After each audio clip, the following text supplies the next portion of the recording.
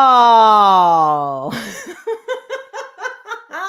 we are live for this year's virtual MTOB, More Than One Box. It's our mixed gathering. I'm your host, Rebecca Henderson, aka the Tan Tigress, and we are broadcasting from Denver, Colorado. We're going to have lots of things happening today from now until about 5:30. So you can dip in and dip out as much as you want. It's streaming on this Facebook page. More Than One Box. It is streaming on the YouTubes on my Tan Tigress channel, and it is also streaming on my personal Twitter, Rebecca Mendation. This is our first time doing an event like this, so it's kind of have some grace for us as we move through the day and our guests figure out how to get into the room, into the studio. And yeah, we want to hear from you. So that's an important piece of More Than One Box, is that we are really about building our community and having people connect with each other, which obviously during this time of the coronavirus, COVID-19, we are not really gathering in large groups or in person, which I feel is quite challenging for all of us extroverts out there in the world. And in addition to that, I am it's been a rough one. So I want to remind people, I guess, that to just have that grace for us as we try to go through this online virtual experience. And what else? I wanted to give you guys a couple little housekeeping heads up things. Just that we will have an incredible author coming on at 11:30, Teresa Staval. That'll be at 11:30. At 12:30, we will have an incredible pianist, jazz pianist, Ken McCorkle, who is not only one of Colorado's most incredible musicians. He is also mixed heritage. He is a Jamaican Scandinavian Jew, and I found him in Denver and married him. So you'll get to enjoy his musical stylings a little bit later today. And then we have panels for the afternoon, and of course, a screening of All Mixed Up Are Changing Racial Identities at 1:00 on YouTube. All right. So if you have any questions or comments or concerns, absolutely put them in the comments. We do have my trusty producer, Janice, is behind the scenes trying to make sure she's peeping everybody's questions, comments. If you want to be heard, we want to hear from you. And let me see if there's anything else I wanted to add. Do we have any questions or comments coming in? I'm not sure. Oh, okay. Sorry, I got a note. I'm just going to keep it real, you guys. My producer said my S's are a little sharp, and I do not know what that means. Do I need to sit back further from the microphone? What's happening? What is happening? Okay. So with all of those little things out of the way, do you have any questions or comments? Seriously, that's what I'm checking on right now. If there's anything out there, people are saying hi. I can't see your comments. So that is important. Okay. All right. Yeah. So I've been informed, don't talk as directly into the mic. Well, here we go. Okay. And there's no comments yet. I think that's probably good, if you know what I mean. All right. So as we're getting ready to begin, our first, I want to bring on, I see her in the studio. I can see her. She's beautiful. She's incredible. And before I introduce her totally, I just wanted to, actually, you know what? let's just go for it, girl. I would like you guys to, I want to introduce this woman. She is an actress. She is a writer. She is a comedian. She flew all the way to Denver last year just to come out for our event. This event is usually held in person. And she's my sister from another mister. And you guys, I almost could cry because ladies and gentlemen, I'm just going to bring her on in. Sarah Donaghy, welcome. Hello. Oh my God. It's too emotional. I know, crying this early in the program. Come on. I know. You're right. It's too soon. It's too soon for tears. It's too soon for tears. So, Sarah, it's so good to see you. Great to see you. Over the computer. You look beautiful. How did you get your hair to dry in that short amount of time, though? That's a serious, This is half of what it should be, but I'm gonna just embrace it, and that's what we have to do. I'm preaching. I mean, I'm laughing because mine is also wet and it's like all the way down here. And then plus the headphones, I'm just like, usually I'm looking really fly at MTOB, but same. I can't. My tan tiger shirt last year. You were gorgeous. All right. So our opening remarks, these are opening remarks. I have prepared a lengthy speech, all about life and liberty and the pursuit of mixed identity and all of those things. And I lost it. So instead of doing that, I actually wanted to just have a little bit of a conversation with you today because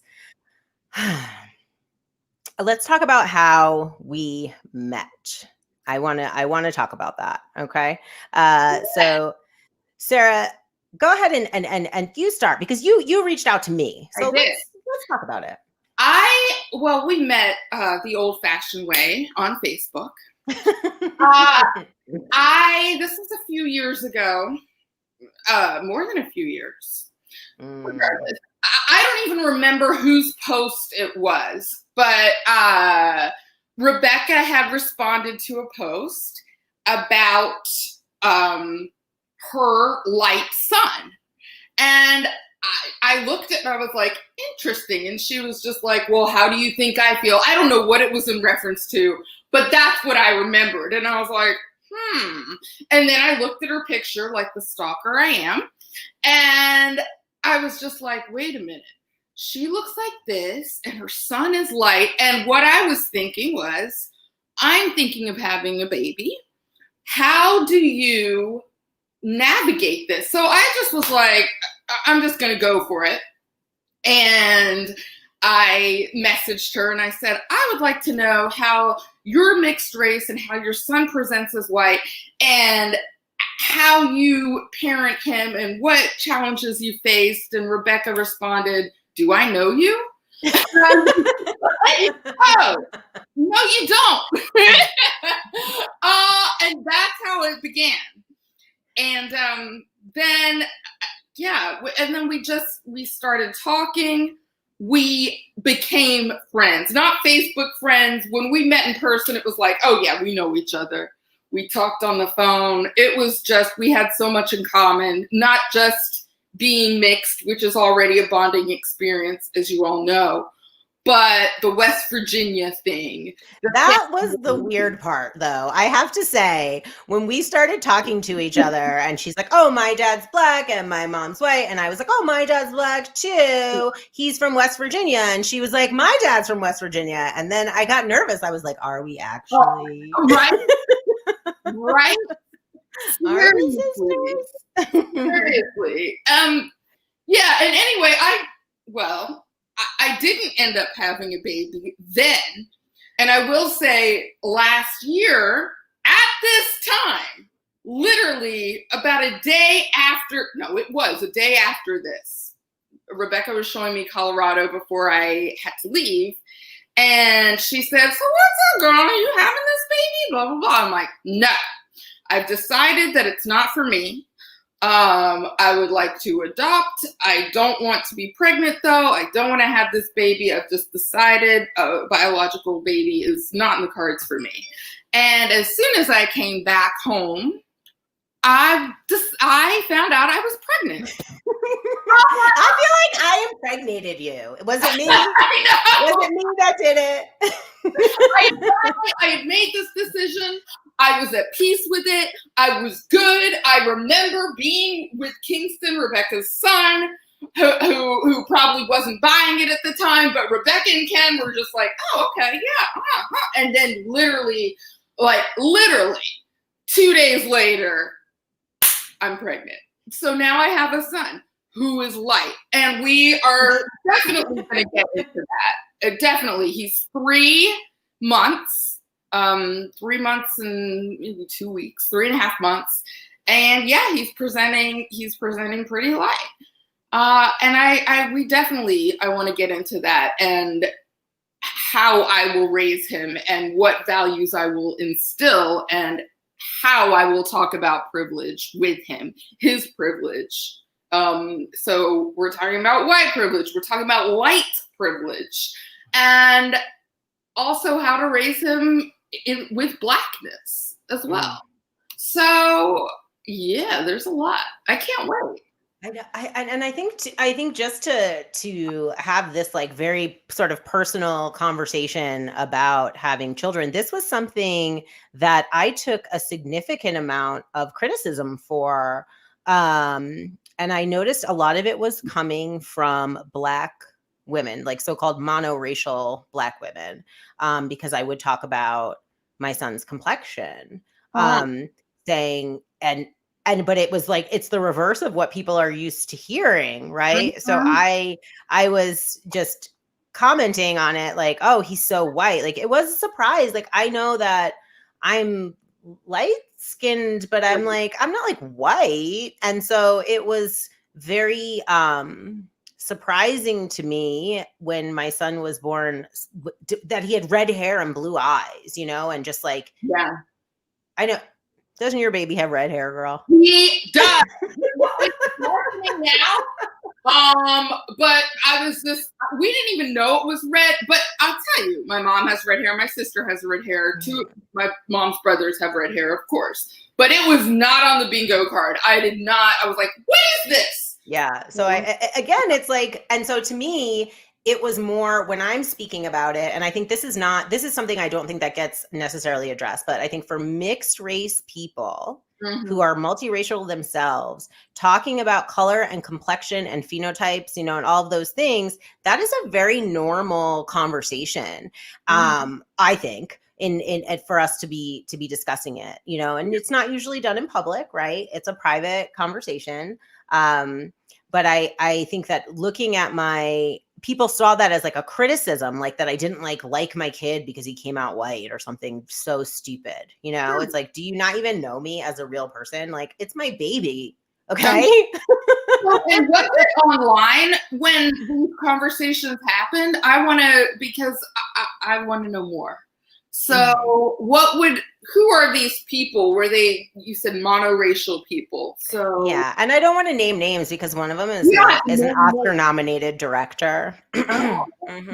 Yes. But it is fascinating, and I'm in what really, I didn't tell anyone I was pregnant. I was just like, I'm not doing it, and I felt eventually I was going to have to because I was going to show. Then quarantine happened. So really, I didn't have to tell anyone. P.S. That is crazy. I just want to acknowledge that. I'm so sorry. I have to say it. We were texting each other during the quarantine, and I was like, and she says to me, girl, I have to tell you something. And I thought she was going to say, oh, I'm pregnant, and I was like, oh, quarantine baby or whatever, right? No, she sends me a picture of a whole baby that was already born. Okay. That was a surprise. I don't want to talk about anything until it's done. And so that was done. Done deal. Here you go. It's happened. But yeah, and I was honestly, I really didn't want to put it out there on social media, and I didn't even tell that many people in person just because I was so stressed out with the quarantine. Yeah. I was like, I can't take this and being pregnant and having to give birth, and I just can't take it on. Ooh, girl, that's a memoir right there. All right. But back, the thing that got me through was I was and still am in a Black women's pregnancy group. And, you know, we were showing each other pictures, look at my bump, da, da, da, da, but a lot of other things came up. And and colorism came up. And it was across the board. When will the melanin kick in? Or, you know, it's like, what do I do? My son is light. My daughter is light. How am I going to navigate this? And honestly, there were people much darker than me that had babies much lighter than mine. And it was an interesting conversation, and it was between us, but at the same time, it was with strangers. And this is a thing that people talk about a lot, especially in this climate, I think. So it was not only how do I raise my Black children, but how do I raise my light children in this world and teach them this privilege that they have over maybe their cousins or their family or me, you know? So, yeah, I think that's definitely. So I'm so glad that you said that, because especially at this time, and it's like, I feel the same way, and I know we're not alone, you know, it happens. And you know, I'll joke about it because, you know, my husband is mostly like white presenting, but he's incognito, right? And so I feel like people won't know that Kingston, that's my son, I don't mind saying his name. Yeah. Everybody knows him. He's famous. But I don't mind that he knows he's Black already, right? He knows that. But he knows he looks white also. But right. I think it's an interesting, because usually I feel like the narrative, I guess, is typically you would have somebody who is darker complected, right? And specifically when we're talking about Black and white. I also wanted to preface, I forgot to mention that, but I do feel like this year's MTOB is a little heavier on the Black-white mixed identity than it has been in the past, because I'm still harping on the original sin of the country and how we got here today. Why wouldn't you? I mean, you know, it's a thing we've never escaped, as is obvious right now. I will say to that, though, I really want to explore anyone. I want to explore Black Lives Matter. I want to explore how people identify if they are mixed with Black, their Blackness. I also, though, want to hear how everyone that's mixed fits into this. Right now. Me too. Black Lives Matter. And as far as mixed race people, I also want to talk about not just Black and white mixed race people, but those of us who are in partnerships with white people, which I am. And what I've discovered are the boundaries I've had to set for myself at this time, even with my partner, who I've been with for 11 years. He is white. He is a white cis male. And these last protests, I had to cut him off and say, we are not feeling the same way about this. And this is someone who I am so close to, but I had to say, you need to talk amongst your people, because you feeling hurt and me feeling hurt are two totally different things right now. And I'd love to get into that, because I haven't been able to get into that with people, and I want to know how they navigated this with white family or white friends or white partners, and how they, if they did, protect themselves, and how they are still. So that's a great question for people who are watching, for people who are to reflect on that, because I also had a very similar experience, because typically I'm your friend that you can call if you're white and you ask me like Black people questions, and I'm going to answer it. I assume that role. I've done it most of my life, because I have like light skin privilege. I have proximity to whiteness. So for me, that's also part of my work, is that I will have those conversations with people.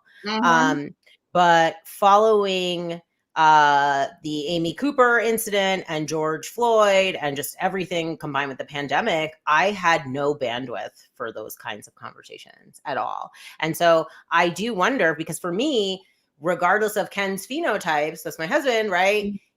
We were 100% on the same page. You know what I mean? So we're there, we're grieving. We're also old and at risk for the coronavirus or whatever. So we weren't going out to the marches, but we were supporting it. We tried to put $1 on it. You know what I mean? We were just doing what we could do.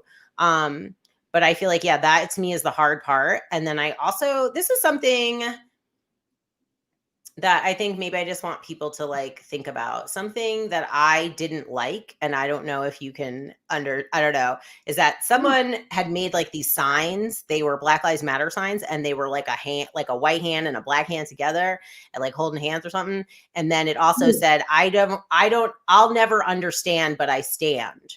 And I think I'm trying to challenge this idea, though, of people saying, I'll never know what it's like to walk in your shoes. I'm like, not like exactly, but like, dude, you know, you could, you can imagine what it is like to feel out of place, to feel threatened, to feel like everybody has, you know what I mean? Like maybe it's not based on their phenotypes, but I also feel like I want people to kind of tap into that emotion and have empathy. Well, you're much more positive than me on this point. I am so fed up. Honestly, at this point, I don't know if white people can.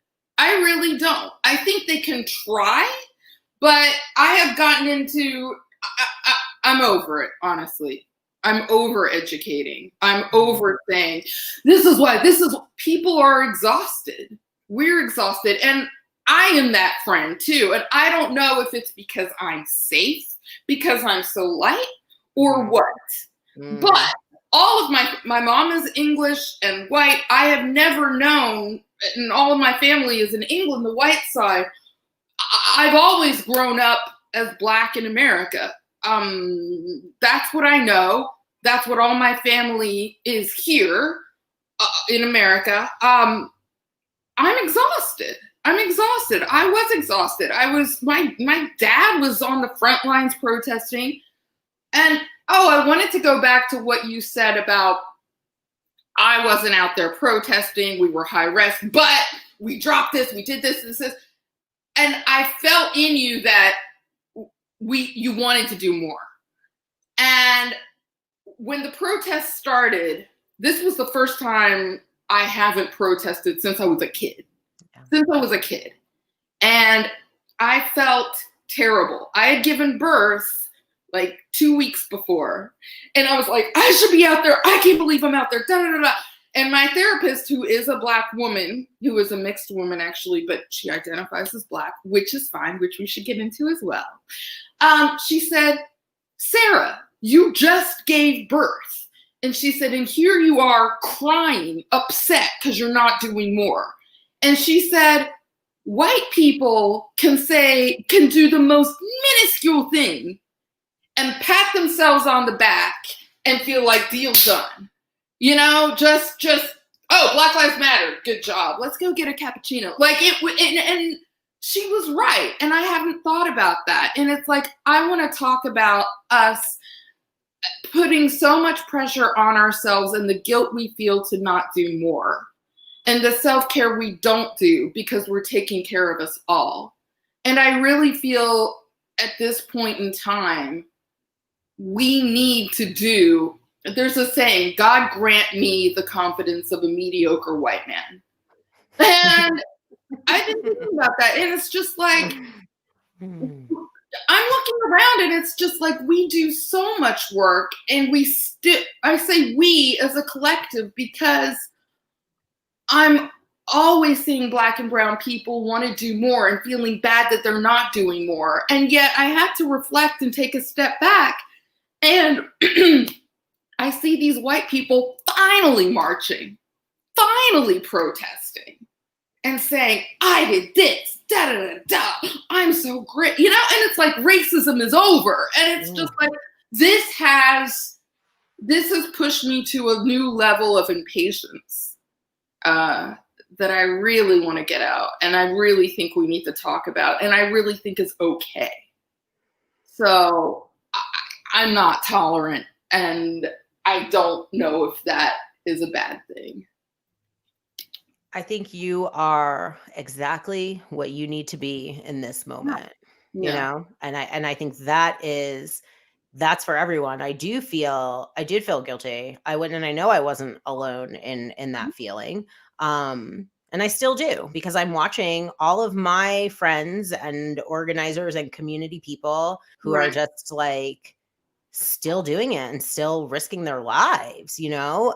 And it's, protest is one method, right? Like that's one thing we need to do. Then we have there's other things for everyone to do. There's actions that you can take like right now. As you know, I'm really locally politically active. I'm very interested in people electing progressives to puppet. And so that's another way to do it. You know what I mean? Like get candidates elected because they make the policies. But that's we'll probably get into that a little bit later in the afternoon during our anti-racist panel. But these are the kind of things that'll be coming up. Now, I am about to check my messages. Can you tell a joke, Sarah? Oh, no, please. No. No, I have no jokes. I have no one-liners. I'm crying. I'm so sorry. All right. Let's make sure that our next guest is we have a little bit of a time zone difference also. So yeah, I got really confused. Okay. I know that. Okay. Log on. Should I tell jokes myself? If you have them lined up, go for it. I mean, I feel like I wish I would have written them. I had like a little one. It's not really a joke. I was trying to figure out how to tell. Let's see if we can make it right now. So it's for all the like half Black people in quarantine that are not okay, good. I see her. Okay, it's for all the half Black people in quarantine that haven't gotten their haircut and now like they all have like baby afros. But you know, they tell it on themselves. I feel like it's like you're seeing people and you're like, oh, I didn't know you had such a luxurious fro there. All right. Woo, we did it. Okay. So for our next part of MTOB, we are honored and grateful and blessed to have an incredible author, activist, writer, Teresa Stovall is coming on, and she will be speaking to us about her new book, which you will probably get a copy of as soon as I put that order in.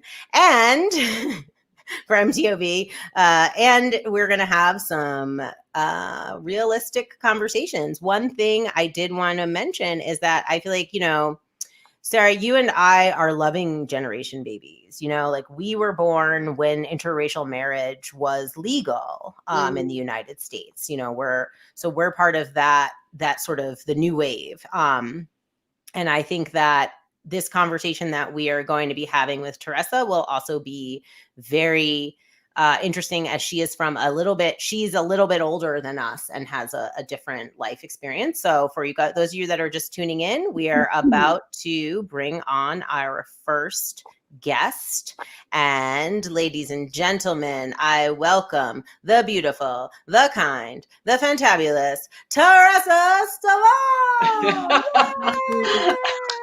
Welcome. Thank you. How y'all doing? Let me get this. We're doing good. Awesome. Good. Okay. Good morning. Thank you so much for being here today. It's my pleasure and my honor. Thank you so much. All right. Thank you so much. What do we do? So Rebecca, Sarah, yes, I'm loving the hair. My hair by the way, is seriously artificially manipulated. That is all I'm going to say. And I'm shopping for a wig. Okay, that's all we got to say about that. Well, I don't know if it's woo. I've had very short hair for a long, long time. And we all know that very short hair has to be cut very often. It does. And it hasn't been cut since February. Wow. That's so cute. Yeah, but it's not, it's like yours, Sarah, like it's not cement, like there's, it's not all of one length. So like the sides and the back have been to my head for 10 years and now they're strange, interesting anyway. No, but my normal hair, I have 5 hair textures. So like even when you see the little chart, I'm like, but what's even more fun, because I'm actually, thank you, Rebecca, a lot older than all y'all. I also have some gray hair. This is all, I don't color it, but I don't have a lot, but the gray hair is an interesting 6th and 7th texture, which I haven't lived with all my life, which does not succumb to my pleas, my bullying, or anything else. So gray hair, when y'all get it in 30 or 40 years, just know that whatever you got going on now, it's a whole nother party. I don't even know. When I got pregnant, my hair changed again. Oh yeah. Mine got straight with my son. Now it's like, I'm just accepting it. This is what it is. I cannot fight you. I will not fight. So I would like to mention that one of the things that when you're in the mixed race community, hair is probably like low key one of our like number one discussion topics when we're, especially in private. Like I feel like that is something, because the same thing, it's like I have like, the back of my neck back here, totally different than what's happening on top. It grows like straight out of the top, then it like turns into curls, and it has totally changed. And I think that trying to find a product is, I mean, that's when it goes public, because I'll be on the train and it's like, let me miss all of these stops because I need to break it down for you, sister, because I can help. I can help you. And so, and then some of the products work on 1 or 2 of my textures, but not my other textures. There you go. Or they'll work for a while, and then I pass a mirror, and I'm like, the hair struggle. 3 hours ago, what happened? Right? It's like looking good, feeling great, and then like, oh no, yes, half our coffee, at least half, Derek, right? Oh my God! I mean, and don't let it rain or be humid. Stop fighting it. I really have. Yeah, you can't fight it. Well, you've got nice fluffy, so go enjoy the fluffy. Enjoy the fluffy. Work the fluffy. Yours is fluffing on itself, girl. Just so you know. No, just like Trevor. Have you guys seen Trevor Noah lately? Yeah, I'm waiting for Trevor to lock it up. I'm waiting for Trevor to just lock it up and let it go. He looks so cute, Scruffy. Doesn't he? I was like, I love his little baby. I'm liking Scruffy Trevor. He's my play nephew, but that's only because I am way too old to be actively cougaring. Oh, I mean, no. I got limits, but I love him so much that it would be inappropriate. So I just adopted him as my. See, you have categories. He my play nephew, so I can love him appropriately. But Scruffy Trevor is. Yes. Yeah, I like it. So I invited him today. I invited him and Tracy Ellis Ross, but they didn't come for some reason. Keep him and Rashida, my girl. I did. Team Rashida. I tweeted them. Okay, well, we're gonna get into that when we're talking about. We can talk about whatever we want. You know why? Because this MTOB is not about being like so proud to be mixed. It's not that. It's just centers like the conversation today on mixed race identity. And there's also many realities that we don't often get to talk about, even among ourselves. Right. 100%. Yeah. And it is nice to be in a space. Like last year, I was like, oh my God, everyone gets this. There is no split. I am saying something and I don't have to backtrack and say, you see, when I was growing up, and it's special and we need that. Everybody, yes, we deserve it. So thank you, Rebecca, so much.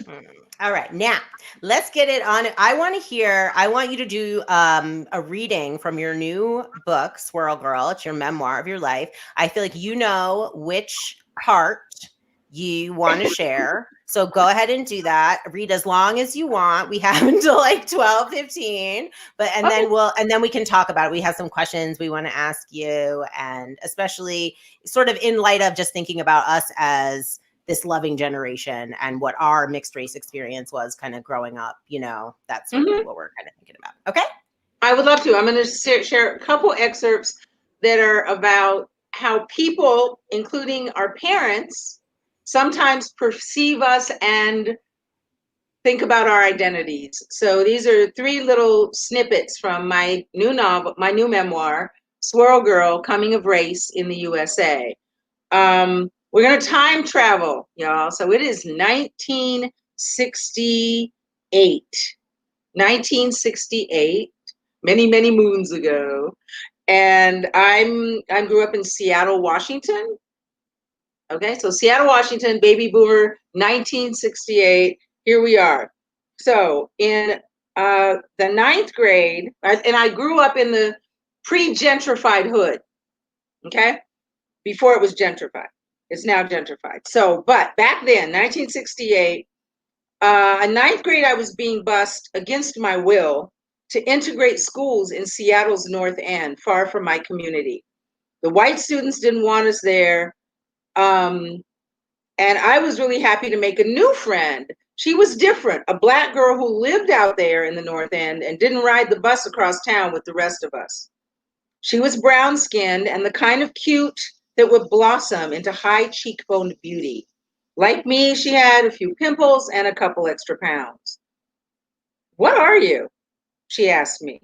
Mixed. Like with what? She talked like the kids in the North End. Black and Jewish. But you can't be Black and Jewish at the same time. Those 2 things just don't go together. Black people are Christian and go to church. Jewish people are Jewish and go to synagogue, I said with a sigh. Yeah, see what I mean? They don't fit. So you can't be both.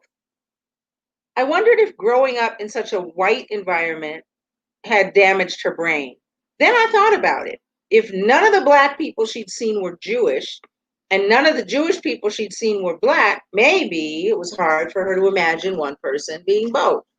But I was a living, breathing example that it was possible. I stood to face my new friend. I can be Black and Jewish because that's what I am, okay? You mean like Sammy Davis Jr.? Hell no. Sammy Davis Jr. he's different, that's all. But we're both real, and if you don't believe that, you can't be my friend. She stared at me for a long minute, then nodded one time, and we never discussed my identity again. So that was the first excerpt. The second one is about my parents. My parents were divorced. My father, who's African American, lived about a mile or 2 from our house. So this is first about my father. My copper-toned dad's attitude about my identity made me wonder if he regretted having mixed children. I couldn't tell if he hated his own Blackness or thought I'd be better off pretending that it didn't exist. Though he lived nearby, he stayed on the outskirts of our lives. While Mom did double duty as a parent to my brother and me, he made it clear that he had no interest in playing a fatherly role. On holidays, Dad invited my brother and me over for his delicious barbecue. On regular weekend visits, when he wasn't on the grill, he listened to good jazz, drank endless beer, drenched all his food in hot sauce, and got on my nerves. One Saturday, we sat in his house watching news reports of the race riots blazing across America's inner cities with cries of Black Power coming from the screen. He stared impassively, nursing a beer. Desperate to connect with him, I gathered my nerve and reached out to share something close to my heart. I read this book by Malcolm X. He set his beer down hard on the wooden coffee table. I don't need to read about that shit. I've lived it. He studied my face as though he'd never seen it before. What's your problem? Why are you always trying so hard to be Black? I'm not trying to be anything. Why are you trying to deny your Blackness? We locked eyes. Stop telling people you're Black. You can be, he waved his arm around, anything you want. The way you look, you can tell people anything. I don't need to tell people I'm anything when I'm already something, I said. He looked sad. You're too young to understand what you're throwing away. That night, I asked God why he had to be my father, why the man who gave me my Blackness was telling me to throw it away, deny it, because he believed that living a lie was a better option. When he claimed I could be anything, I heard him suggesting he'd be cool with me changing my name, denying my ancestors, lying about every aspect of my being, and pretending he didn't even exist. He acted like Blackness was only for those whose bodies didn't give them other options, a stain that I should avoid and escape for as long as I could pull it off. At the dawn of my teen years, as our nation rocked and rolled with shifting race relations, what I wanted most was for my dad to hold up his end of the deal as a parent of mixed kids by standing tall and being proud of his identity, like mom was of hers. It was hard to respect him when he wouldn't even give me that. So now the last excerpt is about my Jewish mother, who, we lived with, and she basically raised my brother and me. So now we're in the summer of 1969, and I'm 14. In the summer of 1969, Black identity was still evolving in response to the social movements of the time. Notions like soul and state of mind were often cited as qualifiers. The prevailing concept that one drop of Black blood made you Black reflected the slave masters' rules for protecting their property and the realities of Jim Crow segregation that came later. But for me, it also meant that even a mythical single drop carried the power of history, struggle, resistance, and triumph that could not be denied. And in the United States, there was no middle ground between Black and white, imaginary or otherwise. Mom was fond of saying that my brother Greg and I had the best of both worlds. I reasoned that was something she imagined about being mixed, but it didn't make sense to me. Maybe she envisioned a magical buffet of race and culture that allowed us to pick and choose certain features according to our preferences. Like I could go to the Black section and take the rhythm, but leave the blues. Heap my plate with triumph, but wave away the tribulations. Then maybe I could move to the white section where everything was locked up and guarded like precious jewelry, so I could look but not touch. What would I ask for there? A scoop of privilege? A serving of entitlement? A side dish of advantage? As if prejudice, discrimination, and inequality weren't weighing down sections of that imaginary buffet, as if I had full access to the power in the white section. My mother was one of the smartest, most insightful people I knew, and I respected her stubborn commitment to her best of both worlds theory, but it had no place in the reality that I was learning to navigate. Not even she or my father, the people who created me, seemed able to accept me as I was. They were trying to cram me into their fantasies of what a perfect mixed person should be. That made me angry. It made me sad, most of all. It made me determined to find my truth and live it, regardless of what they thought. That's it. That is beautiful. Oh, thank you so much. There you are, my dear. Wow. Oh, thank Thank you. you. Yeah, I don't know how it's like. You know what I miss? We should have put some sound effects in or something for being in the live. You know what I mean? Like Wow. we're in the audience. Oh, that's funny. I love it. Yes. Fantastic. Thank you. Thank you. Thank you. May I ask, where did you grow up? Seattle, Washington. Okay. So Seattle, Washington, for a little history.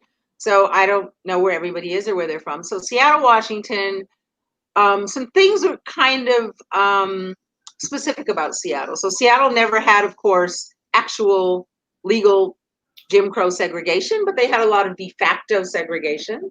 That was interesting, which is how I ended up on a bus desegregating the not really segregated schools, but they were.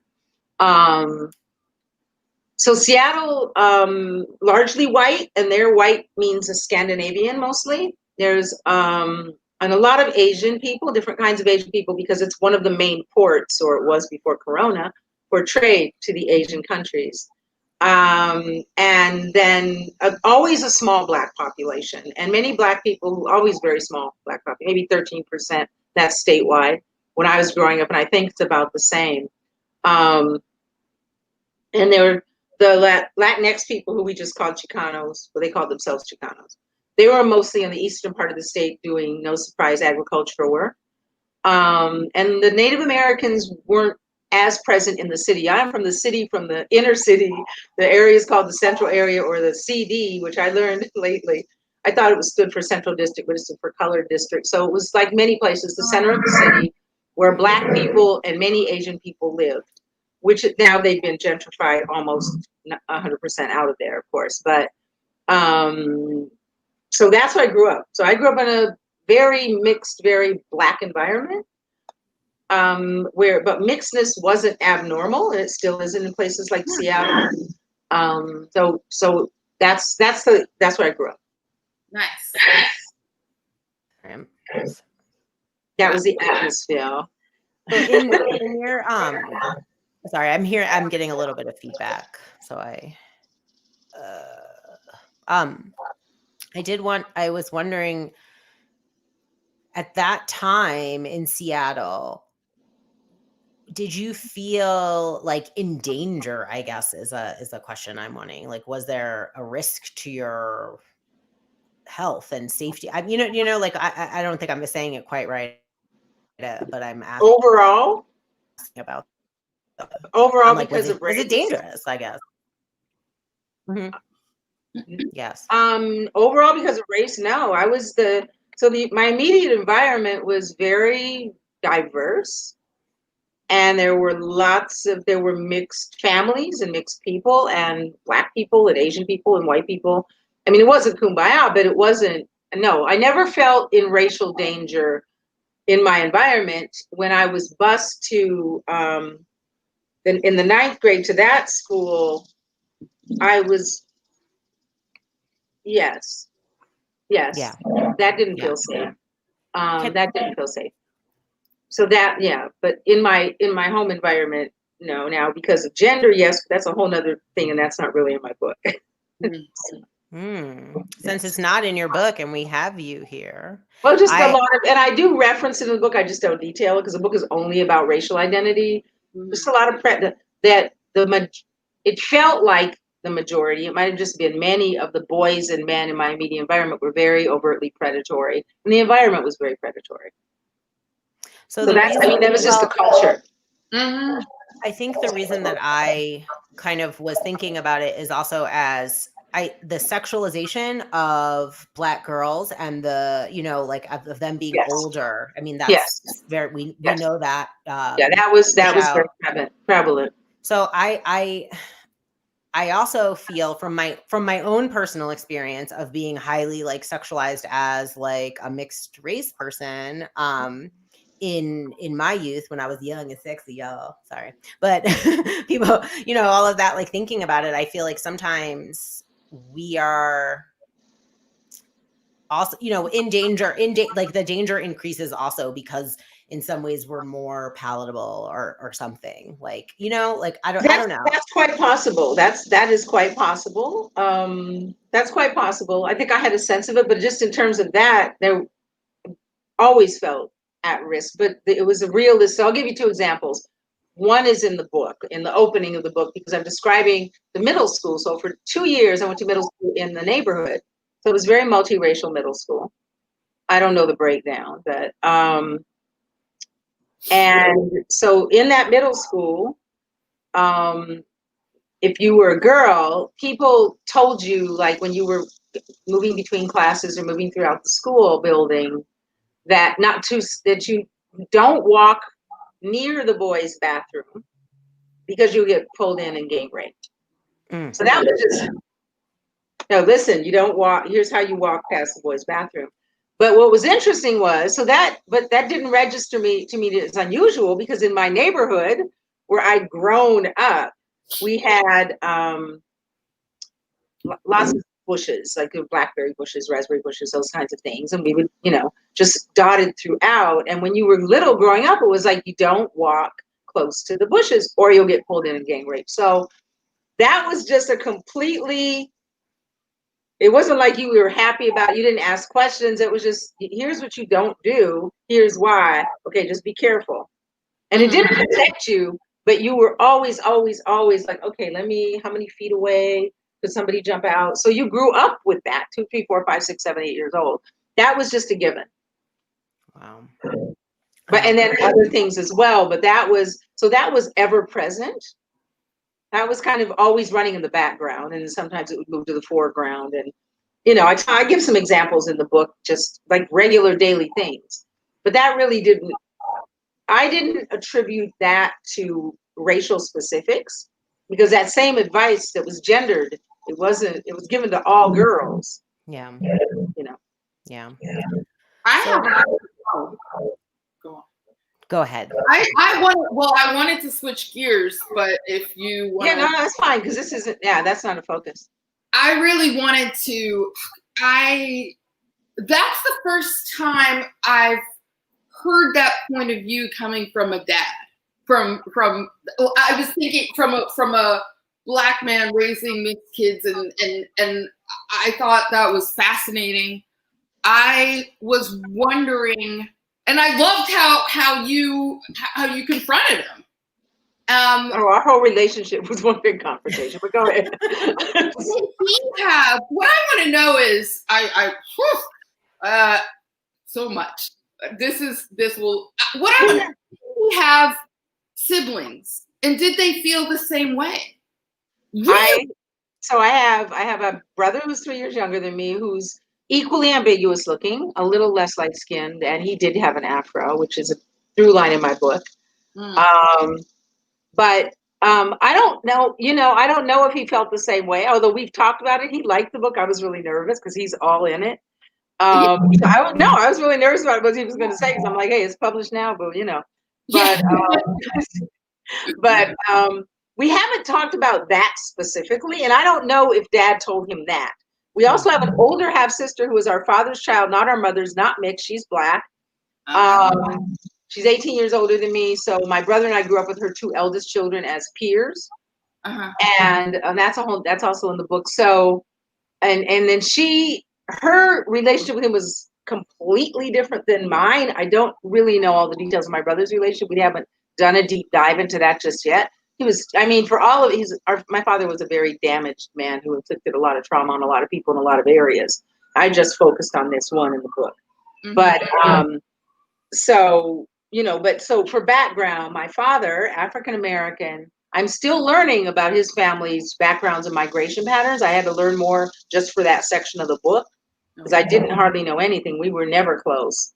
And he had no siblings, but his parents I look exactly like his mother. And when I say exactly, I mean exactly like his mother and her sister. She has 6 sisters. And they were a mix of Black and I think German and some kind of Native American. I've deliberately not tried to find out which type of Native American, because that would just complicate my already complicated life. So I just do like a general, no, seriously, because tribal dynamic, I don't have the bandwidth for that. So what I found out from my sister more recently is, like, this is about 15 years ago, and she and I just started getting to know each other after he died, because he really was a very damaging person. And I think I said, hey, do you know Dad's family? Like, where are they? And she told me, and then she said, yeah, they have reunions and everything. And I was like, oh, I want to go. And she said, you can't go. And I said, why? She said, they're all white. Like, they've been asking for white. So what happened with my dad is, so I looked exactly like his mother. His dad was probably a little bit darker. He was copper colored, so he was unambiguously brown. But he grew up in an environment and in a time. This is really critical. He was born in 1916. Okay. And in a time when, if you could pass, there's a high likelihood that you would. There were 2 types of passing, really. There was traditional passing, which was you were just, I'm out of here. This black thing ain't working. I got better options. And you essentially went into a form of racial witness protection. You cut ties with your entire tribe. Sorry, hold on one second. Tressa, you're breaking up. Oh. I know, and it's so good. And I feel like we can't hear you through this. So hold on 1 second. Okay. And for those of you watching right now, I did put a disclaimer that this program was subject to technical difficulties. Okay. Like that's a real thing. And also the government doesn't want us talking about this and uniting and stuff. You know what I mean? So it could be that they could be listening. Okay. Just put that. I'm taking advantage of the pause. Okay. Yeah, I think it's just your connection, Teresa. Is it better now? No, you're breaking up. I'm breaking up still? Sorry. Is it something I'm doing? I don't think so. I think it's just the Wi-Fi. I'm taking this opportunity to plug in my computer. We can see you. You're doing, yeah. All right. What's to do? Stand by. Okay, now how's that? Whoops.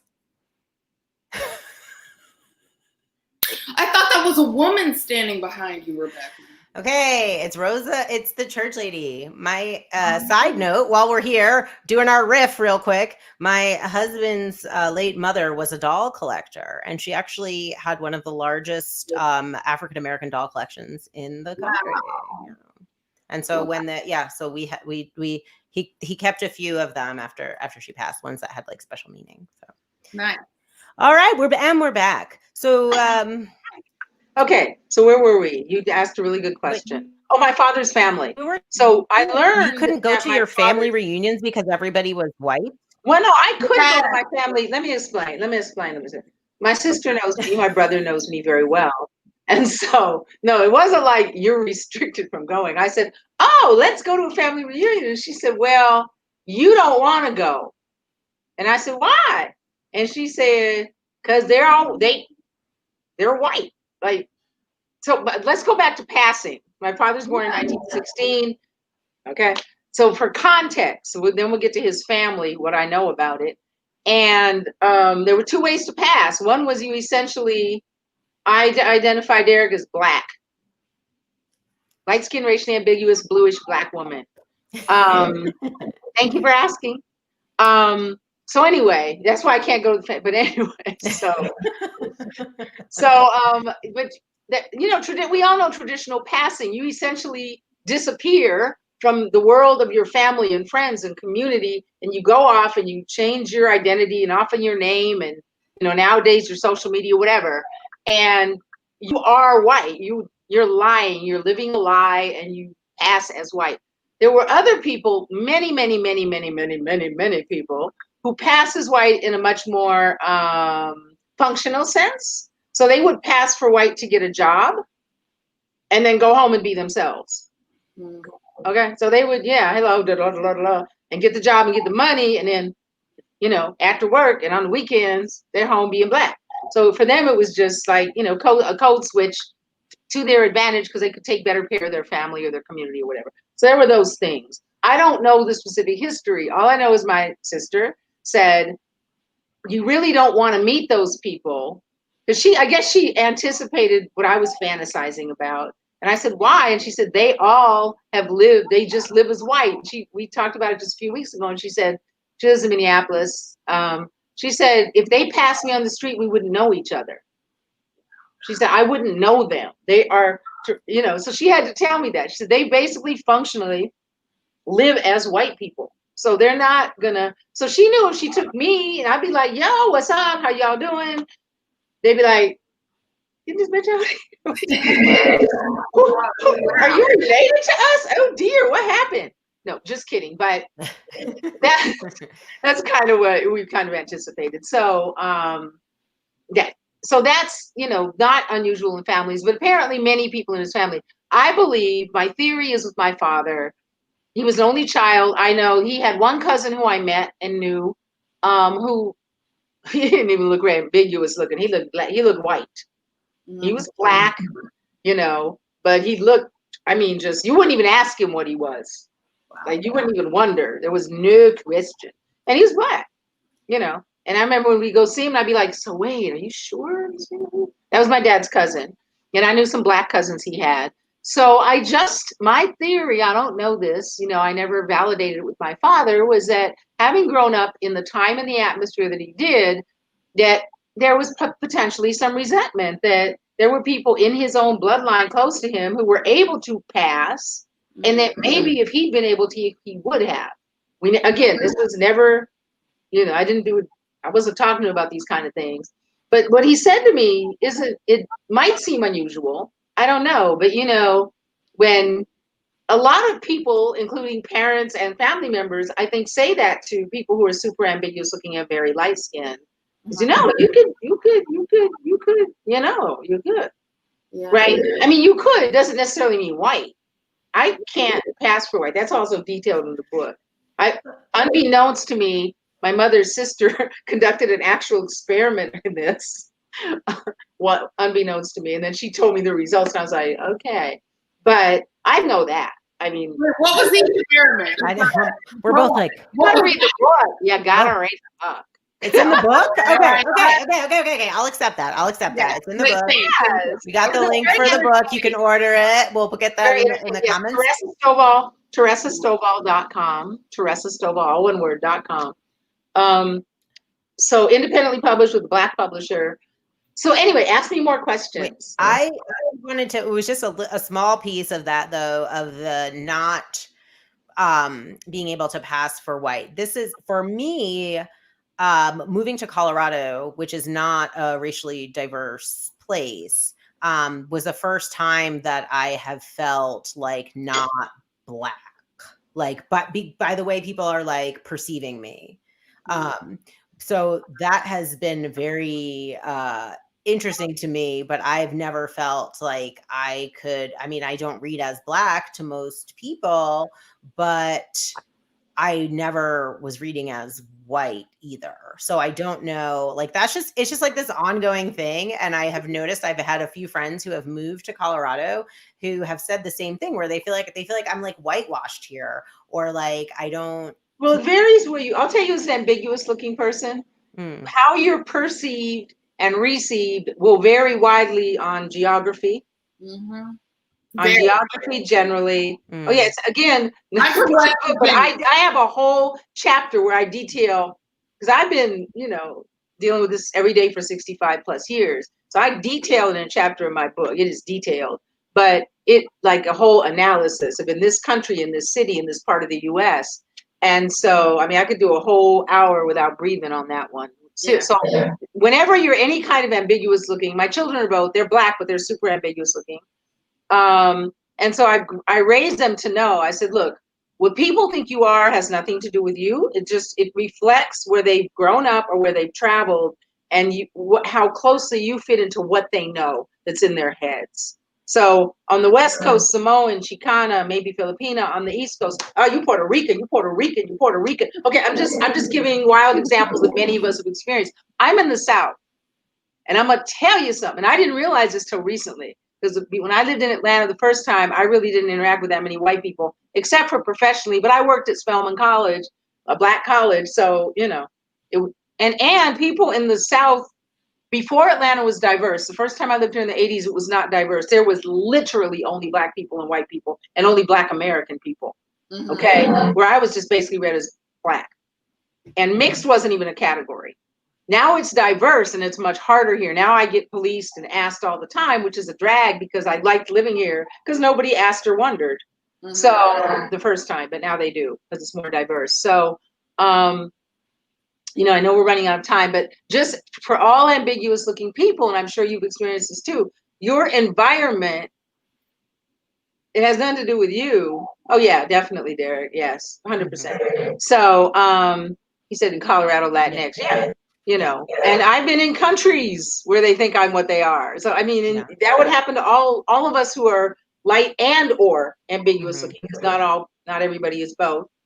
But you know, again, to me, that just reflects what the people around you are used to seeing, and then they'll Yeah. Like that. So that's the ambiguity part. But I think that, that's fascinating to me because I just look at it kind of like an anthropological experiment. Yeah. White people in the South have the best radar for blackness in the United States. No, it's not. I'm not joking. It is in their DNA because it had to be in their DNA. It had to be in their DNA because they were raping their own daughters, granddaughters, great-granddaughters straight out. Pretty much every black woman got raped. So, and a lot of the men, but that's a whole nother story. But so their race dar to this day, if they are truly Southern white people, and their people go generations back, 100 yards. They looking at me and all they're seeing is bed wench, and I'm not exaggerating. Like they don't ask, they don't wonder. They're like, okay. And then a lot of black people read music. So, and then people from different countries, but you guys get the same. Yeah. Absolutely. Growing up in West Virginia, it was, they know. They absolutely know. White Southerners, baby. They don't even, they would beat anybody in a guessing game, right? They would beat anybody. They would beat any black person. They'd beat any black person. Well, how much time are we? We're out of time. Yes. Yeah, we're out of time. We're all right. We're all right. I'm in charge. Don't worry. Okay. I wanted to back to how we present to different groups of people. Because Rebecca, you had said that you were being whitewashed in Colorado. And for me, being light-skinned, a lot of white people think I'm white. And which is a light privilege, maybe. I remember being in a class, race, ethnicity in the media, and I remember a black woman saying, when I'm in a darker skinned woman than me, and she said, when I'm in a group of white people, I often wonder what they would say if I weren't there.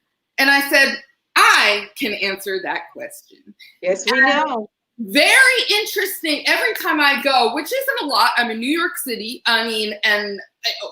which is night and day, West Virginia, but or is it? Because whenever I'm in a group of white people, I am like, okay, all right, okay. Who's going to say it first? What are they going to say? How am I going to break it to them? Will it be a surprise? Am I going to come right off the bat and say, hey, guess what? I'm black. Or am I going to wait? Because inevitably, when they think they are in a safe place, it's going to come out. Yeah. And it is very interesting, but it's like, even in New York City, there is this racism. And, oh God, if you call these people racist, they would be so offended. But it's different. And when they think they are in their safe place, they let loose. They do. But people never want to hear what black people do not ever want to hear when you try to tell them. When you try to say, let me tell you what they say. I don't say anything to the white people, by the way. My thing is, first of all, most of the time they know what I am, but they're choosing to whatever. I'm like, whatever. I don't feel a need to stop them because I'm just like, they're just being who they are. I always do. I don't stop them. I'm like, I would stop them if they were yelling a word at me, but I'm like, to me, this is just how they are. And then I talk about this in the book. But and then I go to black people say, okay, let me explain. And black people are like, no, black people are very resistant, right? To hearing how, and I can understand why, because if you've never, like when the black woman said, I wonder what they would say. If you've never been exposed to that, like we have, like we can sit there and actually hear it sometimes in our own families, and so we're vaccinated in a way. Meaning, that's what they said. My thing is, this is how they talk. This is not just how they talk. This is how they are. And this is a personal choice. I choose to challenge racism at the systemic institutional level. I don't waste my time with the individual unless, of course, it's highly problem. Now, that did not count when I was raising my children and their various teachers. I wore them out. No, teachers, principals, that didn't count. But for me personally, I'm like, I know how you are. I appreciate authenticity, which is why I deliberately live in the South, where the racism is Southern fried and topped with hot sauce. But it's never, I'm from the liberal North. I would never live there. If the racism is equal everywhere. As Malcolm X taught us, when it comes to racism in the US, south of Canada is south. Be very clear. And Canada ain't any better, by the way. But so, people like to trip, but no, I don't say anything simply because I don't really engage with white people in talking about race for free. I decided this is a 10-year-old. As a 10-year-old, I was like, there is really no point in trying to talk with them because I'm not invested on a one-on-one level, and B, and I decided this is a small child, and B, this is just how they are. Now that's my own personal politics. So my energy goes to challenging and working at the systemic institutional policy level. I'm a policy wonk. I admit it. That's my focus. Not that individuals shouldn't be other people's focus. Okay, there's no wrong here, but you can't fight on every front simultaneously. To be an effective activist, you have to know your focus, know your priorities, know your lane. So I am in deep gratitude to the people who are willing and able to engage in those one-on-ones with the white people or the face-to-face with the white people. I opted out as a kid with choosing to work in other areas at the systemic level, institutional level, policy level. So that's just a personal preference because I'm like, I don't have the energy for them. I'm like, I don't have the energy. For me, I love putting them in check. Like, oh, by the way, you're talking to a Black woman. And then, because it's always, and I have Black friends, blah, blah, blah. I mean, and then but they immediately know that they would never have said that had they known. As far as energy, like I hear you, Teresa, at a certain point, it's just like, no. And you need to, I think individuals need to know what their boundaries are and when to stop for them. And that's something I'm learning and have to learn and need to learn because there's only so much energy, and especially these people. But hey, guess what? You're a racist. You may not, I'm calling it out. But definitely energy is essential, and we need to learn to protect it and learn who deserves it. Yeah, totally. Awesome. Okay. Yeah, no, I agree. That's why I said we have to all fight on different fronts in order to be effective. You can't disperse your troops in just one direction.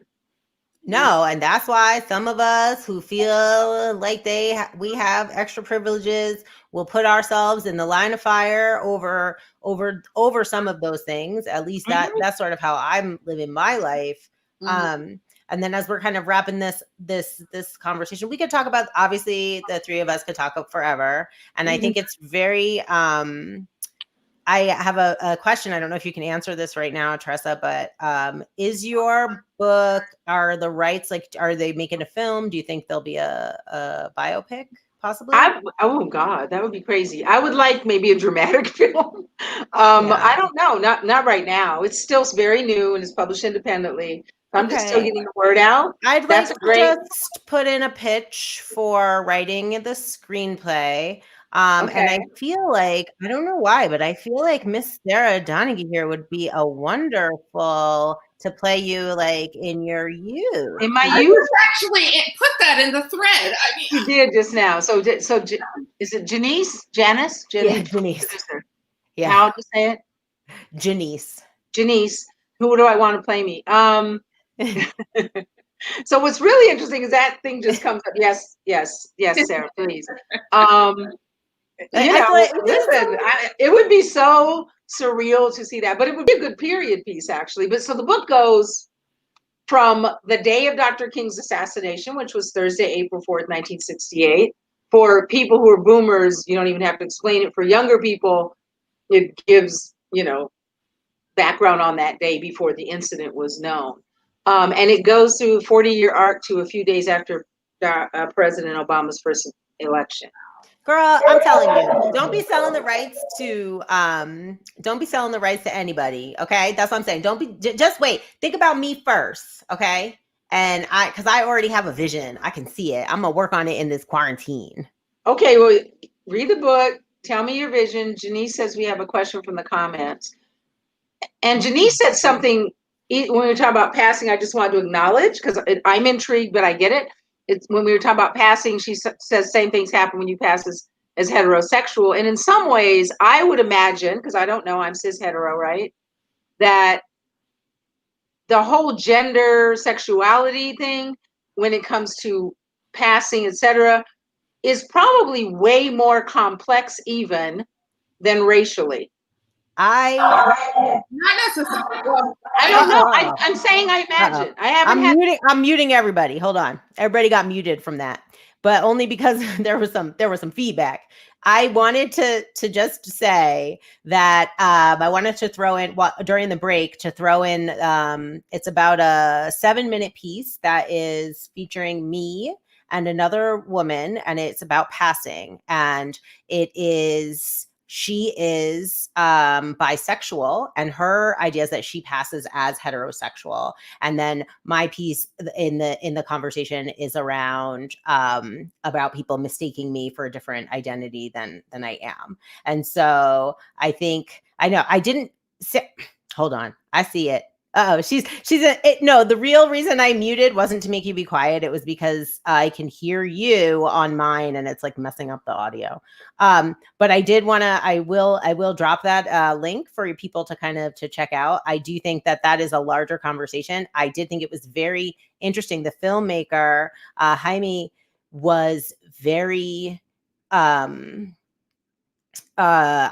was a little bit concerned about having my racial identity compared to a gender or sexual orientation identity, And so like that for me was a little bit uncomfortable because I'm like, no, it's not the same and blah, blah, blah, blah, blah. Like you can just people can't tell like what you are just by looking at you. But I will put your mics back on. Invisible Half is a good book. So Vanishing Half, I just read that. Oh, just one quickie. Is Lana? Is that how you say it? Pretty name. It's Annalise. Said something about wants a better term than light skin privilege. I use light skin advantage. And that's a whole show that I'd like us to do. Access, I use advantage rather than privilege. But I would love for this group and all your folks to get together and devote a show, like an hour or so to that. We will. Because I don't have the answers, but I'm I think Vanishing we have a weekly show, personally. All right. Well, this is what we're gonna do now, you guys. We're gonna Teresa, I want to again thank you so much for participating. We love you. We adore you. Swirl Girl. I didn't have time because of my ADHD to order the copies I wanted to order, but we will be doing that. I had a contest and I was like, if you like this post, I'll send you one. So it was like I'll be in touch with you about getting those copies out. Question, Teresa, is this available online? Could I get it on a Kindle? Excellent. There's not a Kindle yet. We're working on it because it's independently published with a small Black publisher here in Atlanta, and I apologize. We're working our way up to it. But you can get it at TeresaStovall.com or you can get it on Amazon. TeresaStovall.com is a little more advantageous for the publisher. So buy Black. So it's just TeresaStovall1word.com. This has been awesome. You guys are amazing. Like you, I can do this all day. Because I love learning and just having you guys share your stories as well. That's why I wrote the book.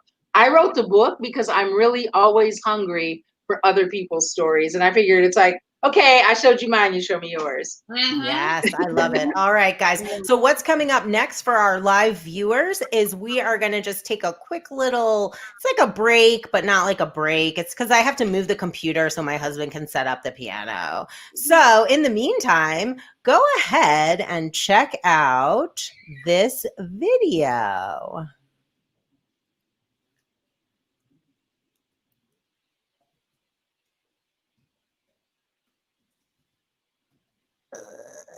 Sorry, guys.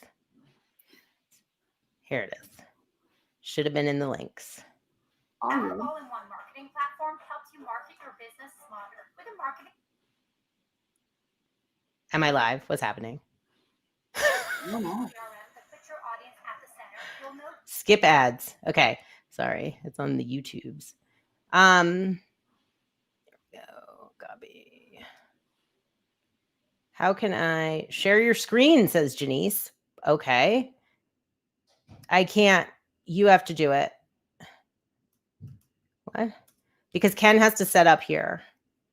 So that's the video. Put that on your shared screen, Janice, please. Is it possible? Is it probable? What should I do now? Are people watching still? I feel like I'm literally the worst. All right. Do. I'll play the piano. No, just kidding. All right. Kenny, come on in, baby. We're still live. It's a little confusing right now, but we're handling it. Janice is doing it. She's going to share something. I'm going to turn my mic off, Janice, okay?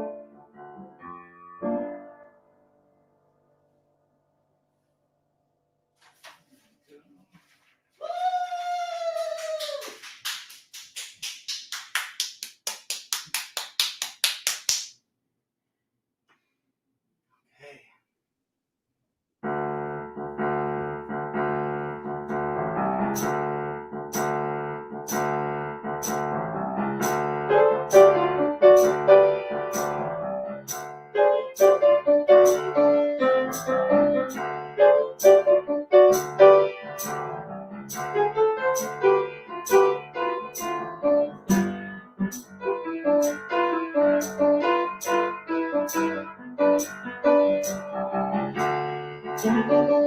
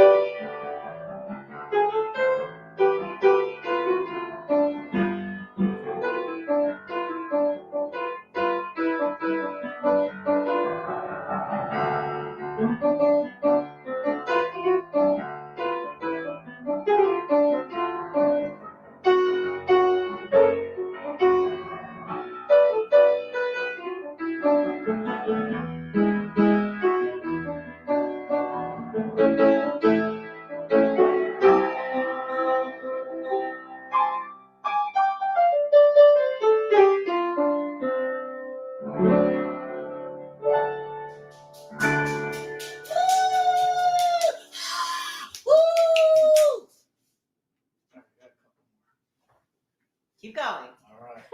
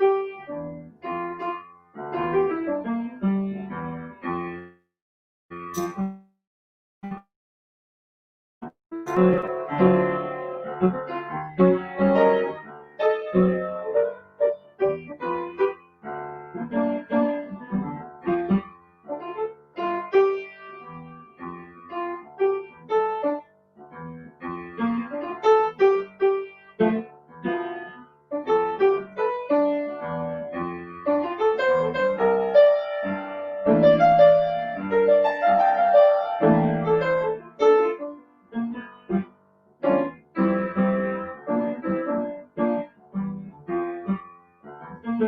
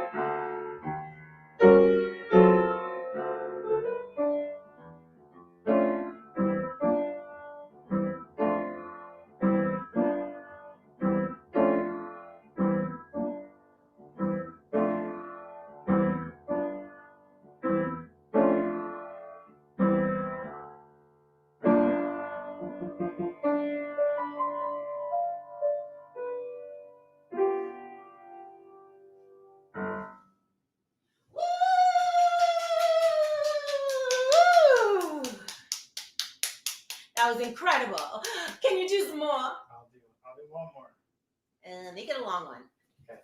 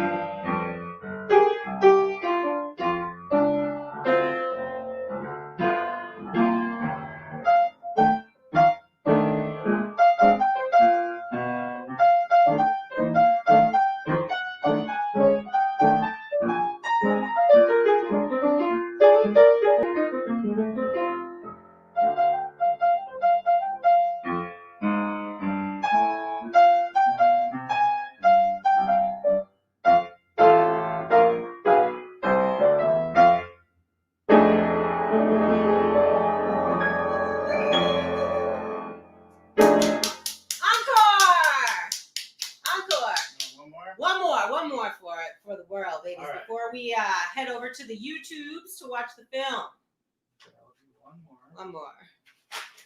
Pick something at random to play. How about a little bonus monk? I love the monk. Hit it.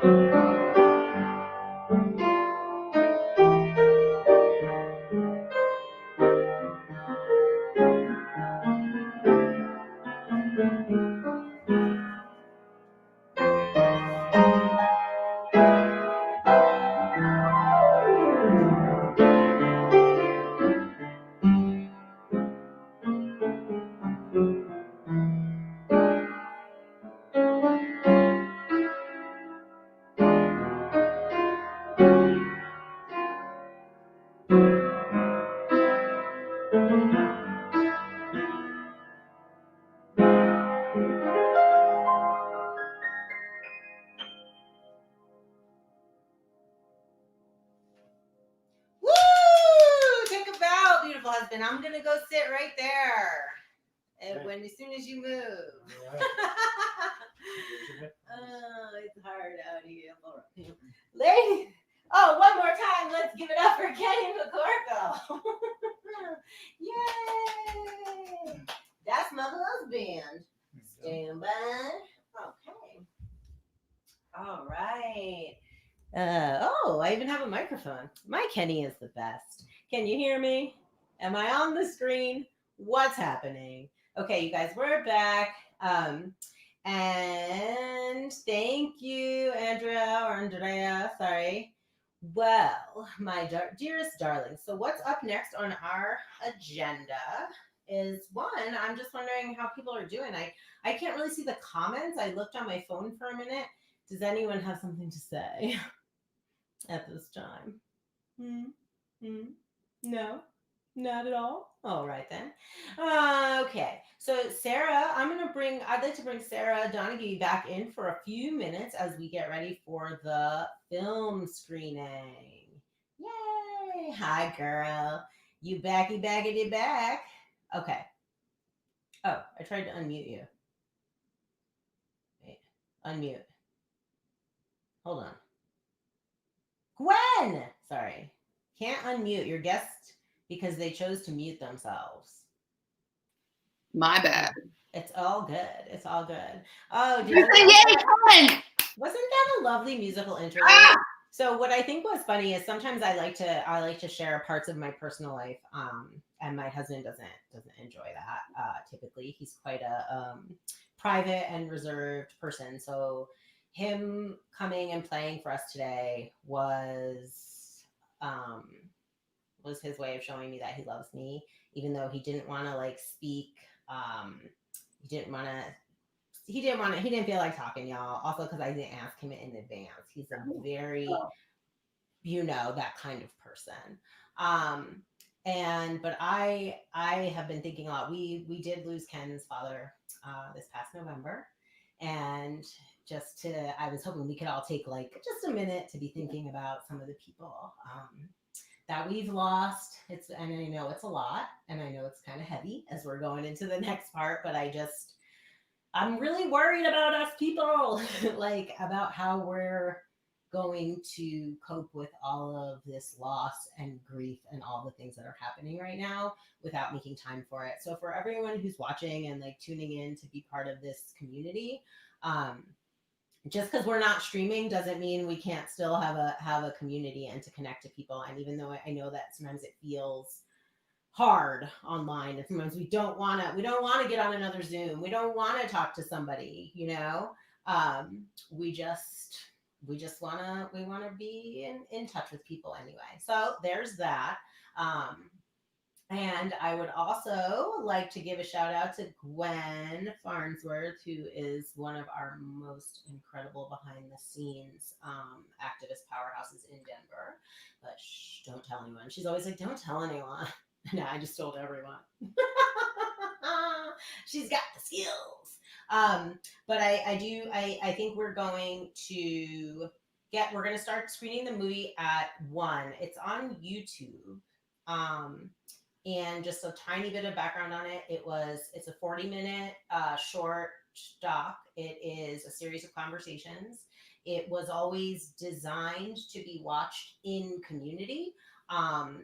I show it every year at this event. Usually most people who have backed the project from the initial Kickstarter to now, they may have seen it, but sorry.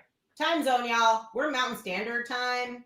So I don't know where you are, but 1 o'clock Mountain Standard Time is noon in California. What are the other time zones? And then on the East Coast, it's 3. Mm-hmm. Right? That's what time it is? I don't know. Okay. I'm in trouble already. People are like sending me messages in the chat. So what we're going to do for this portion is we're going to send you guys over to the YouTube link. It's going to start at exactly 1 o'clock. It's like scheduled. You can comment on the film as you're watching it, and it's 40 minutes. And so after the film, we'll come back to Facebook or Twitter or the YouTube that you're looking at. I know that's not ideal. We know that's not how you do this, but we're doing this with nothing. And just as a note, very quickly before I go, I am still working on my first feature documentary, Running with My Girls. And I made this incredible connection with a group called Brown Girls Doc Mafia, BGDM, and that they have been supporting my work through that community. And I'm so honored to be a part of it. And so I was hoping that you guys might want to check out some of their work. BGDM, they are doing a fundraiser right now, raising some money. So we'll get those links in there. It's also part of the conversation for media and representation. We'll be talking more about them. So just if you're on here and you're a BGDM, go Brown Girls Doc Mafia. And we will also, so I don't know how to do this now. So Janice is our behind the scenes producer, and she is going to come on and tell us something. Are you or no? Or just click? What do we do? Click. Just click? Okay. She's nodding at me. She said just click. So go ahead and click this linky poo. And it is, if you just go over to, or if you go on YouTube, Tan Tigress, if you're subscribed to my page, you should see it there. Okay. So please enjoy the film. And then if you have questions or comments, we'll be talking about those after the screening right back here, wherever you're watching this.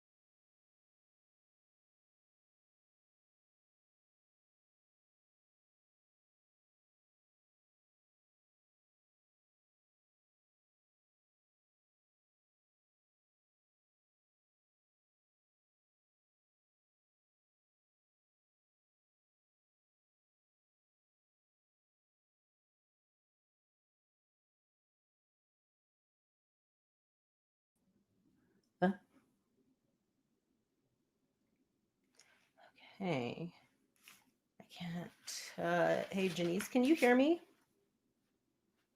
Okay. Ooh, I'm sweating. Whew. I was running around while I getting a few more things in order for the next portion here, and I wanted to see what's going on. So for those of you that have actually already seen the film, because I do know a lot of our community has seen it, because I finished it in 2018, so it's been like 2 years. I wanted to know if you had any thoughts, or if you rewatched it, if you've watched it since then, or just how it's like impacted your life. So if you have any comments or you want to share that, please do so in the comments. Are we live?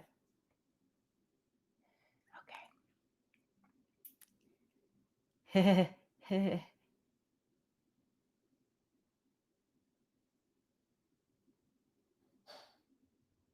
Should I dance? Should I? Like, what should I do? I'll just, you know what? Here we go. Oh, this is my hair. Okay, now sit up straight. Center yourself. I like that. I'm trying. And I feel like this thing is like in my eye. Hold on. You guys, what are we gonna do? Is this all of our events for the next year? Is this what's happening? It's pretty intense. Okay. I'm waiting for Sarah. She might be with her little baby. Oh, there she is. All right. She's coming back. And okay, Sarah, there you are. Woo. I'm going to add her back in. Yeah. Hello. No, I've been here. I was like, I didn't know what was going on. I was like, I'm here backstage. What? Oh no, I'm so sorry. It was because it's very confusing, but yeah, this is I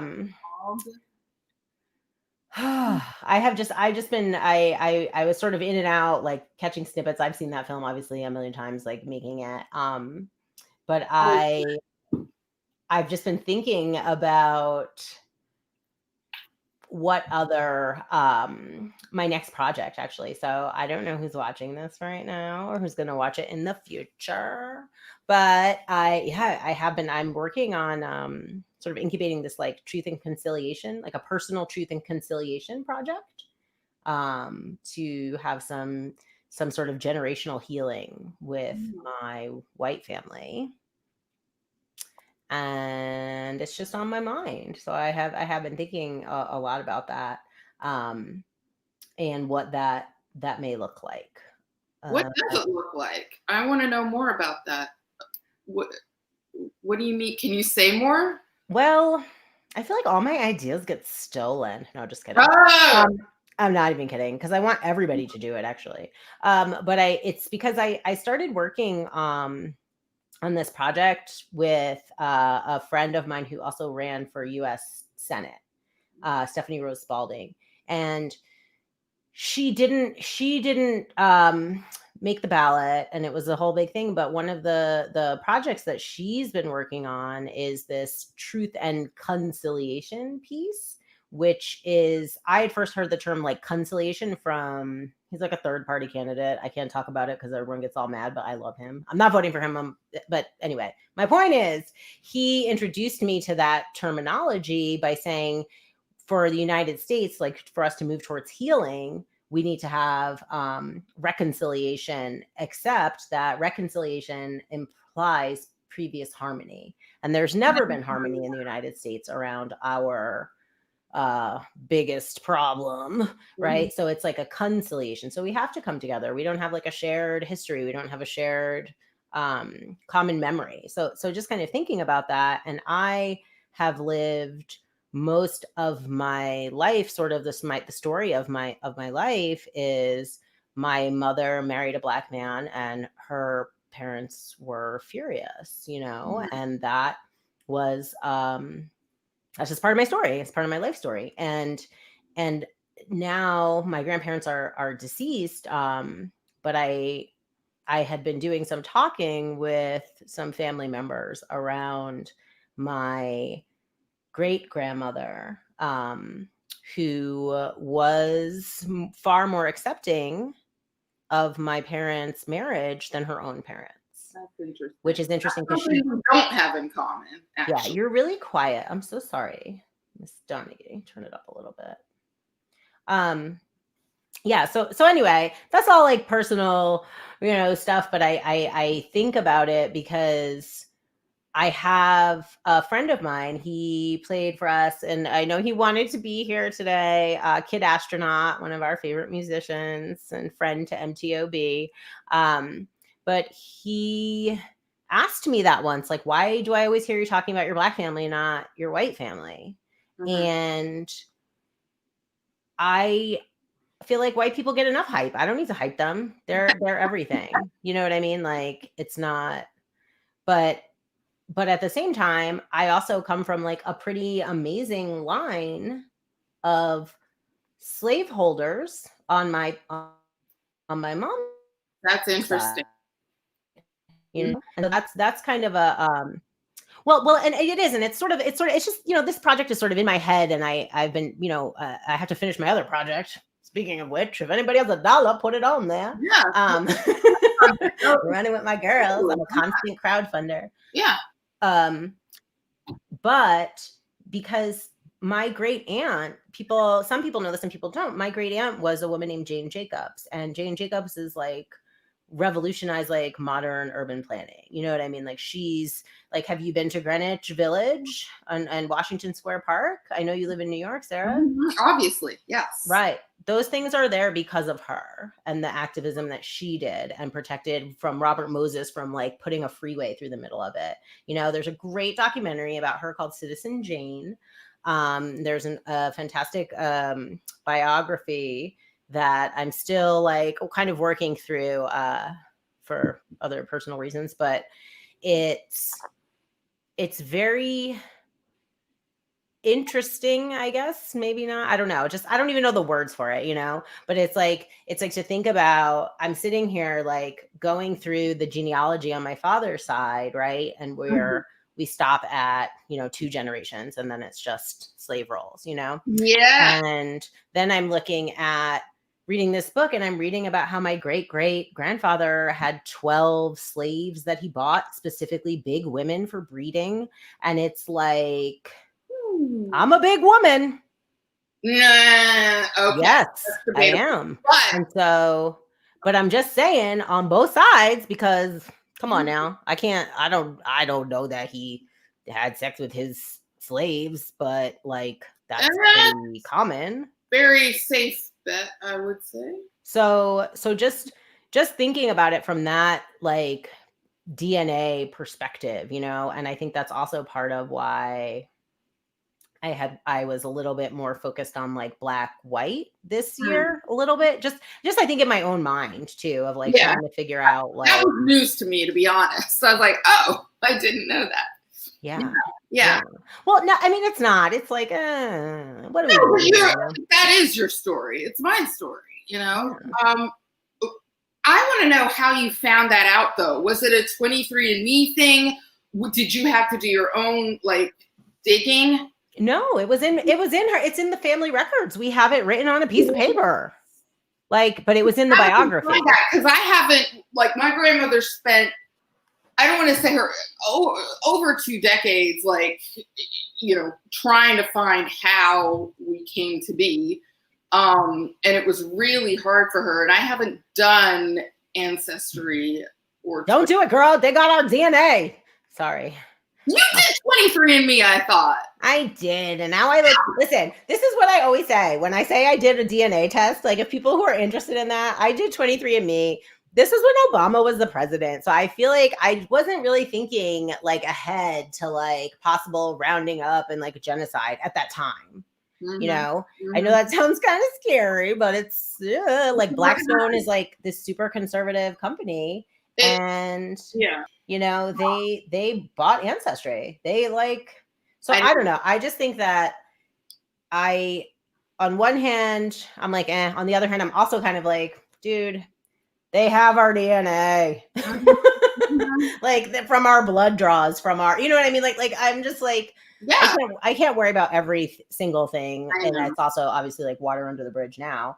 But when I did do the ancestry, like it came back mainly, you know, just like white European, French, German, and West African. Had a lot of Nigerian is like the one I seem to have like the most of. But it's Senegalese, Ghanaian, I think, like all, you know, and I think that a lot of people like poo maybe some of that, the ancestry and what does that mean and what, you know, what should it matter? Like looking at our DNA, knowing where you came from. Yeah. I think it's really powerful. And I think it is in some ways a way, you know, for us to be more united. I don't know, maybe not. Well, I honestly did not want to do it until you and Ken were talking to me last year. And I was like, huh, okay, because I did feel that way. And then when you told me about it, I was like, yeah, I actually wouldn't mind really knowing. But the paper that you found, how did you get that? Where did you It's find in our family like records. Okay. So because the thing is what, and that's another whole thing for when we're talking about like mixed race identity, you know, and like exploring some of that, like it's just, it's wild, right? Because on my mom's side of the family, I use an example is that like if I click onto Ancestry, I can click like 5 times and I'm in a parish in England in the 1500s, Right. you know? And so we have those records. Like I could be in Daughters of the American Revolution. I have the legacy for that, you know? I actually emailed them. I'm not even kidding you. This is like totally hilarious. But I was like, hey, I was just wondering, like maybe I should like join this. And I just straight up said, I said, you got any people of color in there? And the lady was like, well, we have a couple. But the real reason I did not join, honestly, was because they were like, we have our meetings at the Denver Country Club or something, and you couldn't wear jeans. They were like, no denim. And I was like, I can't be involved in an organization that is telling me I can't wear jeans somewhere in Colorado. I would be so curious that I'm sorry, but no offense, Denver, and I know everyone's inside, but come on now, y'all. This is like the worst dress state. I'm sorry. Everyone is so casual. Like, I just couldn't. I was like, I'm not gonna, no. So anyway. Interesting. All right. Yeah. Cool. So that is why though, but I do feel like if you're curious to know, I mean, I think it is, especially with your mom being English. Yeah. Yeah. So I just think it's like an interesting topic for exploration, but I also feel like you can find it. You will probably, if you go into Ancestry and you start like digging around in there, and I just think you'll find it's those stories, right? It's also part of what we need to do as our own, being like our own archivists for our children. Because for me, that's something too, like, right, you were talking about for your son wanting him to know that he's Black, where he comes from, having all of those things. It's like we have to be building that now. Like we're the elders now, kind of, you know, we're trying to keep track of that. Totally. Yeah. So it's kind of wild. The film. So you know what? Listen, you guys, the other thing I wanted to say for everyone who's watching this, if you're watching a replay, if you're watching it now, I was really ill prepared to put this together. It was a real, last minute struggle. I could not do it without my intrepid producer, Janice, who's all behind the scenes. She's also my co-host on Off Color podcast and produces that for me. But I wanted to make sure that we didn't like lose our momentum, and we didn't lose our community at a time when we need community so much. So I know this isn't like it was last year in the space and hugging and loving on each other and eating and doing all these things. But I just wanted to kind of keep hope alive, you know? So that said, we are about to potentially move into our next segment, which is starting at 2:00. We will have official search for and so on and so forth. Now, my next question is, I think if nobody minds who's ever watching this out in the world, actually, you know what? I'm just going to act like no one's watching. Here we go. Here's what we're going to do. All right. I'd like to bring in a new friend of mine who agreed to be on this panel a little bit last minute, and they are waiting in the wings, but I had noticed their comments on the film, and I love a person who's never seen it before. So I think let's go ahead and bring in Ty, if that's okay. Ask those watching to share the link. Janice, I shouldn't be reading the comments. Sorry. I read the comments that my producer writes me out loud, and it's kind of funny. So if you're watching, please share the link or start a watch party on Facebook or whatever, because it's going to be pretty good. Okay. Welcome, Ty. Hi. Hello. Hello. Hey, it's good to see you. You look lovely, my dear. Thank you. Why don't you go ahead and just sort of introduce yourself for a moment, if you don't mind? Absolutely, yeah. Hi, everybody. My name's Ty. My pronouns are they, them. I identify as a queer, non-binary, mestiza. Mestiza, mestizo, we just canceled A, O, we put a big X right there. And I am an entrepreneur. I'm a sustainable fashion designer. I'm co-founder of Twin Flame Productions. I've done many panels on what it is to be non-binary in today's society and within my culture. And I'm just really honored to be in this space and be able to be amongst a beautiful group of people. And, you know, I've been having these forms of dialogue many times already, like outside within my own private friend groups and trying to understand my own identity and like the ways that the intersectionality of my identity as like holding multiple like identities that are very, I want to say in a way kind of like looked at sideways and not respected or, you know, kind of taken into validation. So I'm just honored to be in this space. Thanks for having me. Thanks for being here. Thank you for being there. I wanted to ask you, so that was the first time you've seen the film, All Mixed Up Our Changing Racial Identities. And I was just wondering if you had what was it that was so relatable for you? Yeah, there was so much. I even had to like bring my notepad out and like start taking notes and everything. So the whole like love and like not seeing skin and, you know, falling in love and all of that, that was like really, that kind of was like a huge pointer for me because I'm like, I see that side, and I'm like, I've definitely discussed on what that looks like being a mixed identity myself, Mexican, with some indigenous like lineage, but not knowing like how to track it because, you know, the way everything is of like rape and everything, and it just kind of like got lost in the mix. And so I have no idea where my lineage like tracks back to. And like recognizing that like my grandma, my abuelita always like told me, you know, it's important that we marry white and that we kind of like colonize ourselves because she wanted us to lose like our culture and heritage so like passionately because of the pain that she's experienced. And like I recognized like within my lifespan that I always dated white presenting, white passing or lighter skinned people, and never really took into consideration like what that necessarily means for me and how that like shows up in my life and why do I do that. And so like I started like once I started on that journey, I started like expanding and like questioning myself and my own identity and like seeing how I'm projecting onto others and like my dating life, these beliefs that were carried down for like survival tactics throughout my lineage.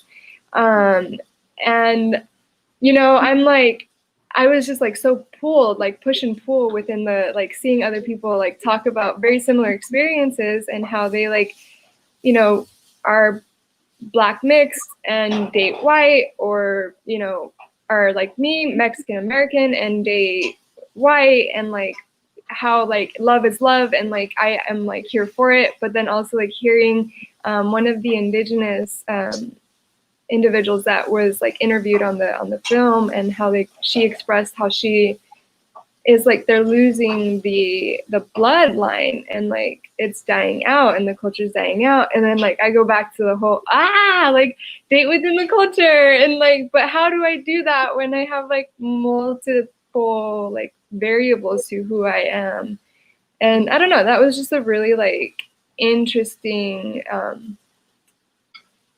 push and pull that kind of like came up to my head again. And I was like, oh, here we are back at it again. So the whole like it's complicated, you know, I think that is like a great identifier for what it is to be like with my identity in this world, and like the expectations that are set up on like the colonizers and the settlers. And you know, the fact that like my dad is you know, German, and he's like white, and like he's pro-Trump, and he's like huge conservative Republican like individual. Like I oftentimes am always like, well, I have like half of the oppressor, and then I have like half of the oppressed, and I'm like, now how do those coexist, and how do I show up in this world?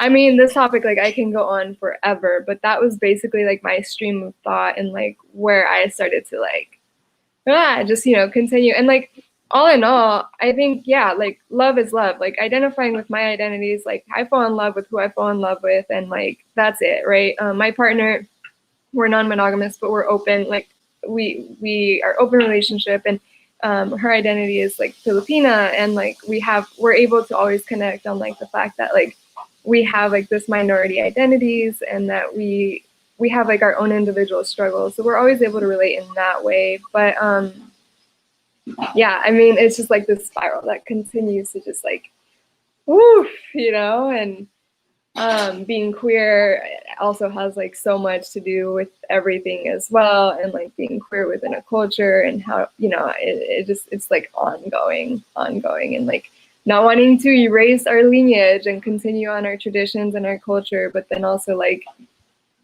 how do we do that when like ourselves, like we don't really have somewhere in which where we like necessarily belong, so to speak. So that is so that was something, thinking about something you said made me think about also Black love, right? Like in the film, when Cassidy mentions that, you know, she's like, yeah, like Black love is great and everything, but you know, sorry, hold on a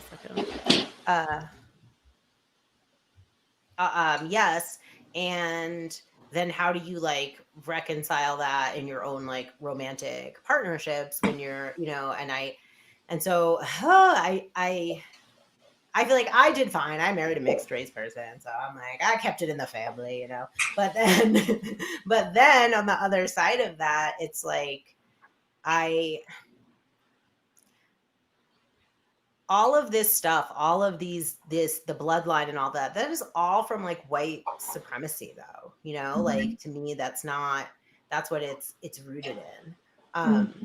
And so I think sometimes too, and when we talk about white supremacy, a lot of people don't understand what we mean by that with the terminology. And so I think that just to be clear for people who are watching, I'm not referring to like white supremacists like Ku Klux Klan shaved heads people. I'm speaking about like this internalized dominance that is bred essentially into all of us, that white is somehow is superior, and we are so ingrained in this like ideology that I just feel like it for lack of a letter, like it's like it colors everything, right? It's like it colors everything.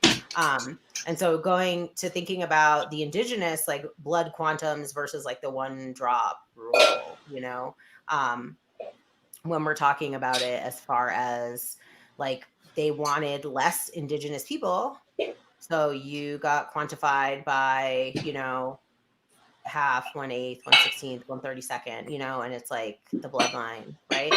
And then that's how you prove to the government that you deserve something from this land that was stolen, right? I think that's somewhat accurate. Yeah, it works around. But then for Black people, they wanted more, right? They wanted so much more free labor. So then it didn't matter. So one drop of black blood makes you black. And I mean, it goes, it's like 5 generations. All you had to do, you could go back 5 generations. And if you had one great back then, you could be a slave. Like, that is crazy, right?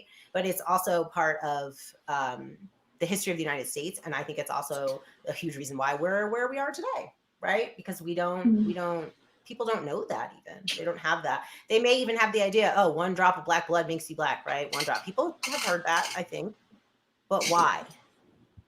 Right? What's the why? So you could work forever for free. Yeah. Oh, America.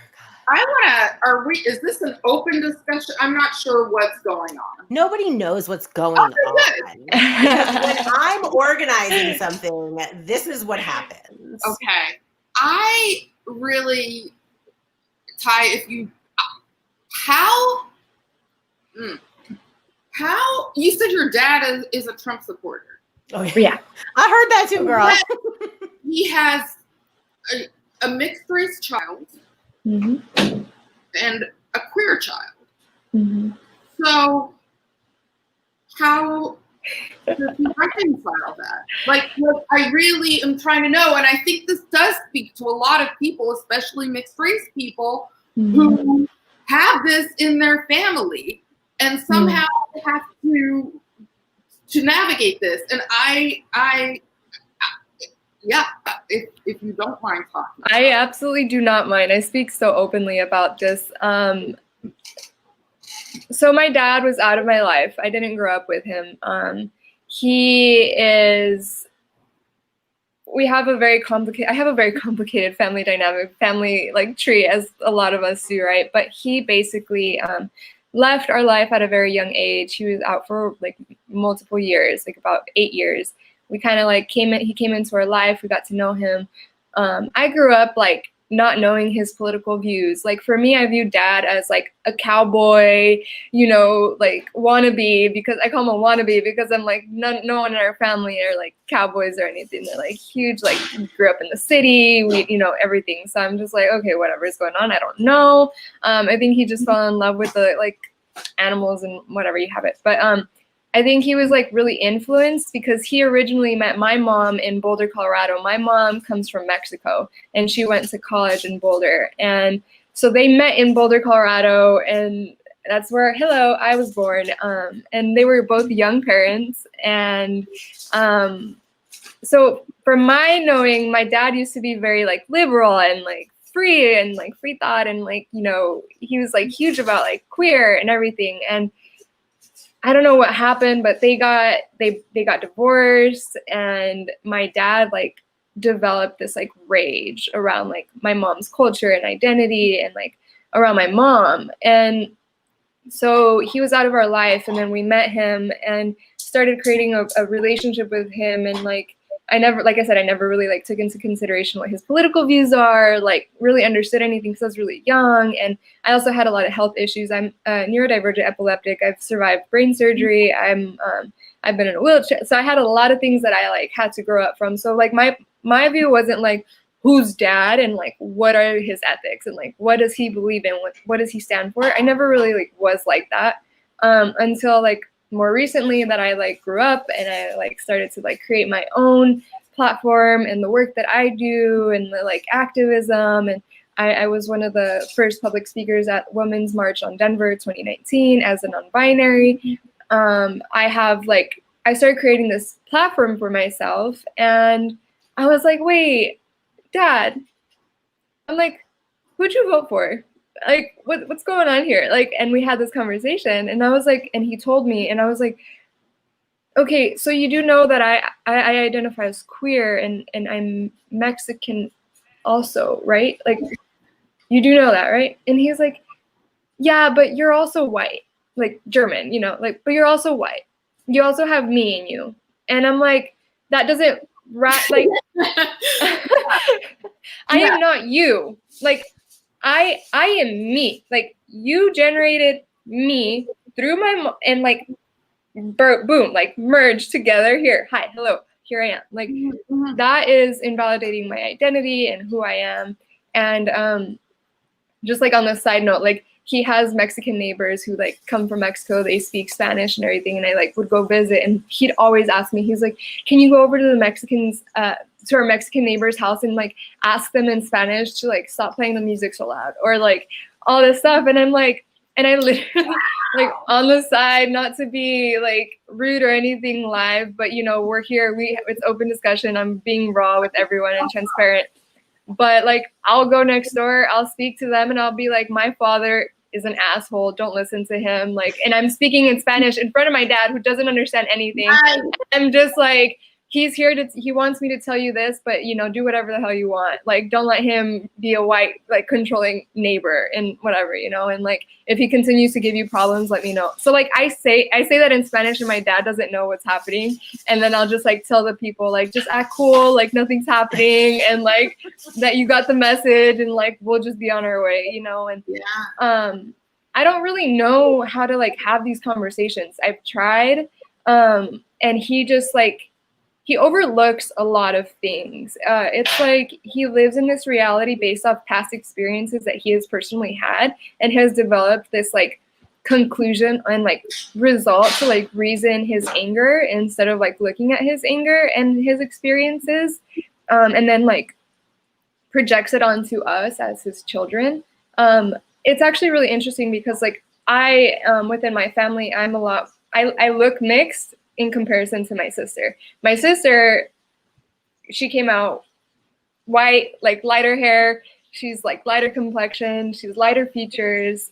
We actually don't look related at all sometimes. And I'm like, and so I think like he reasons her a lot of like being more of him than me. And so I kind of feel like the leftover, like I'm always left out. I'm always like set aside. I'm never really seen.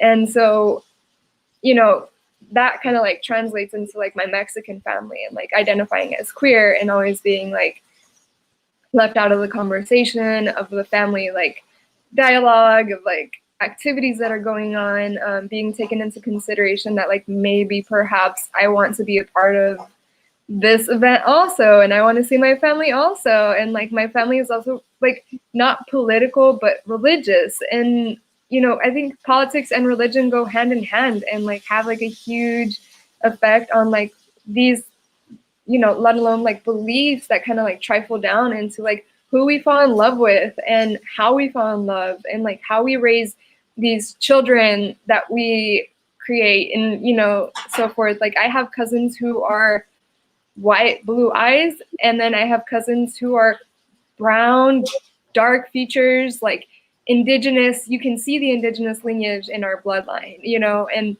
it's just like this spectrum of like, well, you know, which tia and which tío like compromise their identity and our culture to like fit in and feel safe, and then you know the ones that are like rebellious and we're like, no, I'm not doing that. So it's just, we're like, you look at my family and we're like a melting pot of culture. It's And beautiful. That's so much about being mixed and having these families and having these like different political ideologies. And one thing I will say though, for me, when people are like, oh, it's a different, I'm like, no, sorry. Like my life is not a political, like it is political, but it's not, you know? Yeah. And so when we're talking about, you know, race within our families and racism and institution and like all of that stuff, the most challenging I do think is within your own family sometimes to have those conversations, and because of the love too, you know. But we are about to get our next sort of official panel poppin', which Ty, you're also a part of. I'm looking in my little waiting room and some of my people are a little bit early. Thanks for being so transparent. Absolutely. Yeah, that was really, well, I think us telling our own stories is so powerful. So as we're kind of transitioning into this next segment of what you guys touched on a few things before that, but I want to talk about, I entitled this session Mixed AF,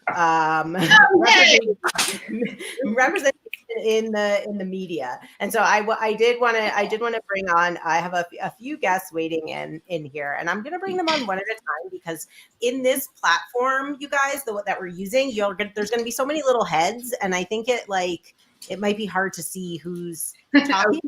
So just try to listen, I guess. And I think the captions are auto-generated as it's streaming. But don't say if you get. All right. So the first person I'm going to bring in is a dear friend of mine and a media filmmaker. Her name. I'm still the worst at introductions. I honestly am. Okay. And make sure you guys are sharing. I'm going to start with, okay, let me start over. Wait, pretend that didn't happen. Our first guest is head of something. Her name is Summer Nettles. Summer, come on in. Hi, Sarah. Hi. Welcome, you guys. I wanted to shout out Miss Summer Nettles. Summer, you are a journalist, videographer, Emmy award-winning producer, all of those things. And you just say how you kind of identify very briefly, and then we'll keep adding people in. So how does that sound? Yeah. I identify as a Black Latina. Okay, good. That was quick. All right. So our next guest that I will be adding into this conversation is, since it's about representation in the media, I could not help myself. I had to bring on another filmmaker, videographer, Crystal. Hi. Oh, that's me. That's me. Hi. I was not prepared. Okay. I was like, sorry. Who is this person? But Crystal, tell us how you identify. I'm Black. I just say Black. Right on. Nothing else for she, her. Can you hear me? What's happening? Oh, yeah. Can you hear me? Yeah. Okay. No, I was asking because the first time I met you, you did not tell me that you were Black. You told me something else. What did I tell you? You told me you were mixed. You told me you were one of my people. You were mixed. So when I meet mixed people in public, then I'm just like, hey, we mixed, right? But for the vast majority of life where I walk around in, I feel like I don't want to explain it all the time, and it takes a long time, and why should I? I get the stares of Black people, when Black people walk into white spaces, I get that stare, so I might as well just shorten it and let them be confused. Yes. Nice. That is so real, girl. I'm like, what? But if I see what do you do? I'm like, what's up, mixed person? Yeah, that's what I do though. I do it for real. Everybody knows that. I do that. I'll be like, you look like one of my people. And then sometimes I misidentify them, but then this is what always happens every time. This is so inappropriate, but whatever. But is that every time then they'll be like, oh, well, I'm Ashkenazi Jewish. There's always there's a little something in there, that I'm like, All right. So thank you so much for being here, Crystal. We're going to we have a time for a very rich conversation around representation. The next person that I want to bring in is someone who, honestly, I can't believe she ever comes on it. You guys, I love you and all that, but I can't believe she comes on any of my stuff because she's a big deal. So I'm going to go ahead and bring in Danielle Ambrosine, aka Donnie, the founder of Cultures magazine and lifestyle brand, which we are so excited to be having around. I have the latest one. Oh, and that's so Donnie. All right, there, Donnie. Can you just very briefly just say how you identify, because I have something I want to mention about your magazine before we get in. I am Afro-Latin. Afro-Latin. Got it. Okay. Now, the reason that I'm bringing that up is because the latest copy of Cultures magazine. Can you show the cover if you have it? The time. Yeah. It's time for change. It has two covers. This is the subscriber cover. Let me see if I can. This is subscriber cover. And then this is the newsstand cover, so the retail cover. So, I think that this actually influenced how I was thinking about MTOB, because Cultures is a really this multicultural global magazine, you know, and it's very inclusive, right? And it's intentionally designed to be that way. And I felt like for the art we were working on, and full disclosure, I do have a couple of pieces in the latest. I did contribute. So but Summer has one too. Oh my! Anti-racism resources. It is like the Cultures family up in here. P.S. You can get that special MTOB discount. Okay, now, but why I bring it up is because you pivoted because of everything with the murder of George Floyd, with the uprisings, with the, you know, all of these protests, all these things. You were like, no, we have to switch it, and we kind of have to pivot and have this magazine that's going to focus on the thing that we need to be focusing on right now, which is Black people, basically. So right. I mean, and that's sort of how I feel about MTOB. And so, Sarah, when we were talking earlier about, like, you were like, oh, usually this is all mixed race, multicultural, anyone, blah, blah, blah. Like, I had this sort of more of a Black focus this time, but it's because I think, like, that's the place right now that I do kind of want to be putting energy into. And that does not mean that somebody else's mix is not important to me or not worth talking about or anything like that. I just want to be really clear. But it did make me think about, like, when we use our platforms, when we're having these conversations, for us to be really intentional about combating anti-Blackness, you know, worldwide, not just, you know, in the United States. And so that said, we're going to kind of move into this conversation about Sarah. I do want to say, Donnie, I saw your comment, though. I want to go back to that because I don't want to overlook when Ty was talking. Donnie said, but there are Black people with Trump supporters. And I'm not sure if you meant with Black Trump supporters. I have someone in my family who voted for Trump. There you go. So I just wanted to say that I saw that comment, and I'm definitely and I have an ex-boyfriend who also voted for Trump, who's 100% African American, and I think when you're very Christian and very military oriented, a lot of people let that override some of the other things that they see with him. So. It's on the flip side, I did work at the VA before the shutdown, and I was like, oh no. And they all hated him.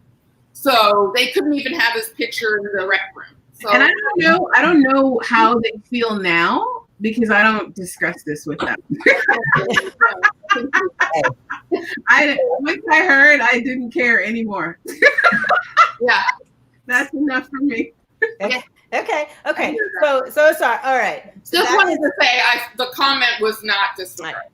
I will say that I also know Black people that, like, voted for Trump and that are, like, you know what I mean? Those crazy people. Sorry.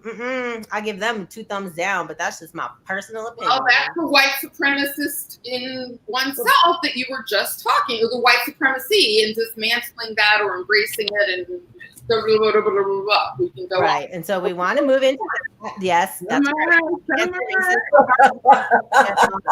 4:00 panel, and there is maybe a man in the waiting room. Alex, I'm sorry you're the 4:00 panel, but you're welcome here. Stand by at 4:00 Mountain Standard Time. Sorry. I gotta say, I love all the shades here. This is fantastic. I know. I want to kind of screenshot, but I forget how. All the hair, all the shades. All right, I'm gonna screenshot. You ready? Everybody give me your best, whatever it is. Ready? 1, 2, 3. Got it. Perfect. Now, what I wanted to kind of get in, I know. You forgot the time difference. It's okay, baby. Just I hope you cleared your schedule for today. Now, the why when I have this, the mixed AF, right? Was I called it that because it was a nod sort of to Blackett, the creator of Blackish, Kenya Barris. I don't know if people have seen that show or heard of it, but it's on Netflix. It did cause quite a ruckus, and it's called Black AF. And so I was thinking, when I watched the show, I know there was a variety of criticisms around it, but for me, I really related to it as a race person from a certain like socioeconomic background and all those things. So I really liked it, but I felt like it was, in how I interpret it, was Black AF means like still Black, like, you know what I mean? And so like then with mixed, it's like, you know, I still feel. Can we just like, I love this, but can you guys hear me? Yeah. Okay, so I know this is so weird, but it's awesome. But also, like, I love that, Rebecca, like you took this in a place to talk about like Black and multi-ethnic representation in the media, because so often when you're a woman of color in the media, your employability is contingent upon your complicity. So like right now, the New York Times is having an incredible awakening because their newsroom, their journalists weren't allowed to call Donald Trump a racist for months. They were literally told by their editorial staff and their chief editorial staff that they could not label him a racist, which is a lie, right? Like he is, if it walks like a duck, it talks like a duck, it quacks like a duck, it's a racist, right?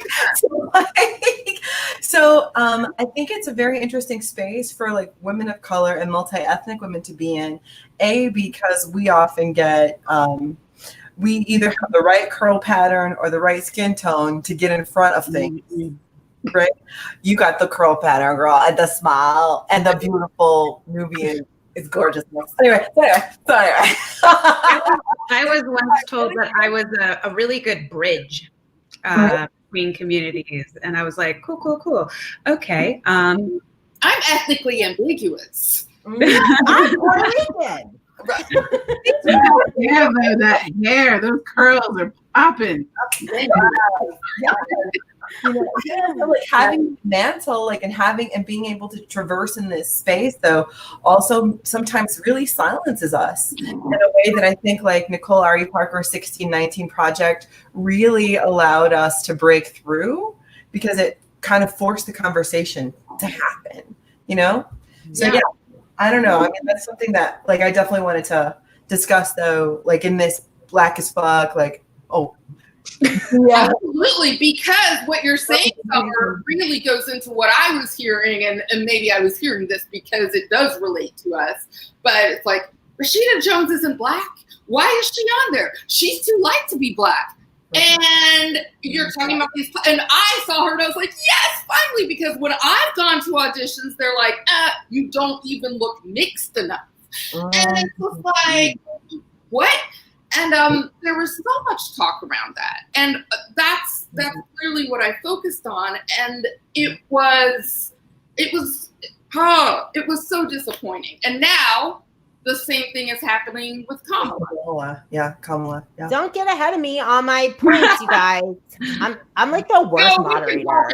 No, I just would like to say that last year I had a professional moderator for the panels because of my moderating style involves me talking too much. So I'm loving every single thing everyone is saying at all times, but I also have a couple of like questions that I wanted to get into when I'm speaking about like representation. And it does say in media, and that is a very broad, right? And so I'm also looking for, you know, our live viewers to, if they have questions or comments that they want us to kind of to answer. But I think that when we're talking about representation, I'm talking like kind of all across the board. And I know that is like, whoa, but I recently got an adult ADHD diagnosis, so everything makes sense to me now. And I'm like, oh, so, but I think about it in terms of like what we're consuming pop culture wise, music, all of those things. And I'm thinking about how we are, when we're working in media also, who gets to be, like last year, our host Tamara Banks, you know, she's a black filmmaker, and she was a journalist and on the news for years, you know, and just hearing all of these, like, just representation, political, everything. So like, feel free to bring in all of those things, But it's just that is kind of in my mind. I've been thinking a lot about it because now we're a national, like mixed race identity is national news now every day because of conflict. Yeah. Right? So in a way. Well, and I'd love to bring in that Asian, well, you're going to talk about it later, but the Asian component too, because a lot of people forget that. Yeah. And she's reminding them. And now I'm veering off again. But yeah. But that's what I mean. So I feel like as we're kind of like making our way through this, also everything I do is I try to have it be as authentic as possible. And I feel like I want people to learn from this. People who are watching this, I want anyone who's watching this who's like identifies as mixed or, you know, is just like feeling it. I want you to feel that community. I want you to feel beautiful. I want you to feel like this is a place for you. And if you're a so-called, I like to say so-called, a so-called monoracial person and you're like watching this, like I want you to, this is maybe a conversation you've never heard. And so I want to just reiterate that this is like a place for us to talk, but it's also a place for people to listen and learn. Okay. And moving forward, one quick thing I'd like to say, hit it. You know, being Latina is, it's an ethnicity. So people can be monoracial and be Afro-Latin. I know, but I call them so-called monoracial because nobody's monoracial. Right, no, I believe that. I'm putting that out there because I think a lot of people don't think about that, especially in the United States. And in Colorado specifically, we only think about Mexicanos, right? Other Latin countries and Latin identities. And so I just want to bring that up because that's something that people don't bring up. And people are usually, they don't act like it, but they're typically shocked if they find out I'm Afro-Latin. In their head, you could see the question, but how? Like, you're so dark. Yeah. Right? We can look any kind of way. So it's true. Yeah. Like I'm dating a Costa Rican man right now. Yeah. Did everybody know? Did you tell it? I don't. Womp womp. So no, not everybody know. I'm not going back. They know now. Yeah, you know. The comments? Huh? Or is everyone seeing the comments? I don't know. Stephanie just said she's a monoracial Afro-Latina. Exactly. Yeah, and he identifies, but then he talks about his Jamaican heritage. You know, he talks about his grandparents having afros and like being, you know, like and being black. You know, and he talks about that kind of diaspora, you know, and like Donnie and I were talking about this yesterday, a couple days ago. Like for me, like my father is Puerto Rican. It's a Boricua. You know, he's Boricua, Irish, and French. His mom is white. He's Puerto Rican. But my mom is black.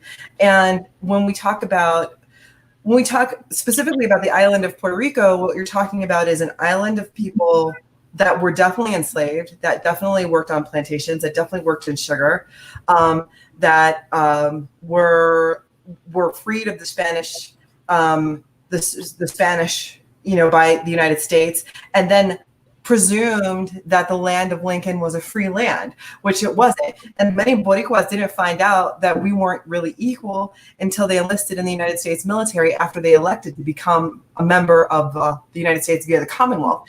So then it was a realization to Puerto Ricans, they're not treating Black people equally. And this whole Afro-Latino, like conquistador slave intermixing that we have here never happened in the United States, right? And it was until then that they realized that the folks of Puerto Rico were being exploited for medical reasons, you know, experimentation, military grade weapons were tried on Puerto Rican soldiers to test and see if like mustard seed gas worked on Boricuas, right? But that experience of having a homeland to go back to and not living under your oppressor is very different than the Black experience. Like the caste system exists, the lighter, better thing happens, but it's not the same as like working for like, I don't know, like Sarah Smith, who is a blonde hair, blue-eyed woman and is not as qualified as you, but because of the way we're structured here, things are different. You know what I mean?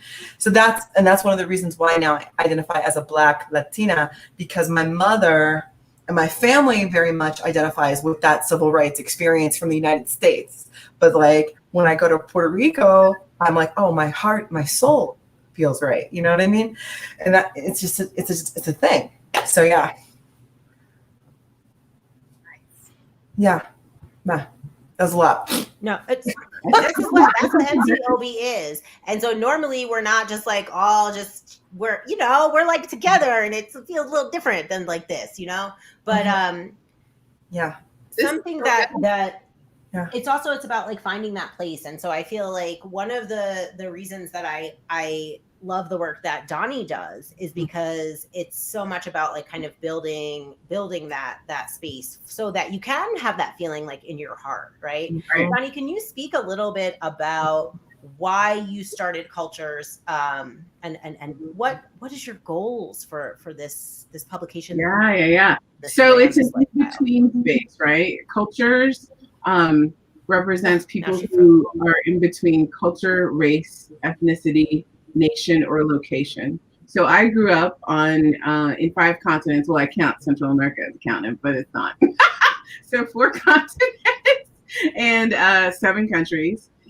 And with all kinds of people in Turkey, brown people in Germany and Trinidad and many places in the U.S. And people who are very mobile geographically also are in between, because you're in between culture, right? Even if you're moving intranationally, the culture, for instance, in California is so different than in Maine, and that really changes how you view the world and how you view specific things. So it's really about that in-betweenness, because that's what we share, and my history is in media and in marketing as well. And so for a long time I struggled with, gosh, I really should narrow the focus because, it's easier to market, people will understand it better. And, I just couldn't, because I'm in between all 5 of those things: culture, race, ethnicity, nation, and location.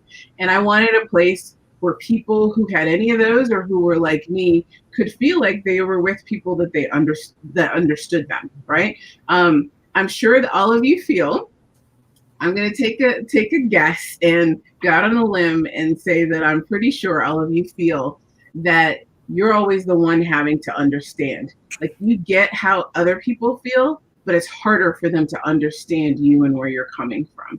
And so I really wanted a place where you feel that there are other people either telling their stories. It's a lifestyle publication, so we focus not just on third culture kids, which is people who grew up in different locations geographically, or military brats, or multi-ethnic, multiracial, migrants, immigrants, any of those, but also things that we're interested in. So fashion we're interested in, food we're interested in, cultures, even the little tidbit that Summer just talked about with Puerto Rico. My sister-in-law is Boricua, and I know that that's an island where indigenous, Afro, and Latin roots are considered part of all parts of everyone who's there. Mm-hmm. So it's interesting to come to a place where then you have to separate that out. So Cultures is about the in-between. It's about creating human connection and community for that space. Yeah, good stuff. And since we have a little pause, you already saw the covers. I'm very proud of this issue. You're right. We produced this in 10 days. We were actually sending the files to print for the issue that was going to be instead of this one. And it had a Nigerian, an Irish, it was a CEO Titans issue. It had a Nigerian CEO, an Irish CEO, and a Syrian CEO on the cover. Can you show the covers again? Sorry, I couldn't. Yeah. It was too small. Ugh. There we go. Beautiful. Mm-hmm. It's hard to see here. Okay. So okay, sorry. It's just that I'm like, I think it's such a beautiful publication, and I love it so much that I'm always like wanting people to know about it, basically. No, thank you. I appreciate that. I do that all the time. And when we call that our luxury print experience, because we're also in digital and we're also online, but getting this in paper and just feeling it, I mean, you guys could probably hear like the quality of the paper. It's intentional. It's intended to make you slow down and stop and really absorb these stories. And it's really interesting. I had to learn in finding a team that understood this, It couldn't just be about news. You know, those of you who have been in it, well, all of us, I guess it's a media panel, have been in the news industry. It couldn't just be newsy. It had to get into the feelings of what these are. And I had really great editors, but they would take those feelings out. And I'm like, that's not what this is for. Those were our least celebrated issues. Now that we let people ramble about how they feel and tell us their story, it resonates with so many people. So we get a lot of compliments about how it looks. We focus a lot on photography, and we really focus on that human story from every angle. We're fortunate enough to reach almost the 1.5 million people now. We have an email list of over 500,000 people. We've partnered with Warner Brothers, Turner, NBC Universal. So I'm thrilled, and I put my all of my discretionary time, my discretionary income, my discretionary energy into this, because I really feel it's something that's needed, and I want it to get to as many people as possible. Yeah, that is incredible. All right, back to there we go. Sorry. Okay, so I loved that that's like your whole. Okay, I want to say something kind of crazy, and then if anyone is like a psychiatrist or anything and can answer it, then go ahead. But saying that it can't just be news, that it has to be like letting people really like write from a place of authenticity. I feel like that is such a commonality in non-dominant culture, aka white people. Like I feel like we are, I don't know, they're just something that I feel like I'm trying to say it, but I don't know what I'm saying. But like, what is it? Like, what is that feeling of like, because I feel like I'm always showing up like pretty authentically in the world, and I am not afraid to share my opinions or my thoughts or those things. But I don't know. I just feel like. Well, to your point, like Rebecca, like that is so. Malcolm Gladwell's new book, Talking to Strangers, actually gets into that. I want to read that. Yeah, it's so good. But one of the things, and I think that this is like happening consistently in like working here, this is something that people of color definitely struggle with, is that like archetypically white America associates brevity with truth, right? And so the more brief and conciliatory and concealing your answer is, the more trustworthy and steadfast you are, right? But like in his experimentation, what he found was that like when people of color were put in these high stress situations where they were accused of things and they were more effusive and like said more words, the people who were perceiving them thought that they were lying. And then they would bring in white subjects and have them respond in a very brief manner, and the white subjects were actually lying, but they were never perceived as lying. You know what I mean?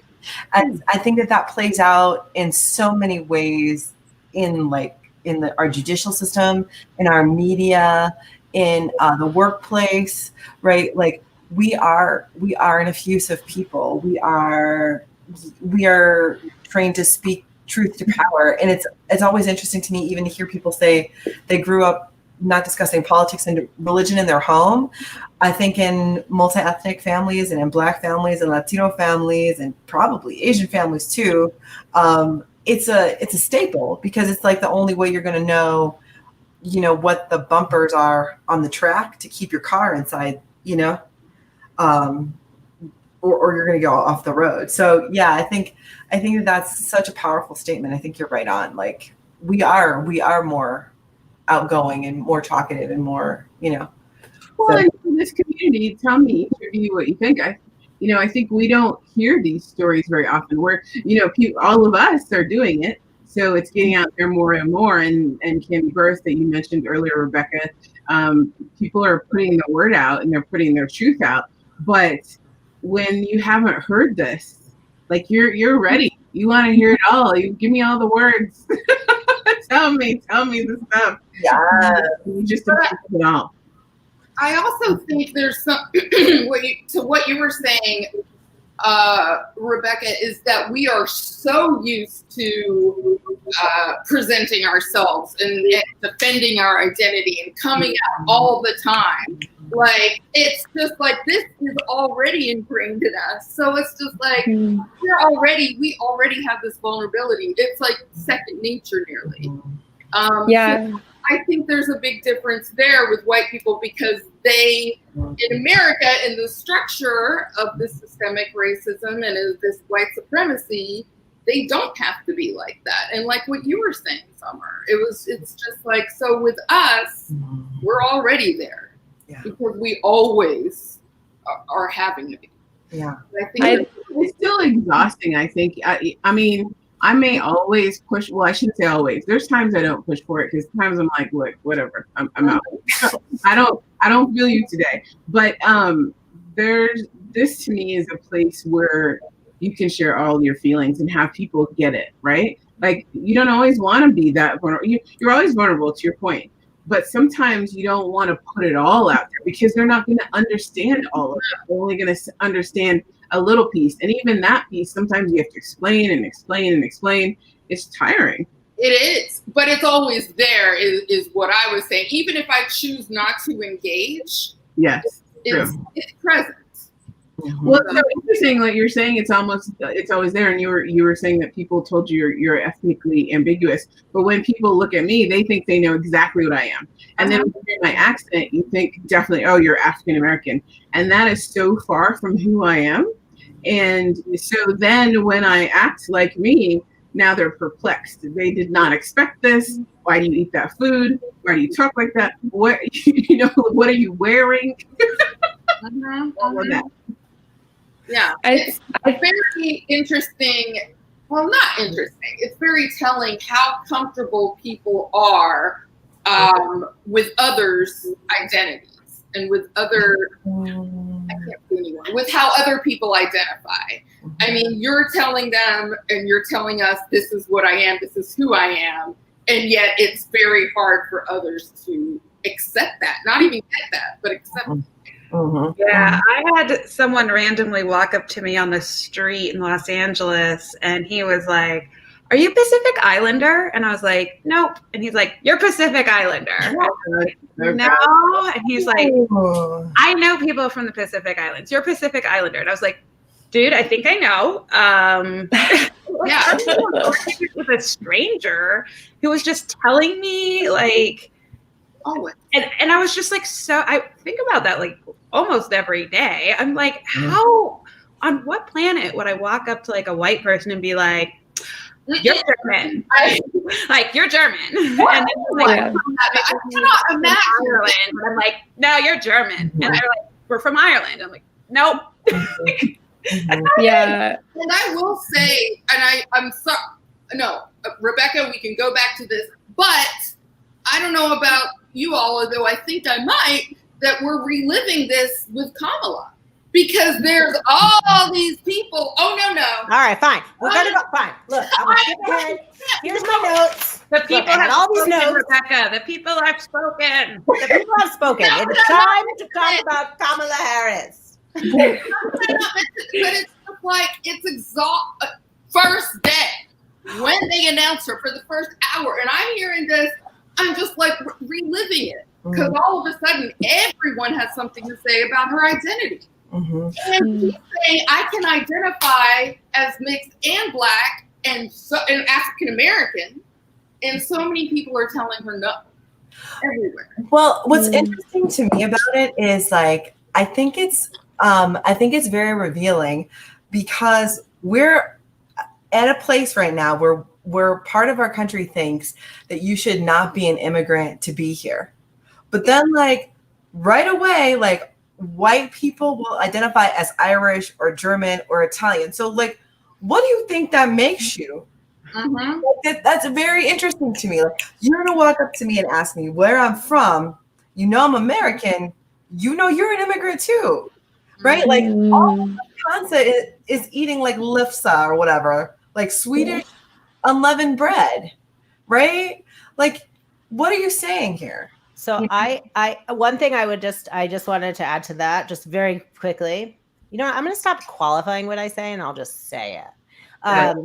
three ways you arrive to the United States of America, right? You're either an immigrant, you were either enslaved, or you were indigenous to this land. That's how you got here. And that's it. Sorry. Them's the facts. Well, to your point, Sarah, I find it interesting how much more accepted Barack Obama was as a Black man. Because, phenotypically, I got to say, and Rebecca and I've talked about this. Rebecca will say she has light privilege. I think someone says that too, right? And I know I have certain privileges. There's certain places where I'll be more accepted. I'll be able to say things because of how I look, right? And, I find it interesting. I think because Barack looks more like a Black man, people accepted him more as a Black man, right? But here's Kamala. Oh, here comes the colorism. She's a little too light. Her hair's a little too straight. You have to show us. It's interesting. I haven't dug much into it, but I want to see how the Southeast Asian population is digging in. I've seen quite a few people who are so excited that she's on the ticket. So I hope that there's a lot of colorism there too, but she's light. So maybe that'll be good for them. I find it interesting that people accepted him as a Black man, but not so much her. And by the way, I also find it interesting that the Black people who have risen to the highest, highest position in the land have been more acceptable to white people. But I want to counter that, because acceptable, I would not say. I think Summer said palatable. I think that's a better word. Again, because I remember people definitely did see him as Black, and people were lynching effigies of Obama. They saw him as Black and hated it. I mean, right, there's still going to be those people, but he still got elected, and Kamala is still nominated. I'm just making a point of who actually makes it up there. There's still going to be people who hate. But do you not think that? Do you not? I don't know. I'm not so sure, because I do remember show us your birth certificate, and then even Herman Cain saying, "I will be the first Black president." Barack Obama wasn't Black. I mean, that's all still going to happen. I'm not disputing that. I think, but I also think that people, and I was talking to Rebecca about this, and colorism. It's just like people decide with mixed race people what they want them to be. Like all of a sudden, Meghan Markle is Black, and her son is Black, and the Black royal, and it's just like, and it's very interesting how people, and it goes back to identity, are able to interchange mixed race people to suit their needs. Well, I kind of heard Donnie's point as people accepted Barack as more Black than Kamala. Like, people saw Barack as more Black and more viable than Kamala. Now, coming from Chicago and dealing with Jesse Jackson and his feelings around Barack Obama that were well documented, because he didn't know his light was on. He talked a lot of shit, But I think Barack Obama did endure quite a bit of Black enough hotepism, but not as much, I don't think, as Kamala will, and that because her husband is white. I think it's because she's a woman. I honestly think that we as women of color. On the phone, chicken bone. Yeah, sorry. No, I'm sorry. I'm sorry too. I'm doing too much. No, you're fine. I just think that Black women. That is really what I also think, because our multiracial women's identity is always policed far more than mixed race. Like when we're talking about mixed with Black, I want to be specific. This is about being mixed with Black. Is that they don't do. I see it in my own family. Like I have a brother who's Black. And nobody's like, oh, what are you? Even though he's like bare, He's like a little bit darker than I am, right? but I feel like that if as women, it's just more, I just feel like it's far more prevalent with women.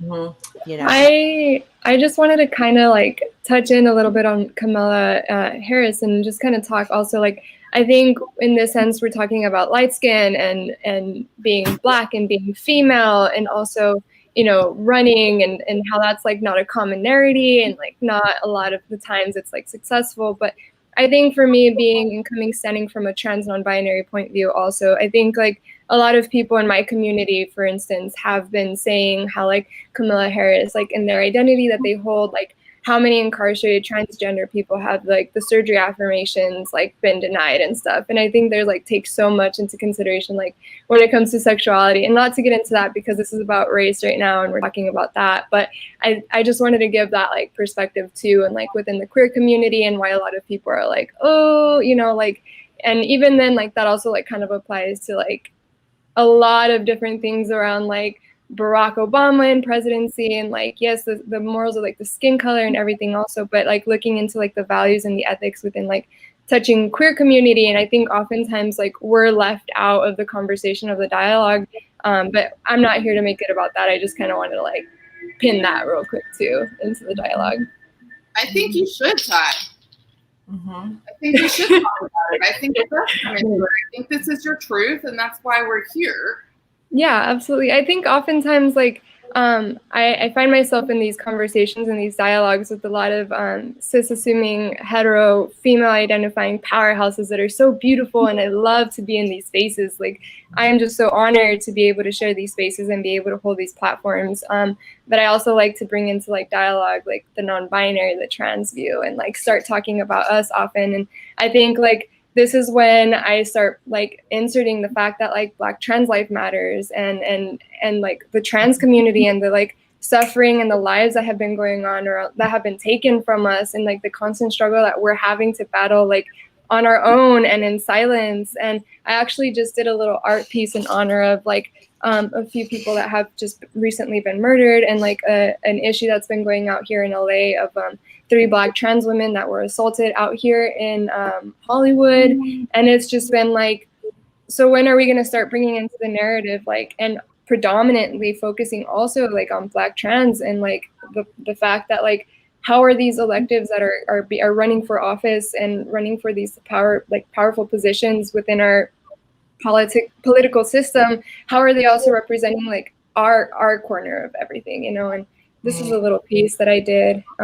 I call it the dark, what did I call it right here? I call it the dark glamorous world of me, a queer. And it's the fact, yeah, $15. I would love to cover that. $500, guys. Yeah. Right. I would love to cover that. I think that's so important. Absolutely. And I think every time for me, when there's been a major march for Black Lives Matter, it's always been, it's always been for men. And even Brianna Taylor, and we're saying Black Lives Matter. And I think it's a great point. And I'm bringing women into this as well, cis women who have been killed by police. It's just like when there's a big march, it's men. Well, the other thing is like I think Ty's point is so important because we forget sometimes the importance of representation and seeing ourselves and seeing Black trans women and seeing Latina trans women. I mean, this is why Pose as a television show is so important, right? Like, I just started watching that like an hour ago. Right? Yeah. But also, like, I just also want to kind of take a step back and talk about like how the media mines the nicheism of a Pose or like the Cosby Show. And so one of the things that we really don't understand is the buying power of Black America and the buying power of Black trans women and and like how that green can move mountains. You know what I mean? Like, people think that Fox Television is separate from Fox News. Rupert Murdoch built Fox on Black lives. Let's get real about that shit, okay? like Work Undercover, In Living Color. Actually, somewhere I remember in undergrad in my media classes being taught that networks were built on Black stories. Whenever a network starts, and if you could think in your lifetime, think back to the networks that have begun, WB, all of that, they always start with Black shows and Black stories, and then they move on from there. It's because we spend money even in times of recession or depression. So because we don't have surpluses to hold on to. So when it comes to the Cosby Show started in the 1982 recession that Reagan set off, right? The reason the Cosby Show started is because it mirrored Family Ties. Well, Family Ties was a white family. The Cosby Show was a Black family. NBC wanted to guarantee Black dollars to advertisers. People weren't spending who watched Family Ties, but people were spending who watched the Cosby Show. Rupert Murdoch came in and saw that model for success and built an entire network on it, and then funded Fox News with that model, right? So when we talk about, not only do we have to be cognizant of yes, we're on the television now and it's so powerful, but we also have to be cognizant of how is the medium of Netflix using trans lives right now, right?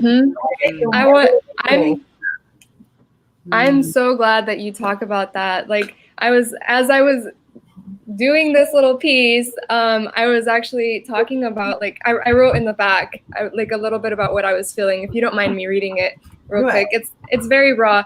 So I just write, dark world of queer. As I was painting away, I had no final destination or creation in mind. The work just came out. After really understanding the emotion, I created the dark, glamorous world of me, a queer, a non-binary queer in today's world, grateful for the path paved, with knowledge of the ever-going battle of fear versus the world. I am here, we are queer.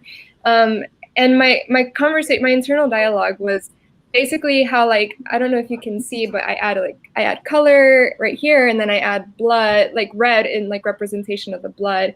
But how us identifying, me identifying as a mestisex, light-skinned, non-binary person, the struggles that I face, my Black trans siblings and relatives within my community face that doublefold, and I have, and it's the sense of we constantly put this glam on, and people want to see this stage presence, and they look at it and they're like, beautiful, beautiful, beautiful. But then when they see them walking in the streets, they're like, what the heck? And oh, I'm not sure, and I'm uneasy, I don't understand. I mean, for me, it's it's the most scariest experience to walk into a restroom that identifies for women, and especially if it identifies for men, and I have to I don't feel safe in neither at this point, because I'm a obvious presenting queer trans individual, and so when people look at me, they're unsure, and I've been people grab their purses tighter when I'm around. So now I can only imagine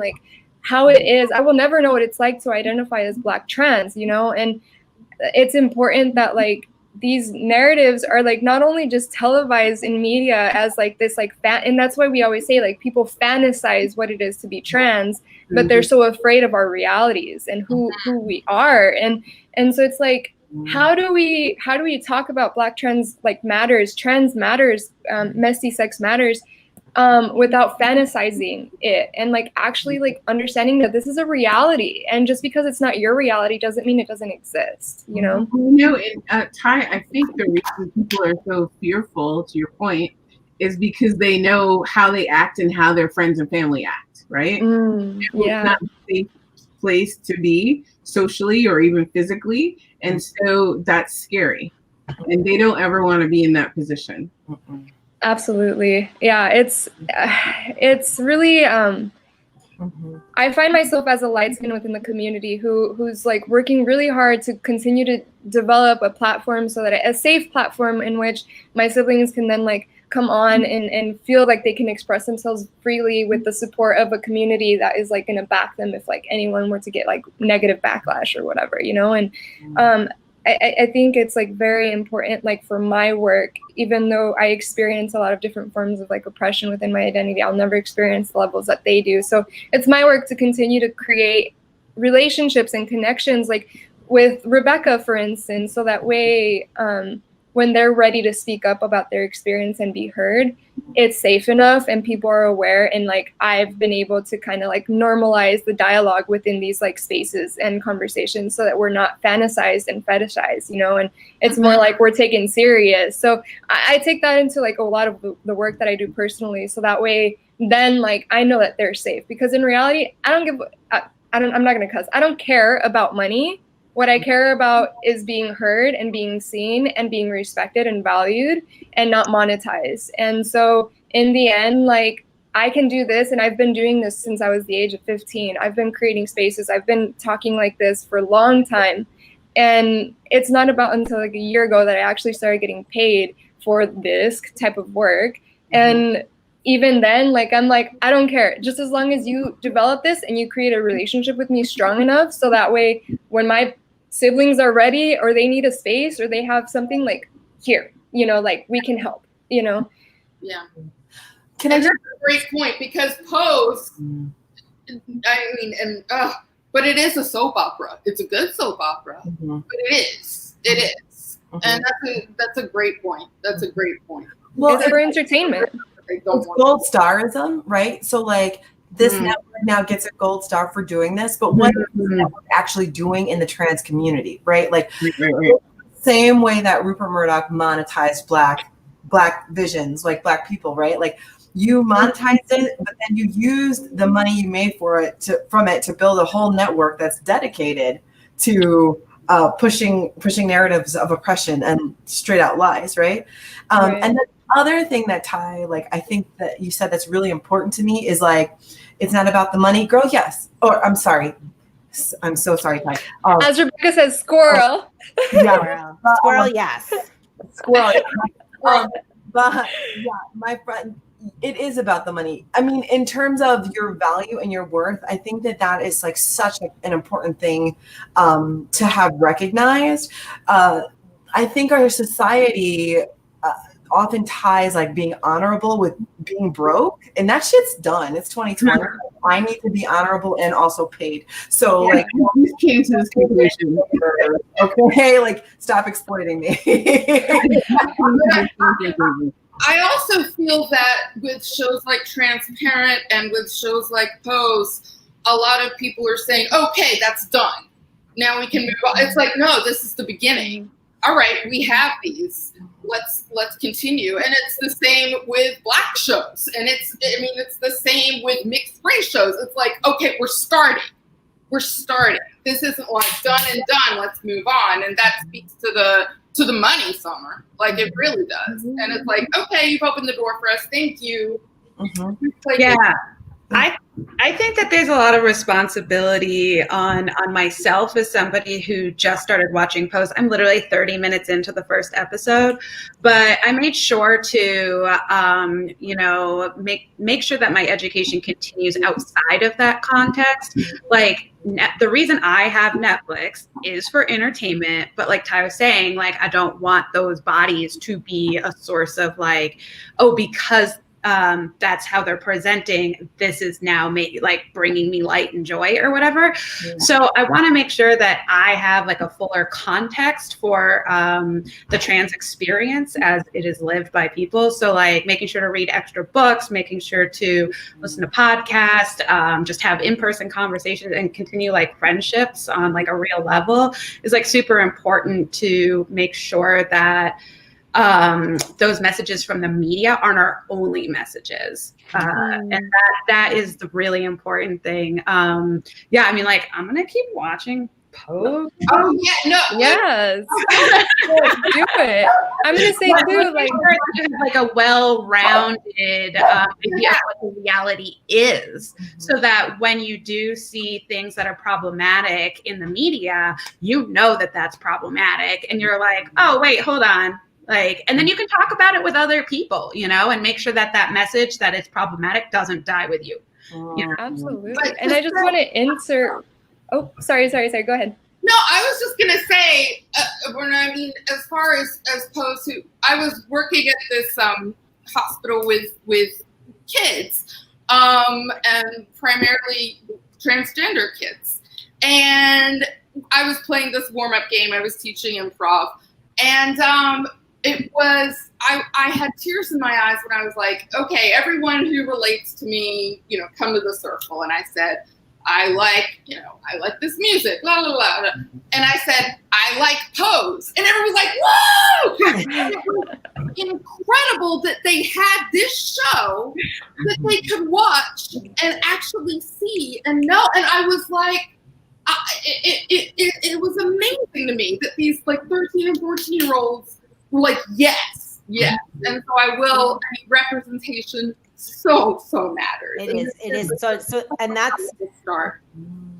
That's one. And I feel like when people kind of like poo-poo it, not poo-poo it, but like, it's cosmetic. It is. And then also when we see the representation, everybody is gorgeous. Everybody is, because they're actors and it's the whatever, right? So when we're seeing that though, for me, the representation piece though is one piece of dismantling the system and the oppression, right? It's like, if you see it, then perhaps that can help. And that is also, part of my work is highlighting women of color running for office, right? And supporting progressive people who are doing that work. And so like seeing somebody like my friend and subject of the Running with My Girls, Dr. Lisa Calderon, who is Afro-Latina, seeing her running for office was, I think, very powerful for a lot of people in our community. Yeah.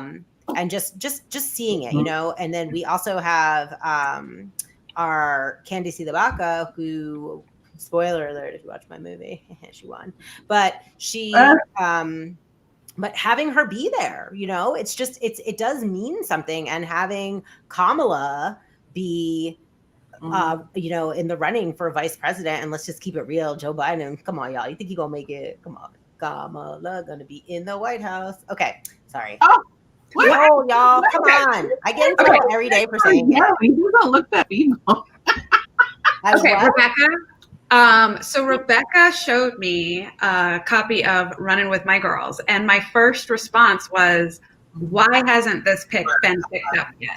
I am like such a critic of like independent filmmakers. Like I'm real snobby, unfortunately. Like I'm like, oh, you made a movie, great.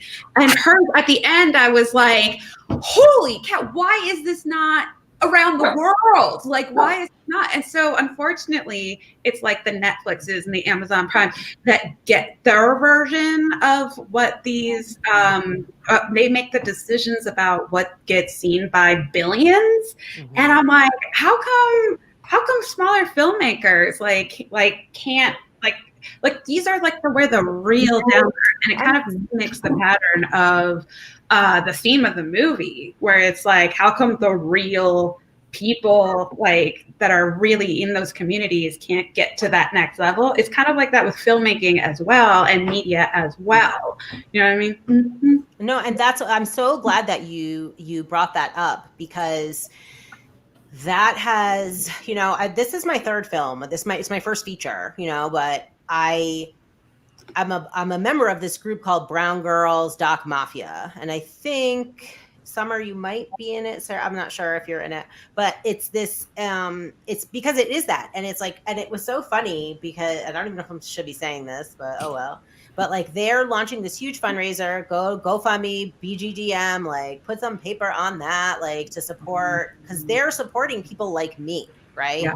But I also see that while they're doing that, then like Sundance has some like big diversity like fundraising thing too. And since everybody knows who Sundance is, they're doing it like at the same time. And it's not like I want the whole industry to be more thoughtful and mindful of whose stories are getting told, how they're getting told, where they're getting told, all of those things. Because, and my film is not done because I have to finish it and I need money, LOL.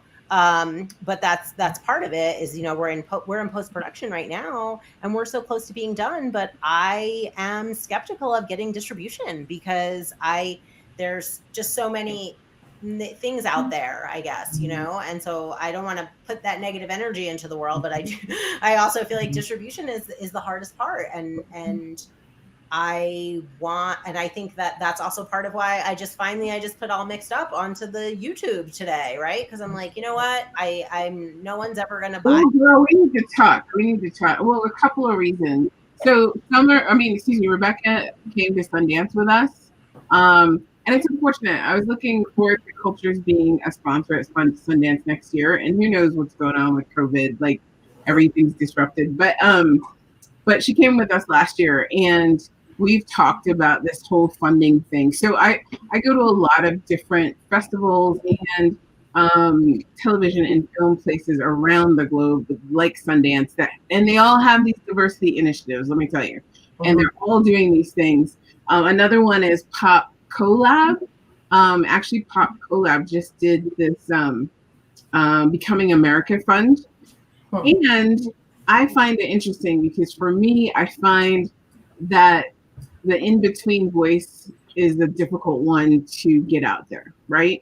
I see all the people who get awarded these things, and almost Summer, it's kind of like what you're talking about, and it's like what we're talking about with Pose a little bit as well, in that there's a certain, I don't know if it's image, a certain narrative, a certain whatever that people want to see. And if you're not that, so I'll give an example of one of my friends who did get funded very well, might I say. Issa Rae is one of the people who actually got funded by these things. But unless you look traditionally African-American and have traditionally African-American stories, my other friend who actually we featured in the magazine was talking about how he was incarcerated and what that looked like. For me, it feels like those are the stories that are being funded and want to be seen. And here we work with Warner Brothers Home Entertainment, Turner, NBC Universal. And this is me coming from that lens and seeing who gets the money, right? They want me to cover them. They want us to be partners so we can give out their items like Just Mercy or Blinded by the Light or Watchmen. But I have yet to see a divergent voice or different than what they're considering mainstream of color be awarded these types of things. Yeah. Well, I would say this is the time to push, and also this is like very typical of us, right? We're locked out because we've never been taught how to get in, and the process is very much like it's a well-kept secret, right? So really like finding distribution first will get you dollars first. But if you make it and then you look for distribution, now you're in the hole, right? So you got to find a place to air yourself and get them to give you like a letter that says, yes, I'm going to air it. And then you'll get funded based on the prospect of distribution. But we don't talk about that. You know what I mean? Like Can we also talk about Summer, when you say that, I feel like that's true. And I also feel like so much of your creativity and your vision gets like stripped away. I'm not for everyone, but I in my circles that I hear about that, where it's like, then people, it's like they just, I don't know. I guess like I'm an artist, man. I'm trying to do my art. And then they tell you what's valuable. Like everybody told me, and this is just, they were all like, well, it's too local of a story because it's in Denver. And it's like, it could be anywhere. You know what I mean? That's not what the story's about. There are some Denver things, but come on. And I felt like, and everyone has told me no, because I don't have a nationally famous person. I don't have, people don't care about these little stories. Which is literally the point. Wow. I know. Anyway, it's just something. It's on my mind because I keep as someone who wanted to be a movie star, and I'm an actor, I'm a trained actress, and all those things, and I do that. It's like I want that, and now in my old age, though, as I'm like kind of behind the camera more, I'm like, man, like it's hard to get, to make a living or to do this stuff. And I don't really do it to like get rich, right? But I would love to have my work shown in the world and have people like connect to it and get inspired by it. Because Rebecca and Summer, I actually shout out to XOTV. So Culture's just partnered with XOTV. They are a brand new startup. It was started by a gentleman who had over 100,000 subscribers on YouTube, and then YouTube changed their algorithm, and like literally none of his subscribers could find him. And he kept, when you get to be that big, you get to go to the headquarters, and he's asking them, how do I get found? How do I get found? And they kept saying, well, just keep posting. Anyway, he actually got the CEO of Apple. That's the chairman of their board. And they have a very magnificent board, and their focus is on the creator, and their focus is on privacy, right? So Cultures is a brand new partner with them. I'm an advisor for them. And actually I was going to ask Summer and Rebecca to consider coming on. And so then you put out all your work, and the platform is to get paid for that work too. So you're putting the word out, and then people can subscribe to your channel and get all of your information. So I'd love to talk to you all about that, but I also wanted to get that out there as a way for people to get the word out. They're very supportive of stories of color. They're actively looking all over the globe. They're actually picking up, that's how we became a partner. They're picking up huge names from South Africa, from Europe, all over the place, and they're specifically looking for people of color because they want that diversity. Thank you for mentioning that. I hope someone Googled it and put a link. No. Well, any of you that are interested too, I definitely I'm trying to build something big for everyone in Cultures and on XOTV. But even if you just go to them separately, they gave me a special deck that I can send to you all to make sure you get preferential treatment. So yeah, it's fantastic. Yeah. Well, so we're about 15 minutes left, sort of, on this segment. I had hoped or wondered if people had comments or questions from our live stream.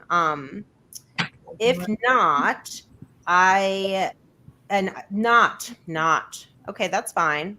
If you're watching this, you should have been commenting, by the way, and asking questions. But since you weren't, I will ask you a question. Crystal, I would like you to tell me a little bit about your Black girl hunting, or whatever that thing was. That was like very crazy to me. So could you talk about that a little bit? Yeah, I started hunting a few years ago, which absolutely plays in people's minds. And working for a conservation organization, which I'll only be working for another week or so, and then I'm going out on my own. Basically, I started hunting for a video series called My First Big Game Hunt, and I filmed myself for a year and a half, learning how to hunt big game for the first time. And so what happened was I actually realized that I really, really liked getting my own food. And I started thinking more about my meat and all that stuff. So I was like, oh, I'm going to go into like hunting forums and nope, not a good place. So I ended up starting my own place. Somebody told me, like, if they don't give you a seat at the table, bring a chair. And I was like, I'm making my own table, actually. Like, I don't want to be at that one. I don't need that table. Like, that's not a good table to be at. So I made my own table. So I started a Facebook group called Hunters Like You. And basically it's for anybody who's not like vibing with that culture over there. And we have a zero tolerance policy. So if you come onto our group and you're like, I'm like a vegan, I use they, them pronouns, and every time I hunt for venison, I cook it with a giant kale salad. Everyone's supposed to be like, yay, tell me your recipe, as opposed to like what you might get on other hunter forums, right? So it's just supposed to be like a really safe, positive space, because as I started telling people I was hunting, it turns out that like more people like me hunt than I ever expected. I also say it's for the hunt curious. So getting into hunting, like if you Google like how to hunt or something, and you kind of like don't see somebody like me or people like you, you're going to run into one of those tables over there, right? And I want you to run into my table because I want to show that there's actually a lot more sides of things like hunting. We're just not like seen or heard. Like there's so many people that are, and as I called it, hunters like you. So you can also find that on Instagram at Hunters Like You. I just started that. I have like 3 posts. But the other thing was people don't believe that like Black and brown people hunt. And I found very quickly a ton of people that do. And so one of the things that I love talking about is how a lot of outdoor organizations are like trying to gentrify outdoor programming and recreational programming. They're like coming in, they're like, you all need programs to learn how to hunt. You all need this program to learn how to fish. And I'm out there in these actual communities, like with Black hunters, for example, and they're like, we already have all those. Like we're already doing it. And I'm like, literally, it's like gentrifying hunting. It's like instead, like gentrifying a city is like if you could be spending money on the businesses that are already there and making them better and building them up. Instead, you just bulldoze them and build a Starbucks and a yoga studio. It's like that with hunting programs. Everyone's like, well, let's get some Black programming for Black hunters. I'm like, they already got their own. What if you just give them whatever it was that they like actually want and need, you know, and acknowledge that they're also qualified to do the programming. And they like, if they're not in your programs, that's a problem with your program, not necessarily the fact that there isn't a program for them. Like, absolutely. Right. Wow. So that's my whole thing. There's a lot of, I love it. My whole thing. Yeah. I actually know quite it. a few Black and brown hunters and fishers. That's the thing. Right. Yeah. And in a whole bunch. And in other countries too, it's like normal. Oh my God. I grew up, we grew up in our family, in our Mexican culture, we grew up sacrificing animals during like big major like celebrations and stuff. And so it was very normal for me. And then growing up and like moving into like the big middle city or, you know, areas, like I was like, oh wait, you don't do that? Like that's not normal. Okay. Oh, wow. I'm over the whole like traditional audience comments. I'm like, okay, no, like 2 generations ago, everyone hunted to get their food. Like that, like what you mean is like the audience we've started recently showing in magazines and brochures. That's not the definition of the word traditional. Traditional is like, did your grandparents do it? And if you ask a person who is Black, Latinx, like Indigenous, the answer is yes. Like every person I ask either has been hunting or has a close family member who hunted or has been on a hunt with someone else or something like that. Like it's not a tradition for like only white people did that. In fact, back in the day, we were the people who did it all the time. Yes. 1,000%, yes.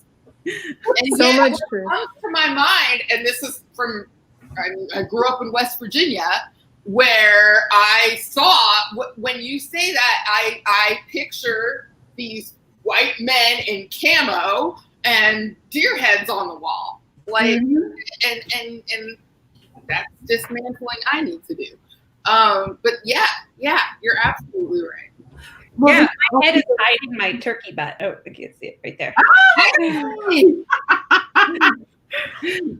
But this goes back to like exactly what this whole panel is about in terms of like media and people of color and multi-ethnic people, right? Like the NRA in like I think like the early 2000s was taken over by an advertising agency. Right. And their goal was specifically to drive home the wedge issues or create wedge issues that didn't exist prior, you know. And now we have a whole organization that's dedicated to like a perspective of the embodiment of white supremacy, right? Like the NRA did not start like this. It did not start as an organization that was going to be gentrified. That was like, you know, these people are pissed, and now, you know, the Southern District of New York is getting ready to indict the president or the CEO of the NRA because he's been using he's been using donated funds for, $2 million suits and trips to safaris, right? Where he like makes videos of the great white hunter, but that's not what that organization was for, and that even speaks to like gun ownership, like I'm a gun owner and I'm a nice shot. Oh Lord. There's a dude I'm going hunting with this fall who's starting like a liberal version of the NRA. Like he's all about like gun reform, all this stuff. He actually paid me to review their diversity statements and their diversity and inclusivity plan. I asked for like a $25 donation because it was something super easy, $25 donation to my business. And he just gave me $100, right? And I did it while eating a sandwich. And then he was like, can I pay you again? Like he's a white dude, but he knows like that my time is worth something. And I'm just like, I cannot wait. So speaking of guns, y'all, as you know, Rebecca Henderson does a lot of things. And we just, my podcast is called Off Color. And our most recent episode is actually part 1. It's called America's Favorite Pastime, Guns. And it's about gun ownership, minority, quote unquote. Basically, it's about Black people having guns and stuff. Okay, y'all. And you should check it out. I highly recommend it. All right, guys. I recommend it. I do. I recommend everything I do, and then sometimes I regret it. But I want to, as we are gonna wrap it up because this is so amazing, and I would stay on here forever and a day.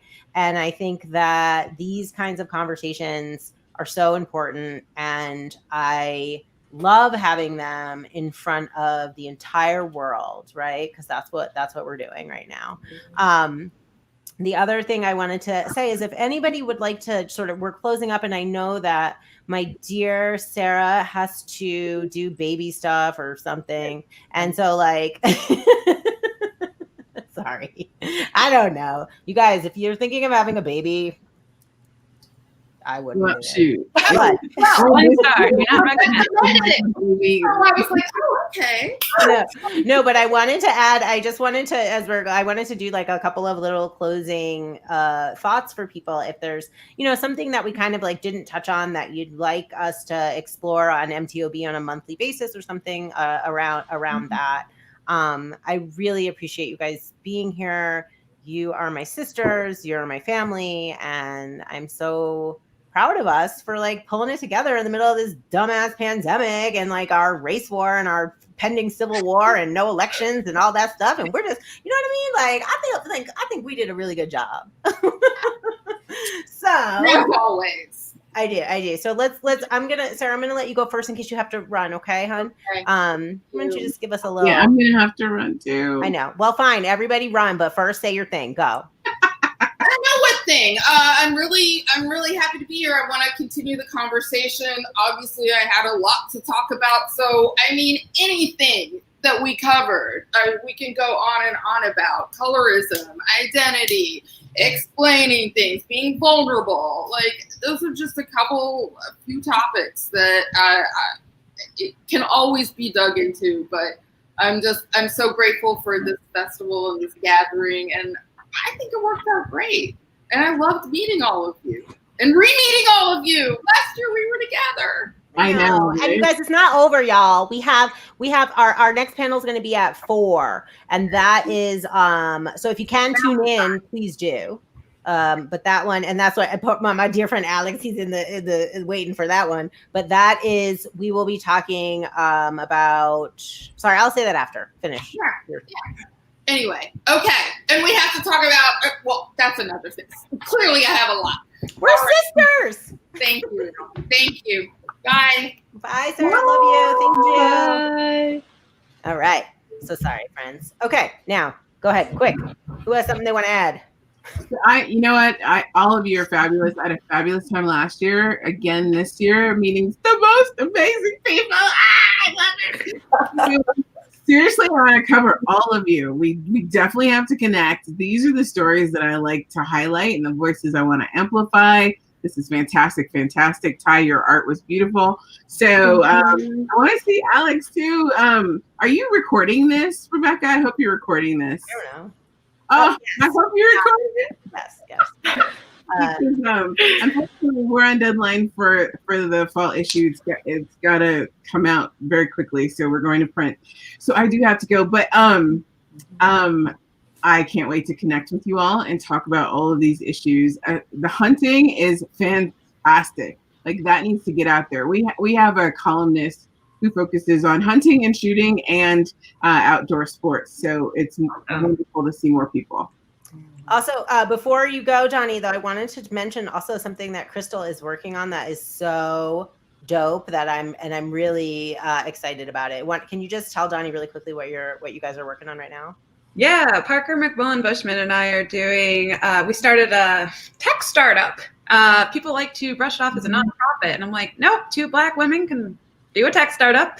And so it's Inclusive Journeys, inclusivejourneys.com, the website. And we're making a crowdsourced version of the digital green book. So it's not like us saying we're safe and welcoming businesses. It's like Yelp for inclusivity. So people can go in and submit feedback on a business location or a space, like a park or a trail, or a shooting range.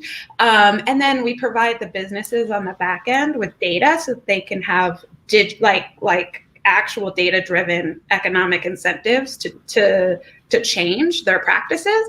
And we also provide the resources for that growth if they desire, and if they don't, yeah. But so we don't just want to leave people high and dry. Like, Crystal's Donut Shop is the worst for white men, and we want people to be able to see data and economic reasons. Like, right now, telling our stories isn't they're not hearing. If they don't get it now, they're not going to get it. But data and economics, and we're like, you can make more money.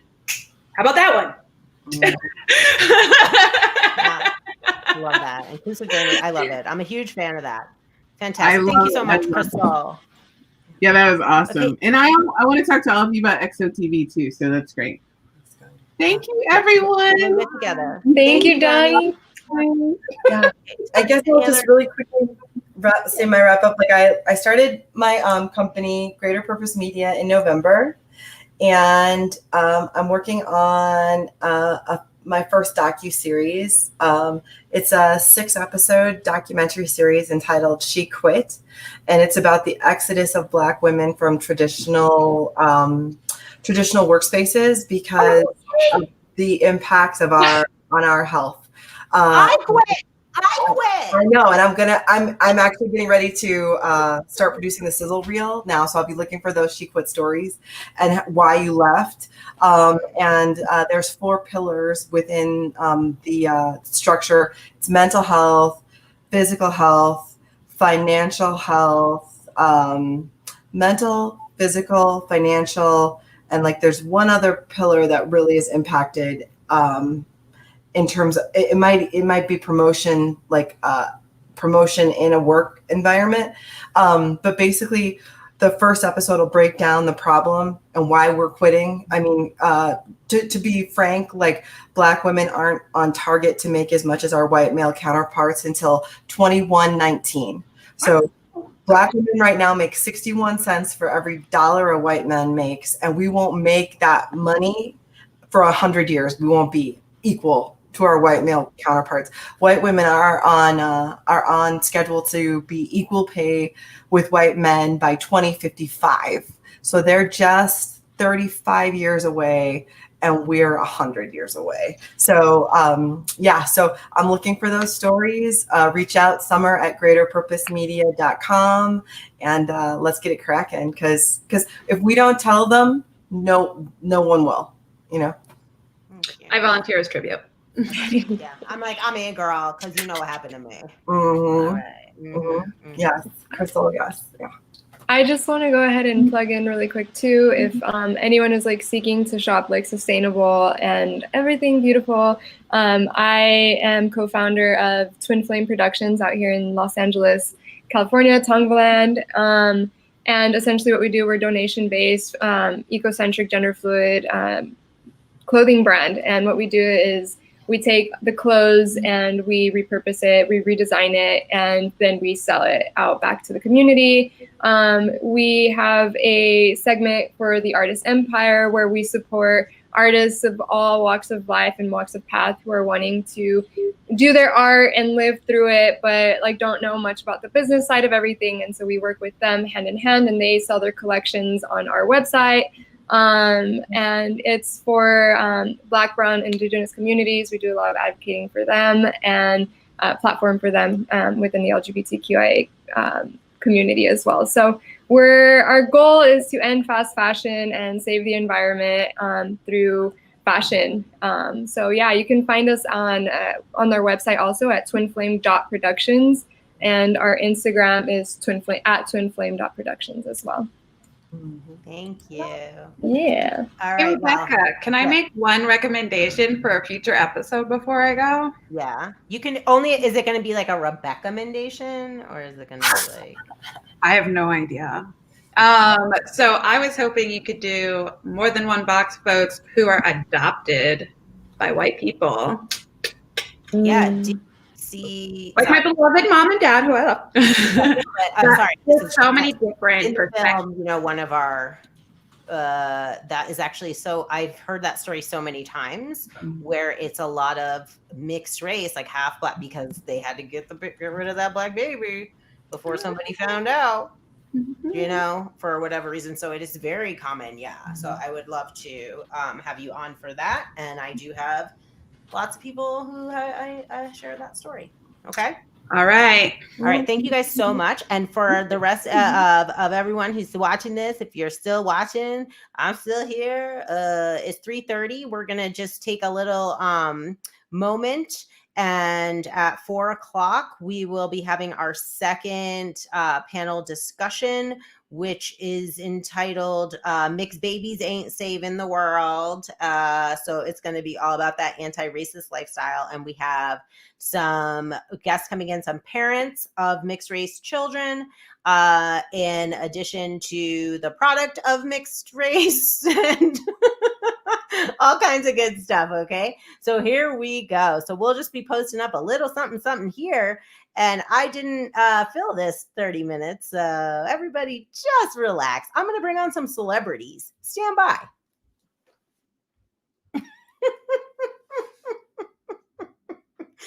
Woo! All right. Can you pause it, or should we? Nah, just let it roll. It's fine. Don't worry. Don't you guys worry about anything. Let's just surprise call people and see. I'm going to see if I can get Tracy Ellis Ross on the phone.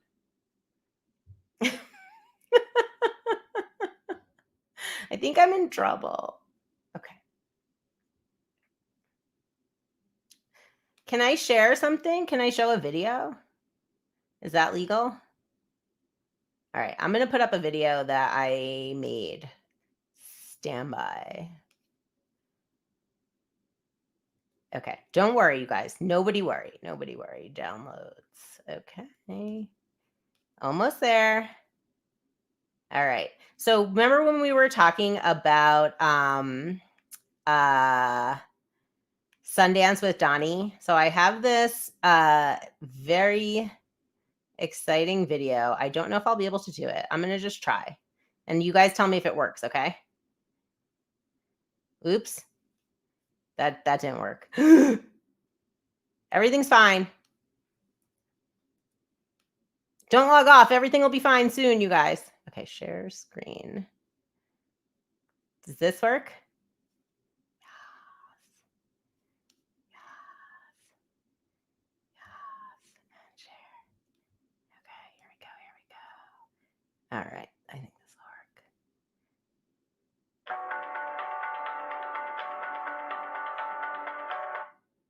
Does it work? I can't hear anything. Oh, well.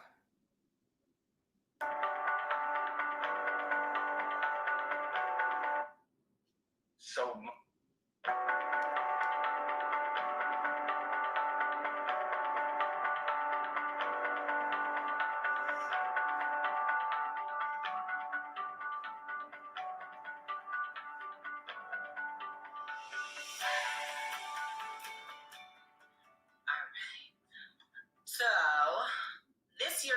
2020 and was historically the most diverse lineup of filmmakers, films, everything in the history of Sundance. It was my first time attending, so I did not expect to see the amount of people of color in Utah that I saw, specifically Black people. You know, I just was kind of surprised by that. Have either one of you been to Sundance before? I went 2018 for the first time. Okay. Did you notice a difference from 2018 to 2020? It was, you know what, like it was two different experiences at two different times. So it felt very like diverse and, you know, very Black, but it's hard to say yes because last time I went, whenever you go to Sundance for the first time, it's kind of like you just got to go with the flow. It's overwhelming. I feel like this time, I feel like I got a better Black experience because I stayed downtown the whole time. I actually found myself in all of the workshops, all the panels. Like I actually didn't go see a movie, to be real.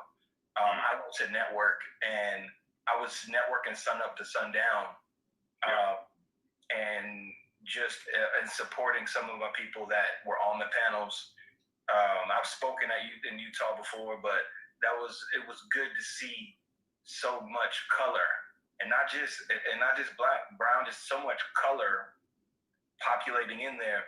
It almost kind of gave me back my juice that I got when I was in college. You know, to be like, yo, everybody's gonna leave here and go back out and go back to create.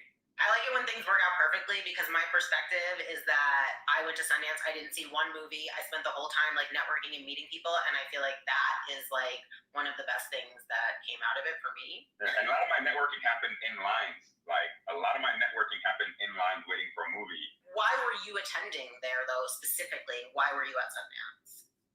I went to Sundance with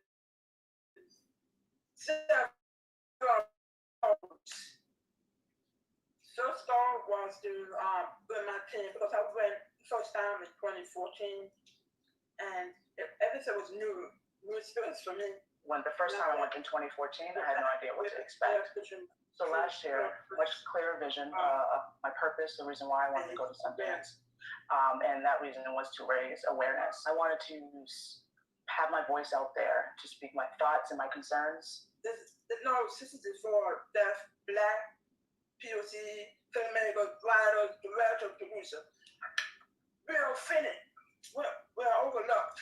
We're being overlooked. So I went to Sundance with that goal to, you know, raise my voice to say, hey, something's wrong. With our stories, our voices have been erased, overlooked. We are underrepresented storytellers, artists that's been overlooked. One of my producing partners, he had a film in Sundance called Tesla. You know, I was like, okay, I'll go support him. And he was speaking on the panel. And so went out there, and that was like my main agenda. And then I found out BET pushed up our film like a whole month. So then I was like, okay, cool. Now I got something to talk about. Do you think that there's now like more opportunities for filmmakers of color? I say yes and no. I say I feel like their opportunities are based on the technology that we have. I would say it does feel a little bit not so genuine or not so authentic because it's a hashtag to like stay in the good grace of culture a little bit.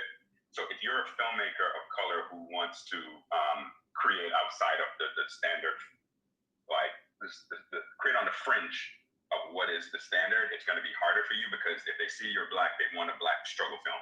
There's a little bit of a typecast when selecting filmmakers and writers. That's the biggest thing. That's one of my biggest little pet peeves, I think, with the industry. We can just open that up because I think, you know, we love films. Like, I like Scarface just as much as anybody else. Is that a Black film? And I love Tarantino and Fincher and Nolan. You know what I mean? Like I can talk about, you know, Stanley Kubrick, and I can talk about John Singleton in the same breath. And so to tell me what I should be inspired by and what I should create. I would say yes and no, because since the coronavirus happened, I think it's gonna be even more harder to get work. And the network, well, Hollywood is starting to come up with a plan, where we will practice social distancing, as far as the actors being in the same room together. I don't know. But I think more and more people want to be doing animation. It's true. And I think that we are all really struggling with seeing like what's going, I don't know if it's struggling, but it's like, what is it going to look like? December, I was like, okay, this is the year I'm going to fully commit to directing.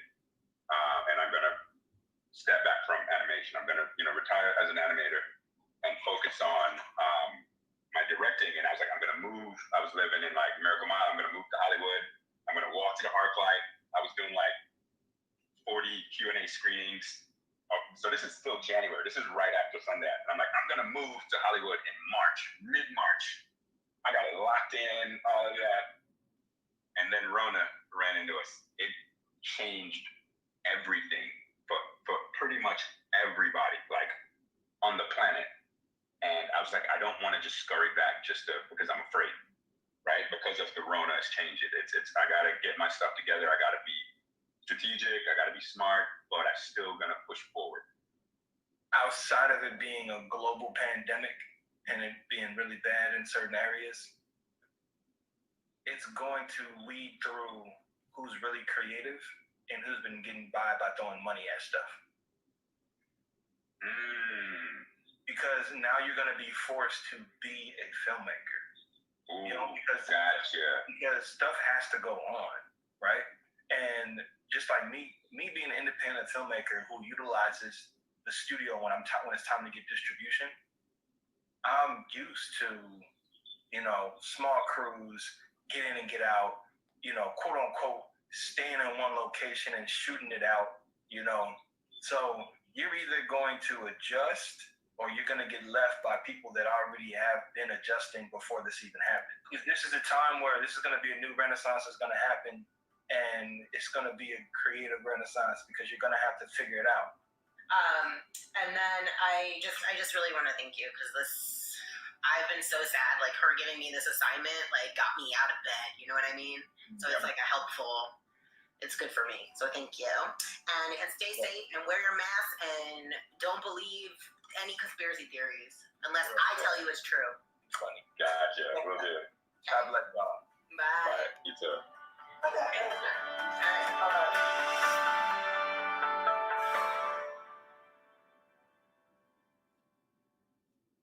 Oh, wonderful. Uh-oh. Okay, I hope you guys liked that. I hope it worked. LOL. All right, so before we get started on our next panel, I need to make sure that our panelists are around. So in the meantime, I would say I'm just going to go ahead and screen this little film here.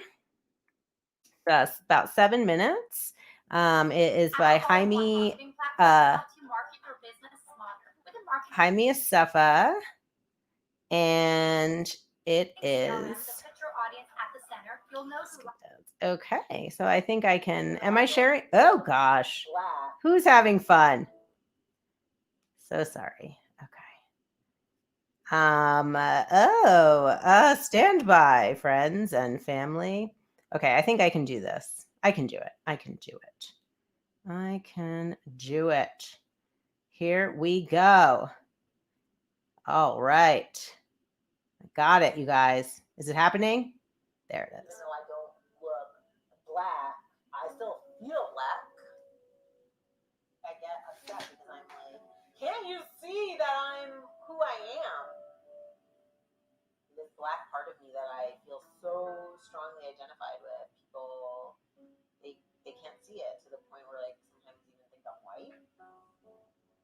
Chances are many of us have inadvertently passed for something that we're not, based on our appearance perceived to be gender, sexuality. But what's it mean when those assumptions mean you pass for the wrong identity? I was living in Oakland, California.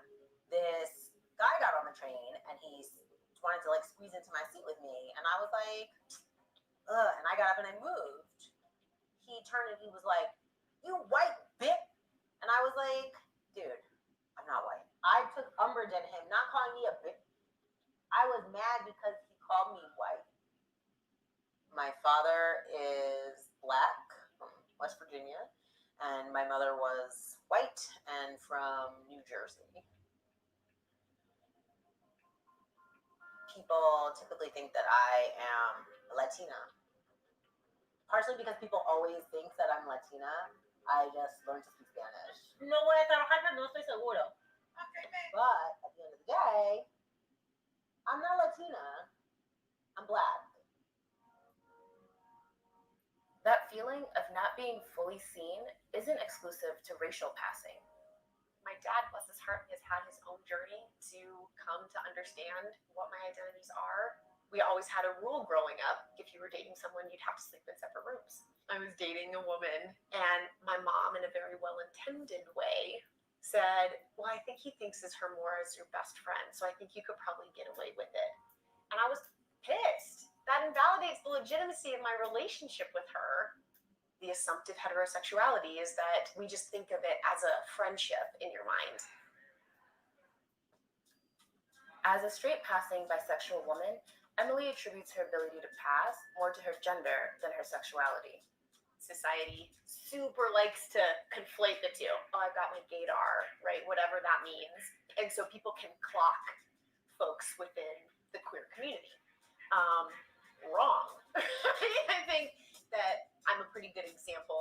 A lot of that erasure can happen of that identity that means a ton to me. Because Emily and Rebecca are not passing on purpose, their experience are represented historically. There are countless stories of fair-skinned African Americans and mixed-race people who actively passed as white, making the decision to leave their old lives behind and start new as white versions of themselves, in order to gain access to security, mobility, equality, and any number of things that were off limits to Black folks.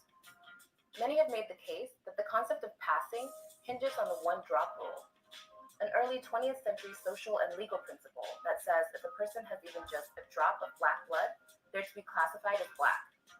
Though surreptitious in nature, passing was a subject of literature by writers like Langston Hughes and central to the 1950s film Imitation of Life, featuring a Black housekeeper and her white passing daughter. She can't help her color. But I can. No! Are you Black? No, I'm as white as you! You're white! I'm not! One of the challenges that I experience is that need to continuously come out. And maybe not even need all the time, but want to come out. I want to wear my rainbow bracelet. I want to tell people about my partner. I want to share experiences so that I am valid. What can be most hurtful is actually the times when I don't show up for myself. I think that there are times maybe when I could come out, but I don't. Or that maybe it's more advantageous to just fly under the radar. For trans individuals, 41%. Because I'm mixed race and because people think I'm not Black, I get access sometimes to places. And also white people feel more comfortable talking to me. My husband, he's Jamaican, Scandinavian, and Ashkenazi Jew. He looks like a white person with curly hair. My son has very pale skin and bright blue eyes and blonde hair. He's like clearly white. No one would ever think that like my father is his grandfather. People don't even think I'm his mother. People think I'm the me. We named him Kingston so that when people ask him, "Oh, Kingston, what kind of name?" that he can say, "My grandfather was born in Kingston, Jamaica." I know his life will be easier because he's white. I don't want him to feel like how I feel, where I feel like I have to like go that like extra mile or I have to talk a certain way so that people know. For those involuntarily passing, the feeling of invisibility often follows questions like, what are you? I work at the Pride Resource Center. I had a student just tell me a week ago that for the first few months that I was in the position, that they thought that I was an ally. I'm always questioning if I'm enough, if I'm showing up for people enough, if I'm queer enough, if I'm woman enough. And I think that there's a certain script about how to be queer enough. And a lot of times I don't fit that. I feel like I have to do extra work to show that I am like down for the cause. To identify myself differently than strangers expect me to identify.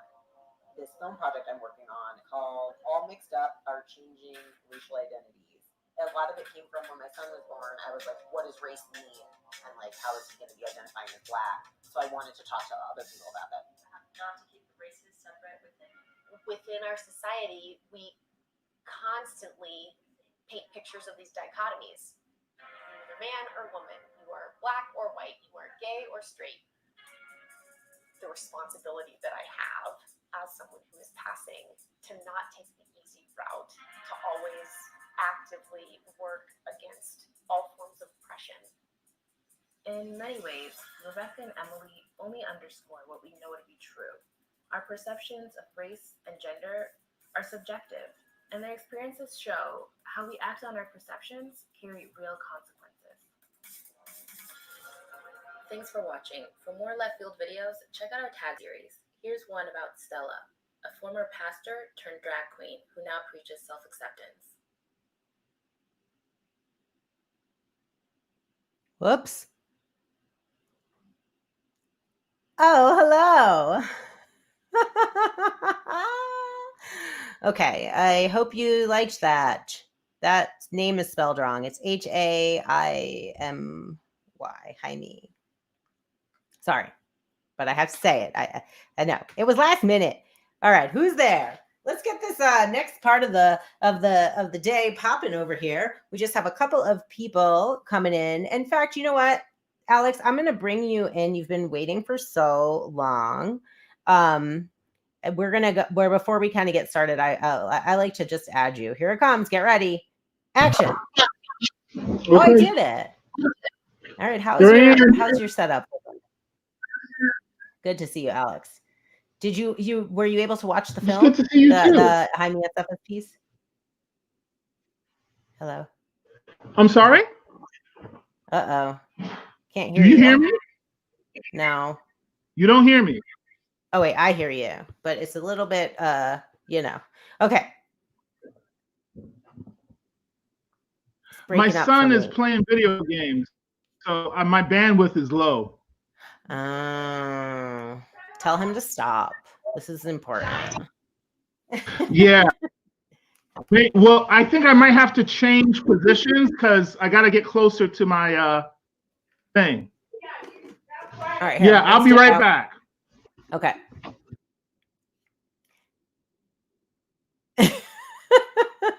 All right, we have a 4 o'clock start time for our next panel discussion.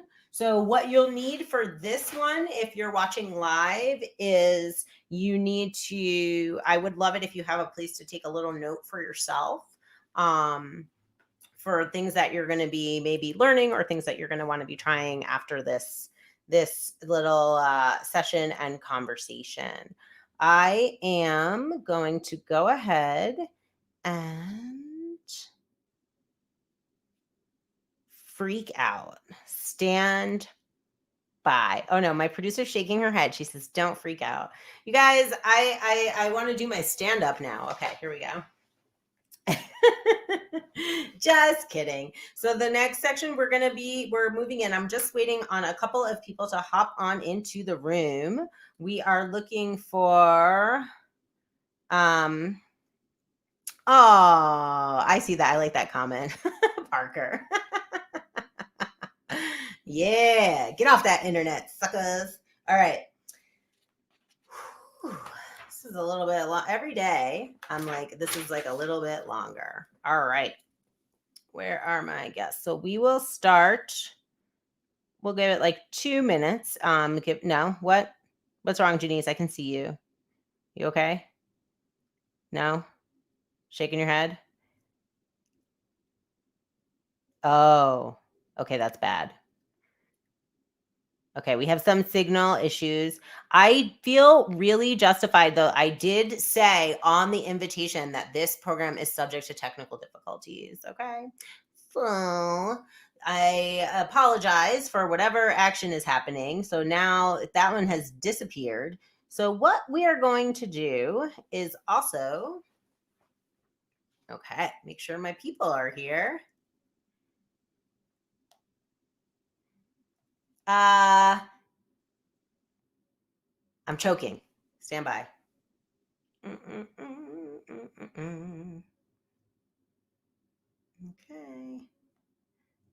Where is Miss Gwen? All right, we're waiting on, well, we're going to get started right at 4 o'clock. So for my very prompt people, Alex and Jared, we'll be getting this party popping in just a moment. And I'm gonna send that message. Nobody is. What? No, just keep talking or just start talking. What do I do? Oh, hi. Hello. My name is Rebecca. If you're just tuning in, this is MTOB, More Than One Box. It's a virtual world gathering this year. Typically, we gather here in Denver, Colorado. And we celebrate and we watch a film, all mixed up our changing racial identities. And we are this year, this event, it's a little wacky over here. But wait, what? I can't concentrate with people writing things in this. You guys, I have an adult ADHD diagnosis. So I need you guys to just help me. Oh, Gwen is here. Oh, whoops. Okay, so we need Gwen and then Annalise. All right, let me start over. Welcome to MTOB. This is our last sort of official panel guided conversation. So if you're just tuning in, beautiful, rich conversation with people from all over the country. And we've watched a couple of videos and some of us cried a little. And now we are going to move into the conversation that I believe is the heart of sort of MTOB and what problems the United States is having at this time. So, okay. Oh, ladies and gentlemen, so I am literally the worst today. I'm sorry, guys. Give me the grace. Give me the grace. Give me the love. Put it on my Patreon. Okay. Something that is always coming up that I've heard so many times in my life is that the mixed babies are going to save the world, that everyone's going to just keep having sex and making babies until everyone's beige, and that's how racism is going to go away. That said, let me welcome somebody who made a beige or a black baby, Alex Yard. That's my claim to fame. Yes, it is his claim to fame. So Alex, why don't you go ahead and just give us a quick rundown of your bio, what you do and why you're here today. Well, I am a father and husband that lives in Maplewood, New Jersey. I write and edit a column for the Good Men Project called All Things Geek, where we look at the intersection of pop culture and social justice. And I also freelance write. I've written for Black Enterprise, HuffPost, Your Tango, so all kinds of I'm a writer. Publications. So now, how do you identify, Alex? I'm a Black man. I'm Bayesian, very proud Bayesian from Barbados, Barbadian. And yeah, basically what my bio is, father, husband, I'm multifaceted and unpigeonholable. All right. But you also are the father to quote, I don't know how your children identify, but mixed race They or identify black. as They, black. they, I mean, they're both very pragmatic and realistic about it because that's how the world sees them. And that's part of their culture that is readily accessible. I think my daughter might identify more just kind of black, straight up, and my son, he has a little more nuance about it. He does kind of do a mixed, my mother's white, he goes through the whole thing. But I've raised them, seeing I'm a black man, I raised them within my cultural experience and awareness. And that is engaging, America and America engaging me as a black man with all the benefits and, sometimes pitfalls that comes with. Thank you. So that's our, and then I have another parental unit I would like to add to this conversation. Gwen Farnsworth. Hi, Gwen. It's good to see you. Hi, Gwen. Gwen, would you just let us know about a little bit about your background and why you're on here today? Because you know what I'm saying. Just hit it, girl. Oh, mute. You were muted. Can you hear me now? Yep, I can hear you. Okay, wonderful. I'm here because Rebecca asked me to be a part of this panel, but also I'm a biracial kid. Both my parents are biracial, and my own children are also biracial. There's a lot to unpack there. And when we talk about racial identity, we talk about one drop rule, we talk about 3/5. We talk about how all of that ends up impacting policy. I'm here for that conversation. So I'm really, really just grateful to be part of what we're talking about today. Thanks. Thank you. All right. And now for our next one. Now we're talking about what this exact moment is a little bit about being half black and half white, right? And so we are going to go ahead and add in our next guest, Jared Bynum, who is in fact, the product, just like me. Yeah. Welcome, Jared. Hi, everybody. I'm happy to be here. Yeah. So all right, we're gonna get popping off. Like, I'm gonna put the rest of the people in, and then my next listen, you guys, this woman, before I even bring her on, I just want to say that she has supported MTOB since its inception. She has supported All Mixed Up, the film, everything. She is incredible. And I am so grateful that she's making time in her busy schedule to be able to participate with us this afternoon. So I'd like to introduce Annalise Harris. Hey, Annalise. Uh-oh, girl. You too busy? Oh, you're told. Okay, there you are. Hi, Annalise. You look beautiful. Yeah, are you in your car? I would have to. Okay, the only reason is because traffic, and I decided to just stop where I'm at. So I'm in Westminster, but I was dropping off these curly activity kits, so that's why I'm way out here. So. Okay. Annalise does incredible work in the community with our young people, specifically around curls on the block, right? Like that's. Yeah. So she's really gonna like step in here, but like, Annalise, can you talk a little bit about what you're doing, what you're up to, and what you're about right now? Because that sounds amazing, lady. Girl, I literally have these kids. And I'm dropping them. Show everybody a kit. Well, it's a little, okay, look, I'm gonna be honest. It's a little late for tomorrow is the live stream, but I have Curls on the Block here. Curls on the Block. That's my nonprofit. It is to encourage and attract girls of all curls and colors to embrace, explore, and empower their natural selves, using beauty to connect with STEAM. And so this first session of my curly activity kit is making sparkle clay, but I also have a sponsor with Clay Love. And so we'll make some like clay. You can't say Play-Doh, so it's clay, but it's sparkle because that's what girls like.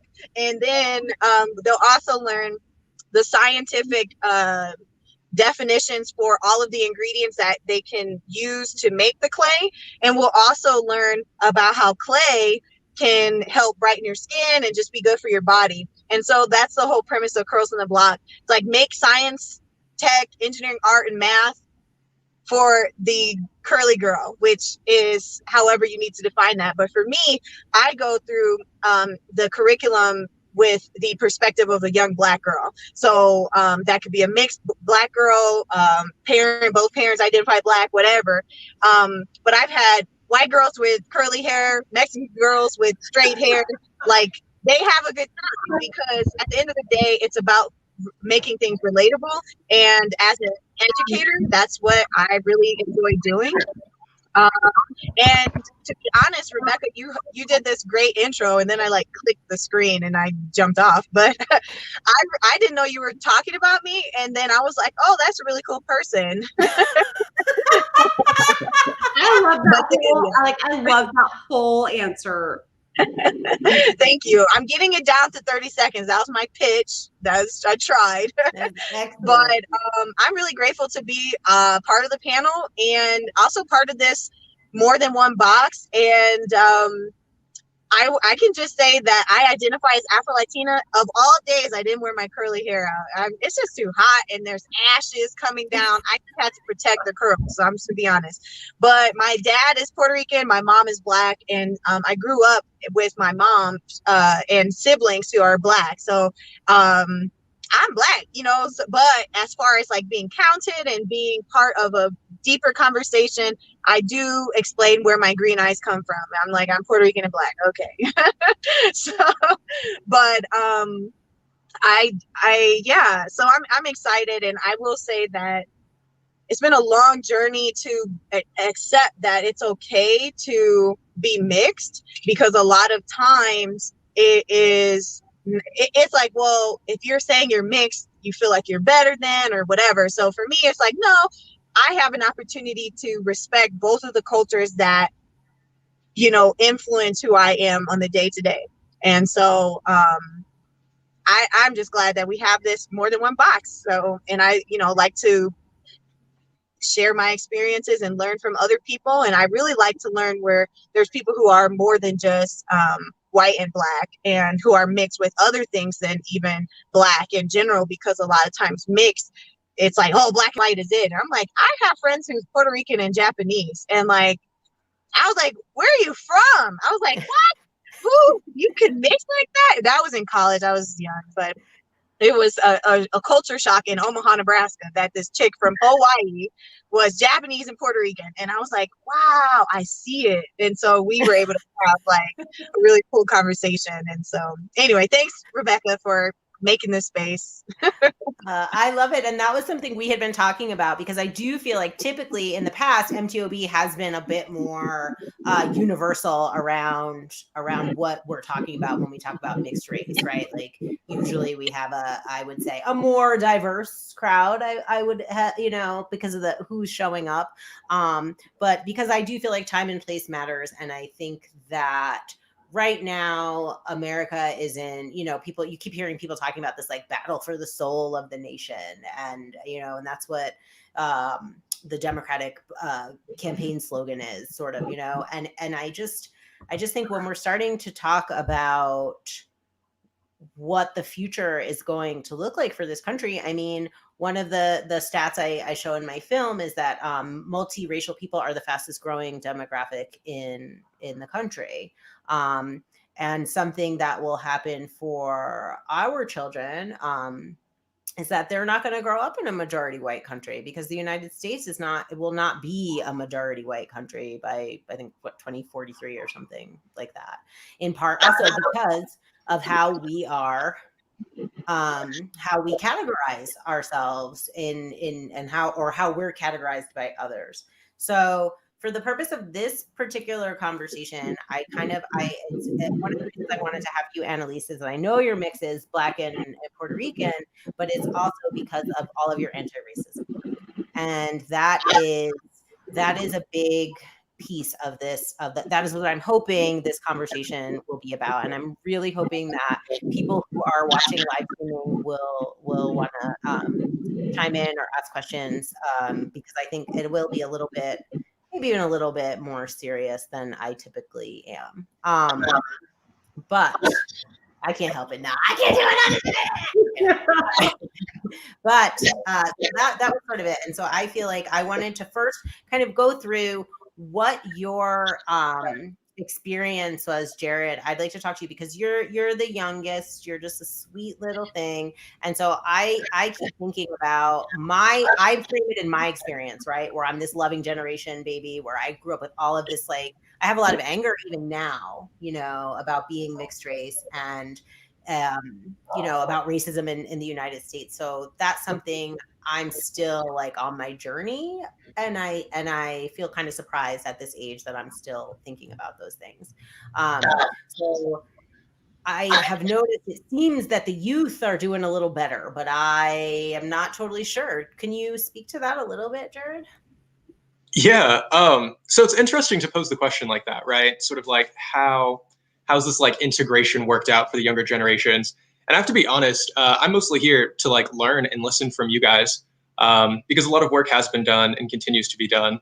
And I guess, yeah, so off the bat, I'm half Black and half white. I was born in Denver, Colorado. I was raised in Aurora, which is a little bit more racially diverse than Denver, a little bit more accessible for people of color. And now I currently live in Denver again. And my experience, I suppose, has been interesting. For the most part, there hasn't been a lot of like overt racism, but there's still a lot of boxing. So I think it's interesting too when we talk about, more than one box and how we're looking at that. And it's been mentioned several times when we're looking at like the one drop rule and sort of the legacy that's left. But I've always been Black. I was raised by a single white mother. I have a half Black sister. The entire extended part of my family, who I grew up, spending time with and visiting in Montana, they're all white. So I never had the opportunity to sort of like forget my Blackness, maybe. I've always been a part of that community, even if, maybe in my daily life, my family didn't represent that as much. Thank you. So all right, Alex, how old are your kids, Alex? I'm sorry, I think you're muted. Hannah, she's 11. My son William is 13, and Jared, you remind me of my son. Hey, I'll show you a picture. I don't know if you guys can see this. I'll hold it up. Can you guys see that? You see? Oh, that's so cute. Yeah, that's my son and my daughter. So they, again, my son has a little more nuance. I think because where he goes to school in Morristown, which is a very predominantly kind of upper middle class white suburb in New Jersey. So and he goes to private school. So he's kind of like the pink poodle, he's half Black, and but he's very, very aware of racism, of what people think of him and his heritage and his Black and whiteness, and how he engages with the world. It's funny, he never wants to deny or whatever. He'll say, yeah, my mother's white, and whatever, and what about it? It's all good. And so he embraces it. He's very courageous about it. He's very knowledgeable about it. I made sure that I didn't hide anything from them. I mean, my kids are well versed. They know a lot more about Black history, well, U.S. history, because U.S. history is Black history, than a lot of their peers. And a lot of his teachers, he's gotten in trouble with his teachers for correcting them. So when I get calls from them, I'm like, okay, well, where's the lie? He's not there. I pay you, right? So if you're misinforming him and you're not, being square with him, he says, well, excuse me, this is not really what it is. And, then we have to have a discussion about the curriculum. Because I was a classroom teacher for 15 years. I know exactly what you're supposed to deliver in a day, and you're supposed to cover this, that, and the other, and you only have a month for Black History Month, but hey, if kids come up with questions, and you have to be able to engage the kids where they are, and if they're sorry, Alex. Yes. I want to ask you something about that. I feel like I'm gonna take it left field. It's gonna get crazy. Here it comes. You ready? When you married your wife, who is white, correct? When you married her. Here, I got a picture. Here. I got pictures. Here I am. There's you see her? That's me and her. Love. San Francisco, I think. Yeah, we're visiting her friend. Okay. So when you married her, though, Mike, and when you guys decided to have a family, what did you think about what that would be like for your wife?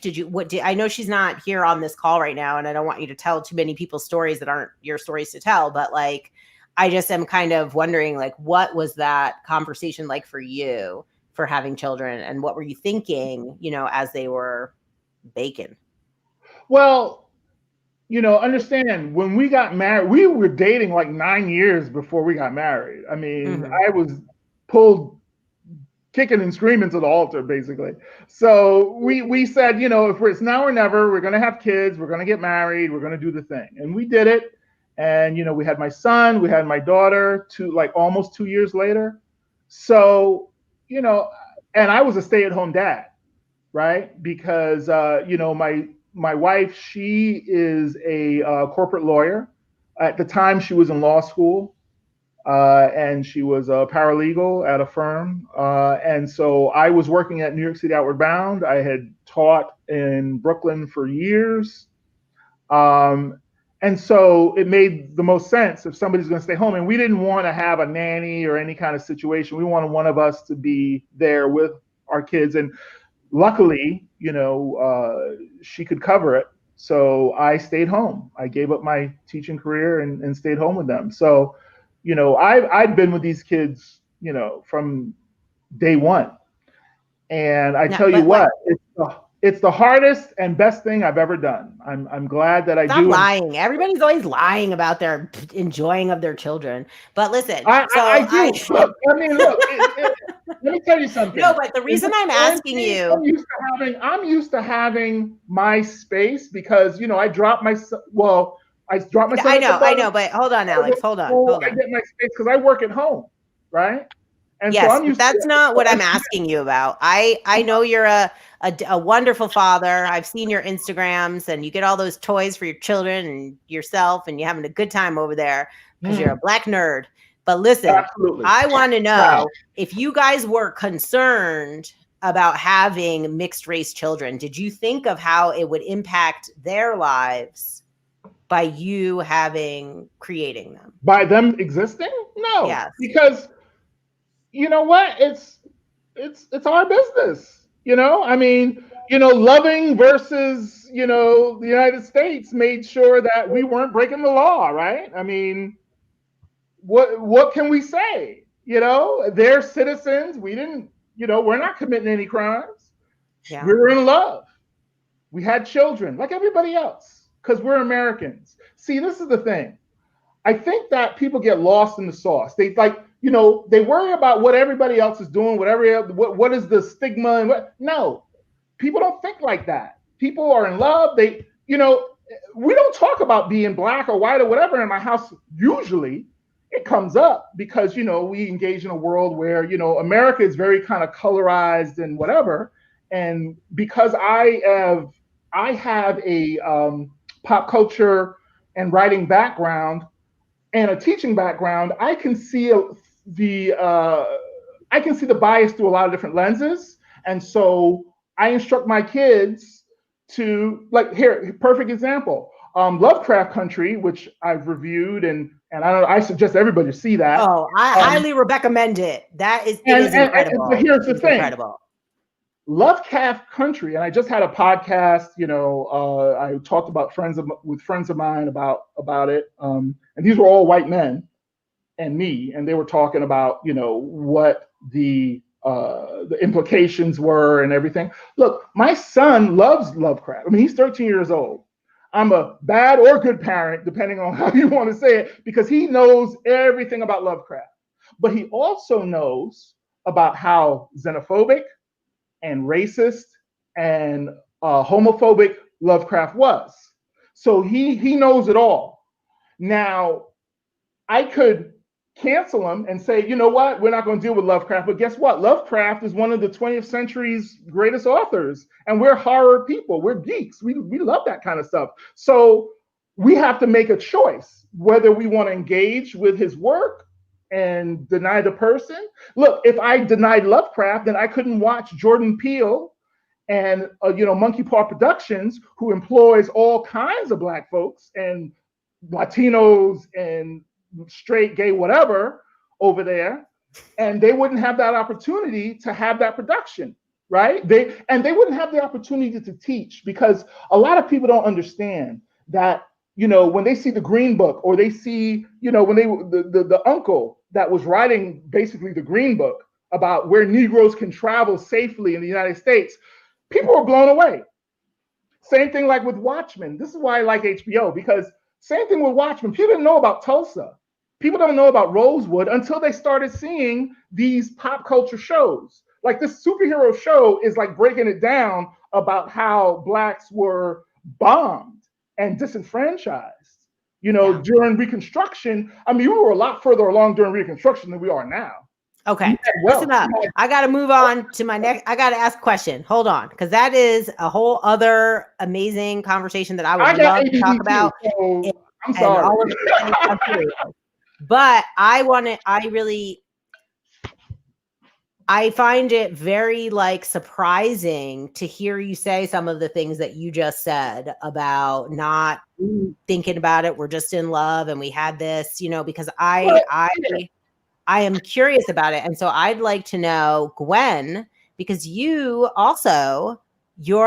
children's father is white, correct? Yeah. Okay. So, here, let me break it down. I'll tell you why. Yes. No, it's Gwen's turn. Hold on.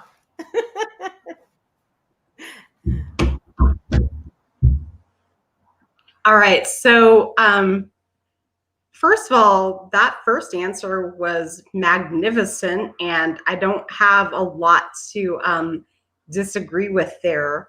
But yeah, for sure. My kids are biracial. I'm a Black mama. I'm a biracial person myself. My kid's dad, it's a white guy from Connecticut. Talk about the impact on that and how they interact with the world, how I interact with the world.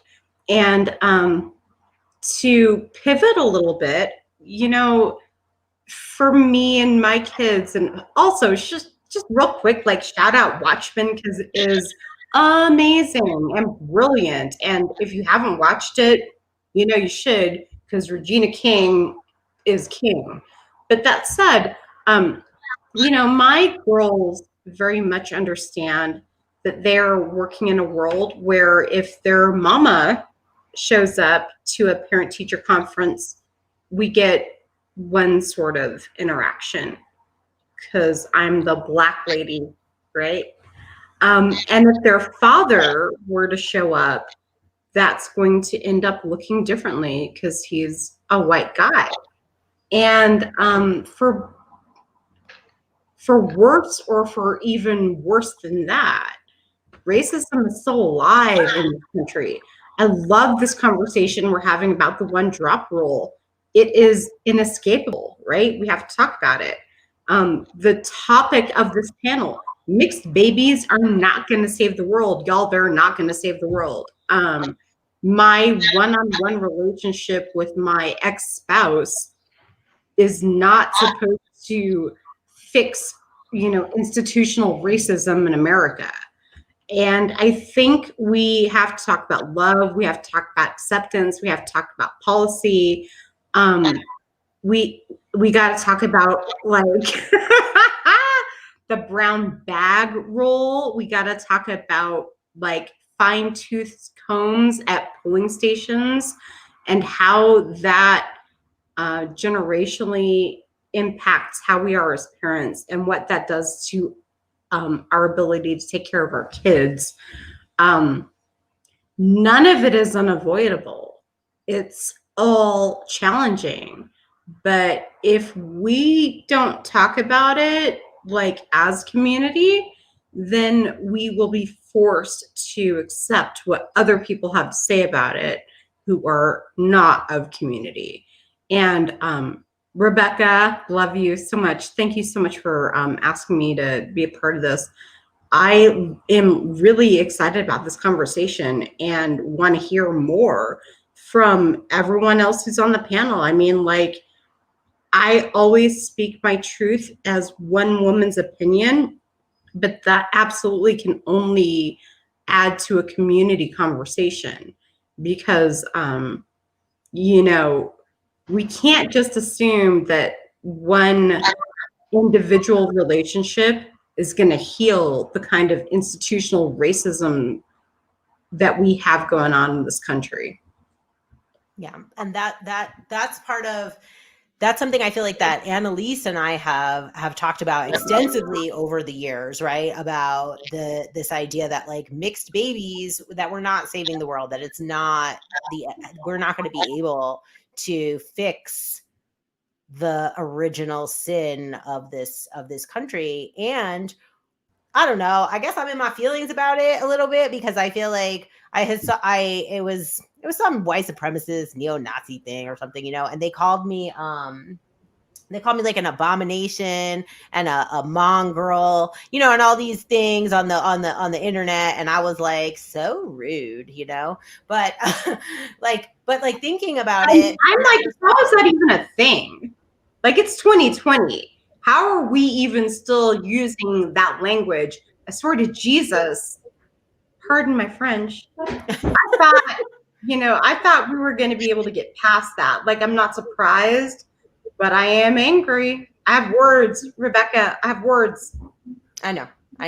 And so like but that is the part for me where it's like, we're trying to say, I guess what I kind of wanted to get into here was, you know, we're not saving the world. So that is basically what I'm trying to say before we move on to like our how to be more, how to be actively anti-racist in this world.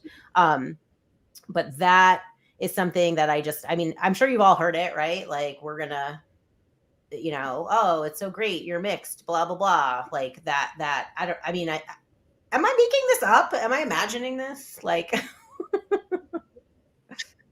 No, I think you bring up a really good point when you're talking about this, I don't know, the vitriol that some people still espouse, right? The fact that there are ignorant people in the world who think that their racist rhetoric actually like means something to us.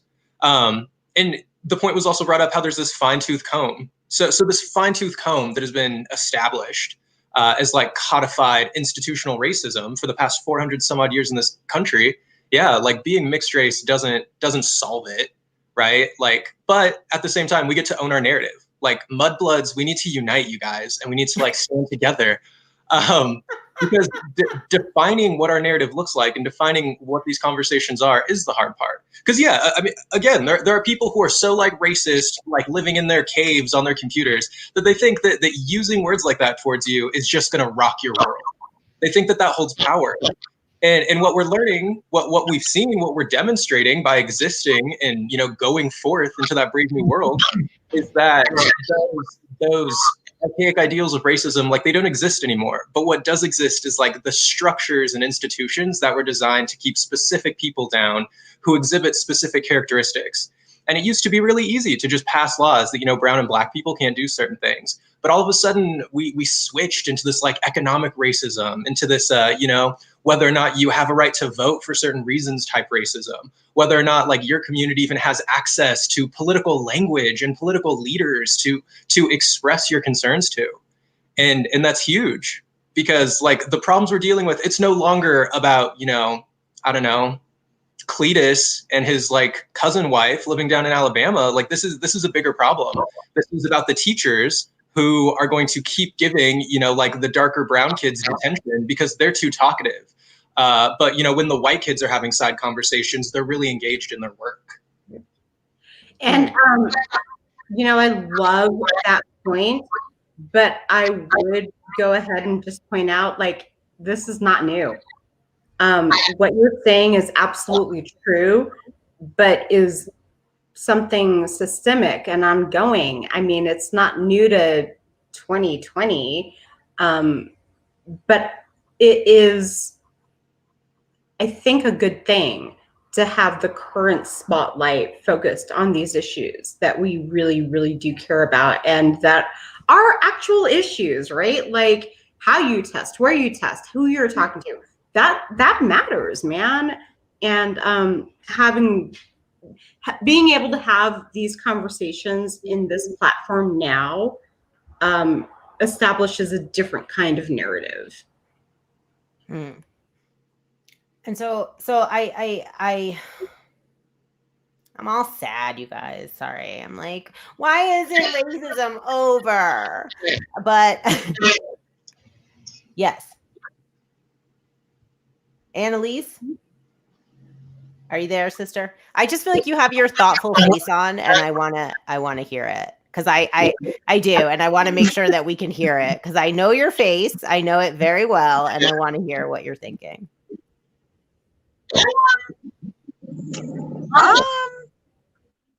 Yeah, I've been listening. I definitely agree with some of the things that were stated. I have like questions, I think, more so than answers. I don't think I'm an expert at all, but I did, you know, I have studied, I have read a lot of different books, a lot of different perspectives. I just think I really appreciated the two parents being able to comment about their experience with their partners. I am single, and there are definitely intentional. I mean, I may be attracted more to Black men, absolutely, but Matthew McConaughey could get it anytime, whatever. But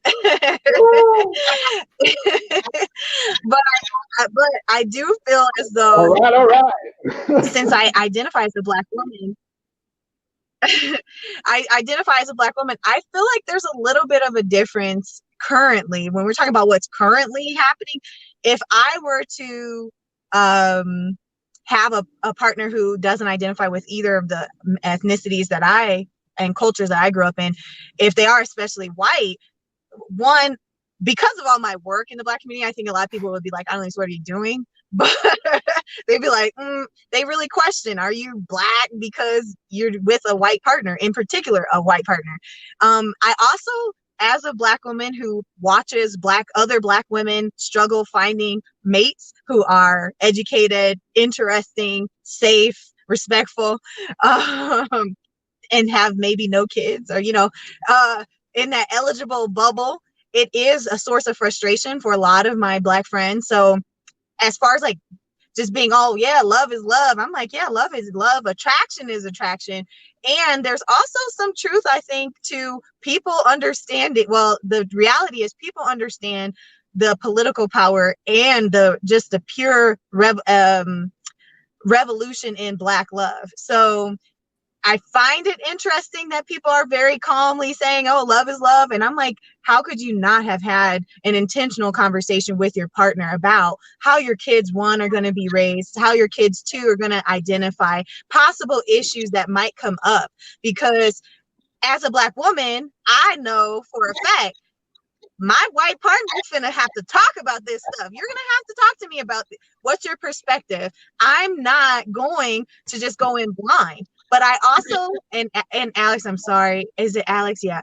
One of you said it, but I just feel like, and I'm just putting this out there, but maybe I'm also putting on a burden that's not mine. I'm gonna check myself, but as a mixed person, I feel like I should be free to whatever, you know, whoever my partner is, I should be able to attract whatever. it would be messed. I'm gonna just say this. It would be messed up if I said I want a kid that looks like me. I'm gonna be honest, because what does that imply? But I also feel like it's fair. How can I want a baby that look like me? Now you know that I said that all the time, and everyone was so mad at me for talking about my kid. But it was like, and Alex, actually, I know Alex from writing from the internet, and he wrote, we did an interview about this, and it was more along the lines of, yeah, I wanted my kid to look like me because I'm gorgeous and I ruined my body and I'm kind of a narcissist. So like I wanted him to look like me out of a place of like vanity. And people will, but because of our racialized like society, you can't even like say anything like that. And at least light-skinned Black women can't. Right. White women who marry Black men can say they want XYZ. I find that problematic. And I'm addressing not necessarily anybody on the panel, obviously, but what some of the efforts of communication I've made with women who I know have like Black partners, even down to adopting. When I've questioned why my Jewish white female friend and her white male husband want to actively seek and find a Black kid. And then I also step back and know that to me is love, because we have so many children who are in our the adoptive system and, you know, foster care system. But I have like, my heart just is like, how are you going to deal with this? Because boo, I barely deal with you. So like, how are you going to raise this like Black kid? So for me, it transitions to even being mixed. Like, how are you not having these conversations with a partner who really doesn't relate? And I have a number of my Black female friends have white male husbands. And so I see their interactions. A lot of my Black male friends, I wouldn't necessarily say have like white partners. In fact, you know, it's been interesting, but I know that my Black female friends have specific conversations with their partners about children, upbringing, and identity. And they continue to have those conversations because some of their children really as light as me, you know, or lighter actually than I am, and just gorgeous, but like growing up, they're like, who do I look like? And they're just now 3. So at 3, they're seeing and talking about, oh, I want this done to my hair. Why is my hair curly? Boys. So it's you know, it's just interesting. So I just get a lot of questions, and I'm not necessarily saying anything of value right now. I'm just like, if we were Girl, I'm just gonna hop all over this conversation because first off, 100%, right? Like with all of what you said, especially talking about like Black women versus white women and how those interracial relationship conversations go, like for sure, all of that. And also, you know, intersectionality and thinking about, and the thing that you said that really struck me was intentionality.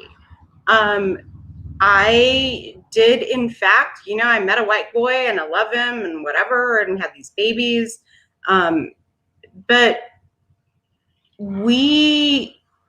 my ex-husband and my current partner had to have very specific conversations about like how these kids were going to be raised, how they identify, the difference between if I go to a PTA meeting or if my partner does.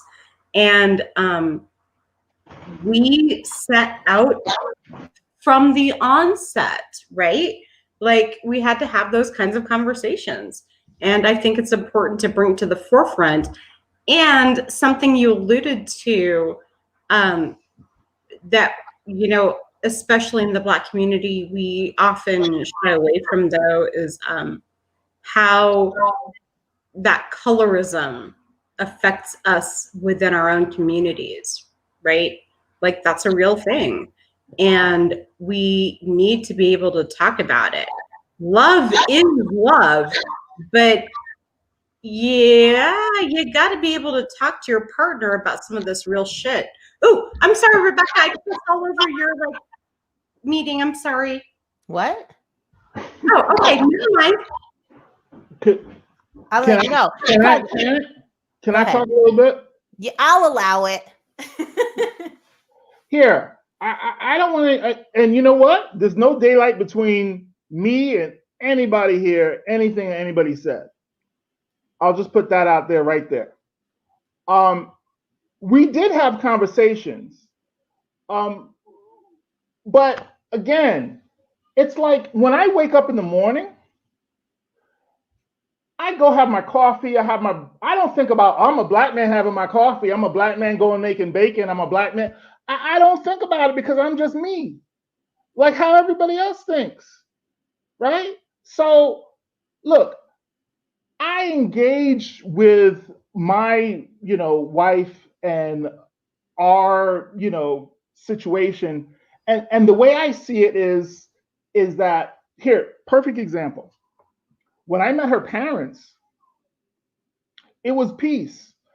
She's from Iowa, okay? She's from Ames, Iowa. I mean, she's Miss America every year because that's the whitest place you could be from, okay? Ames, Iowa, but her parents were both academics. Her father was a statistics professor. Her mother, grew up in Boston, and Boston has its own issues about race. She grew up, whatever, North Boston. But when I met them, they were lovely people. We had been dating for a while. It was all peace. Met her brother. He was cool. Her brother actually, married a Chinese woman. So they don't have any quote unquote white grandkids because their cousins who they love and love them are half Chinese.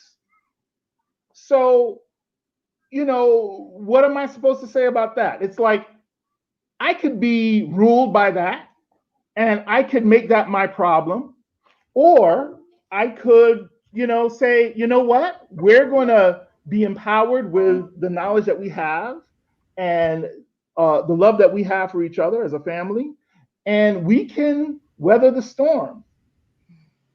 And here, you know what? I found this thing on Chris Rock. I don't know if you guys had read this thing about Chris Rock and what he said about race. And this is probably one of the realest things about race I've ever heard when he talks about race. And basically what he says is that racism isn't a black problem. It's a white problem, right? It's not my problem. I don't have any problem with my race. I don't have any problem where I'm coming from. Let me just read a quick excerpt. Okay, quick. When we talk about race relations in America or racial progress, it's all nonsense. There are no race relations. White people were crazy. Now they're not as crazy. To say that black people have made progress would be say they deserve what happened to them before. So to say Obama is progress is saying that he's the first black person that is qualified to be president. That's not black progress, that's white progress. There's been black people qualified to be president for hundreds of years.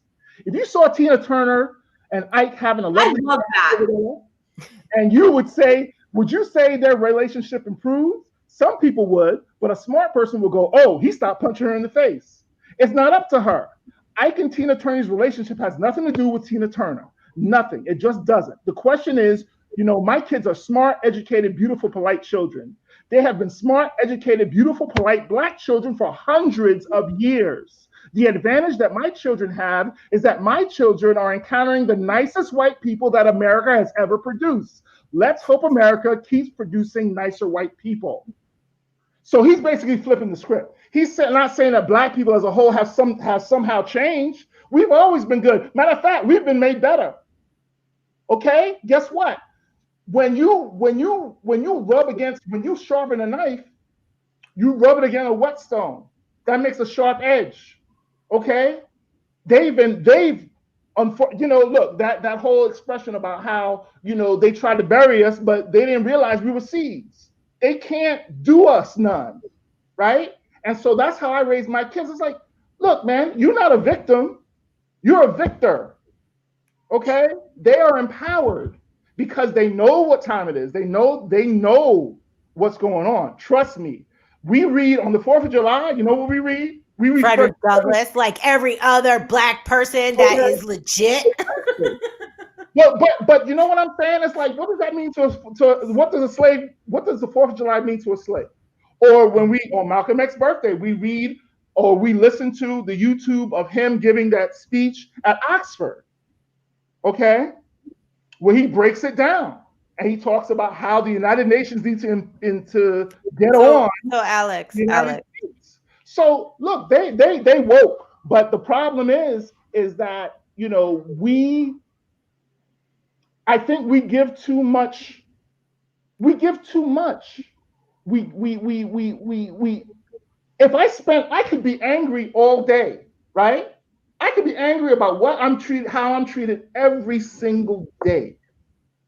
And I'm exhausted. I can explain to people about, you know, racism and systemic racism. I could talk about the prison industrial complex. I could talk about, you know, the school to prison pipeline. I could talk till I'm blue in the face to people all day long. That's exhausting. I'm not the mayor of Blackland. I can't be, right? I'm me. I'm Alex. I'm a geek. I write. I love my wife. I love my kids. I do my thing. You know, I'm out here hustling. I'm trying to get things together. And I'm trying to get it. This I'm sorry to interrupt you, but I'm gonna let's bring it down to what just happened last week. Let's be real. Kamala Harris is still being questioned on if she's Black or not. So I love all of that hype, but at the end of the day, people still want to categorize us. They still put us into boxes on who we represent. And you know who did it the most? Yeah. Black people. So all of that good and dandy. But also white people took from some of the stuff we were saying, like, oh, she's not even Black. But they did that to Obama. He's Hawaiian. Hawaii became a part of the U.S. But I also want to pitch this question. Well, what do you say to people like when people have mixed kids? You are what your blank is. I want to know what's your answer. You are what your blank is. What's your blanket? What? I don't understand the question.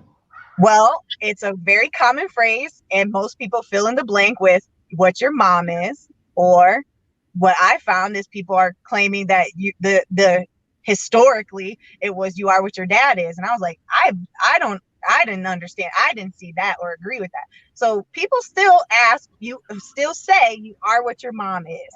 So I mean, you can live and that is Annalise. And Annalise, I love that question because it speaks so truly to where we quote are as a quote post-racial society. I think all y'all know that's not like where we are, but you're right. And it goes back to what we were talking about at the top of the hour. It's that one drop rule, right? And like, yep. And even then in the description of his kids, right? They're not even white. Why are your kids not? Why are the grandkids not white? See, I feel like exactly they are white. They're big. We talk about 3/5. We talk about one drop. We talk about a brown bag. We talk about you know, a fine-tooth comb. What established your Blackness or your whiteness or your, in America, your otherness? And what does your otherness even mean? But at the end of the day, and this is going to be charged, but if you are successful and you're Black and you're biracial, that part's going to get called into question. We're going to talk about Kamala. We can talk about Barack because we have a whole lot of commentary about, like, are they Black enough? And I'm going to cuss again. Okay, no, I'm not. But who in the white media gets to decide what Blackness means in America? I want a whole lot of people to shut up and stand down. Because for me, being Black in America is I show up, y'all see my nose, y'all see my hair, I'm a Black girl. I might not be only a Black girl, but it is where I identify because that is where I am seen, even where I am ignored. And that sentiment runs for my children as well. Oh, that was a whole lot of words. I want to hear other people talk. Listen, you didn't even answer the question. What are you? You're what your mom is. Or you so Annalise, one thing I would say to that though is because hold on, where all of that comes from, historically speaking, is slavery. So it is, you would be in the United States anyway, you come from, it was traced by the lineage of the mother. So if your mother was a free person, then the child is a free person, right? And Girl, so, I know, but people challenge that. I was like, oh, racism is a lie. Because, all right, and then that's what it really I'm comes not down to agreeing, is but that I'm trying to say that's what historically it was. Like, I'm not agreeing with it, but when you're talking about what the delineation between, it was what you were, what your mom was. That's who birthed you. That's whose vagina and blood created you. Like, that's what you were. And but people really, you're talking to a mixed person.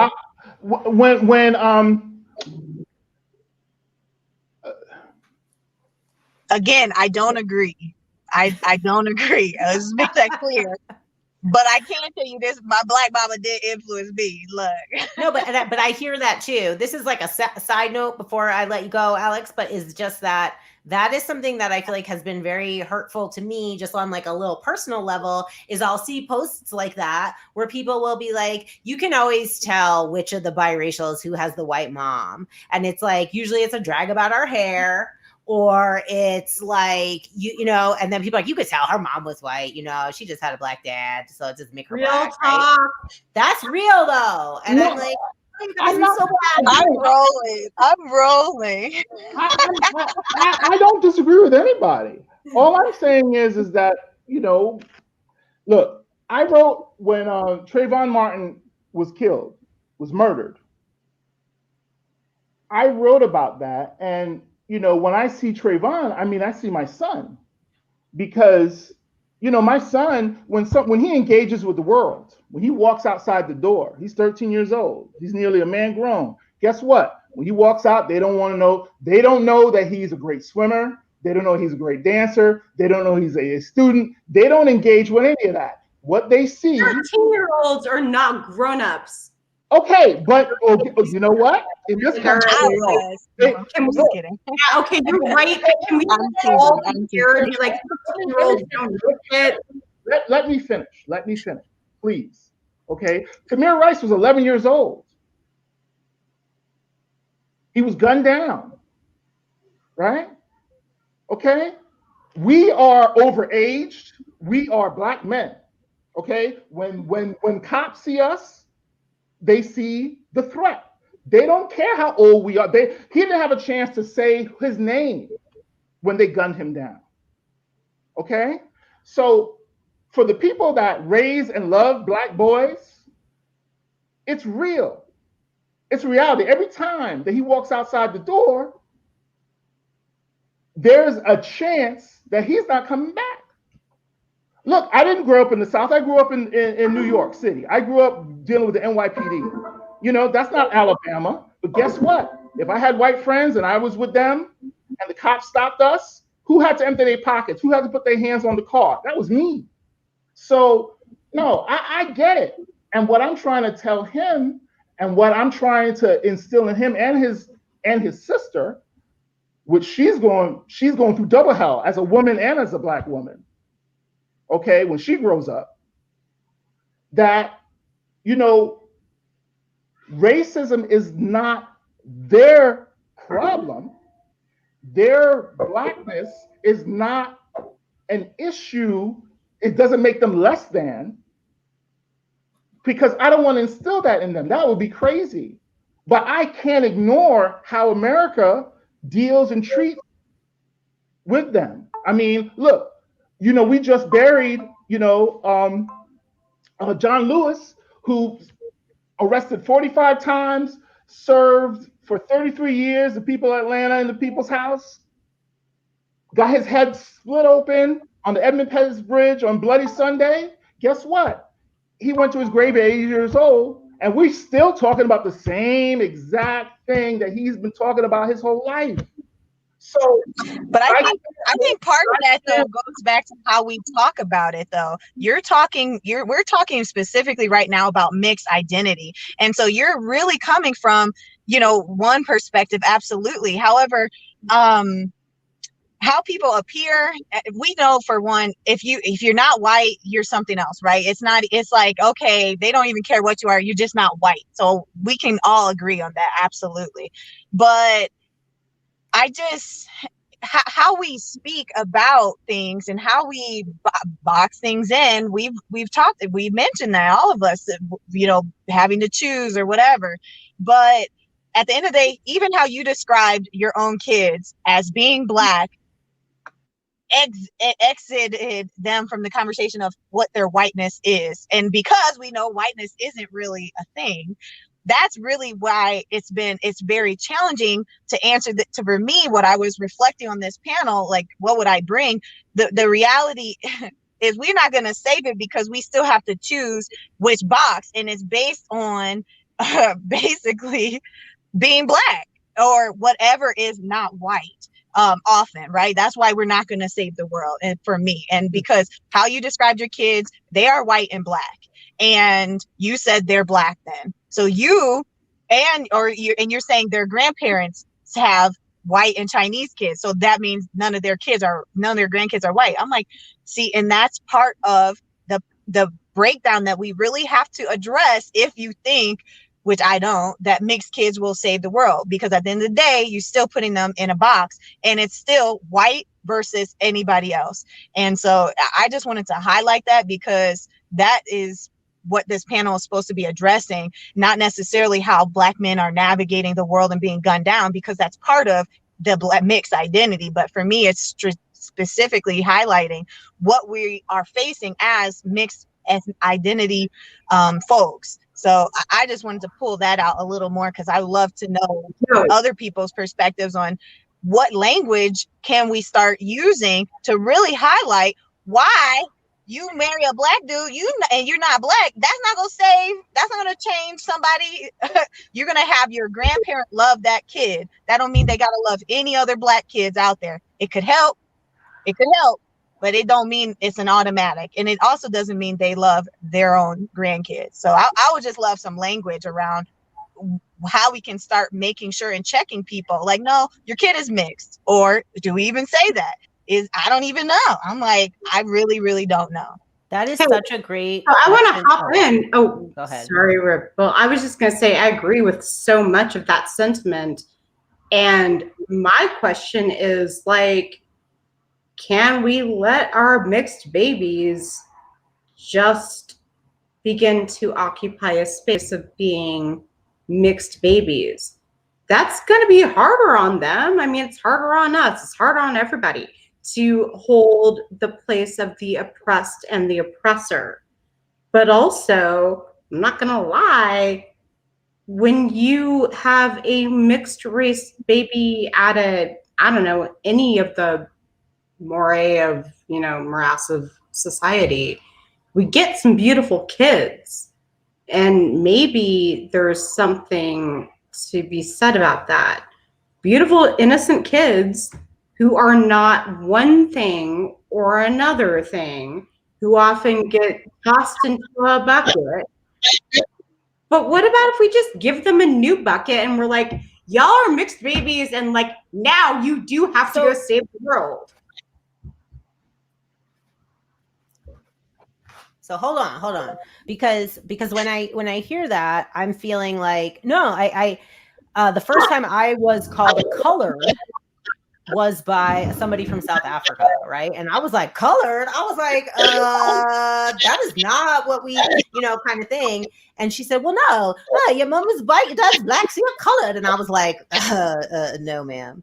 But when we're talking about that identification piece, I think that is a really, it's fluid now. I feel like it's different. And that was one of the reasons that I wanted to have Jared on, because he's young and so sweet. And I just, and I do wonder though, like, how you're feeling listening to this conversation, because I'm looking at your little face and it's like, and he's always like, I'm a grown man, Rebecca. And I'm like, but I feel like like, I don't know, like, I wish it was that way. And I feel like, Annalise, the conversation that, we're having with Alex, and it's sort of feeling like, whoa, a little bit, but at the same time, I think that's the heart of it. It's like, what is going on in our own minds? How do we decolonize our own minds when we're thinking about this? Because, like, do we need these categories? The census is this year, right? Like, what's going on with that? So, Jared, are you there, baby? Are you okay? Yeah, I was actually waiting for a good segue to get in here. So as a beautiful mixed race baby, not really baby, I'm 23. I still feel like a baby. Maybe my channel can be on like how to adult. But there are a lot of really good points brought up. It's interesting, and I can only speak from my own story and my own narrative. But yeah, so again, like I was raised by a single white mother. I also have a sister who's half black and half white. And for a lot of, at least my story, what feels like our story, my blackness was, it was bestowed upon me, we'll say. You know, because I didn't have like black people in my family, in my circle to come and show me the ropes, teach me the vernacular, you know, get me to the cookout. I was with my single white mom who's from rural Northern California, and we didn't have those kinds of discussions growing up. You know, it was very much that, you know, race exists, it's fine, we're a family. But, you know, when I go and visit my, you know, like conservative rural family in Montana, race is very real and they are very much racist. And they love me and they cherish me and they always, you know, do the little digs or, you know, say things that are microaggressions and then end it with like, oh no, but like, you know, like it's different. You're not like them. And it's like them is me. Like when you tell me my race, when you treat me a certain way based off of your assumptions without knowing my story and my history, you are very much putting me in a box and you're telling me what my identity is.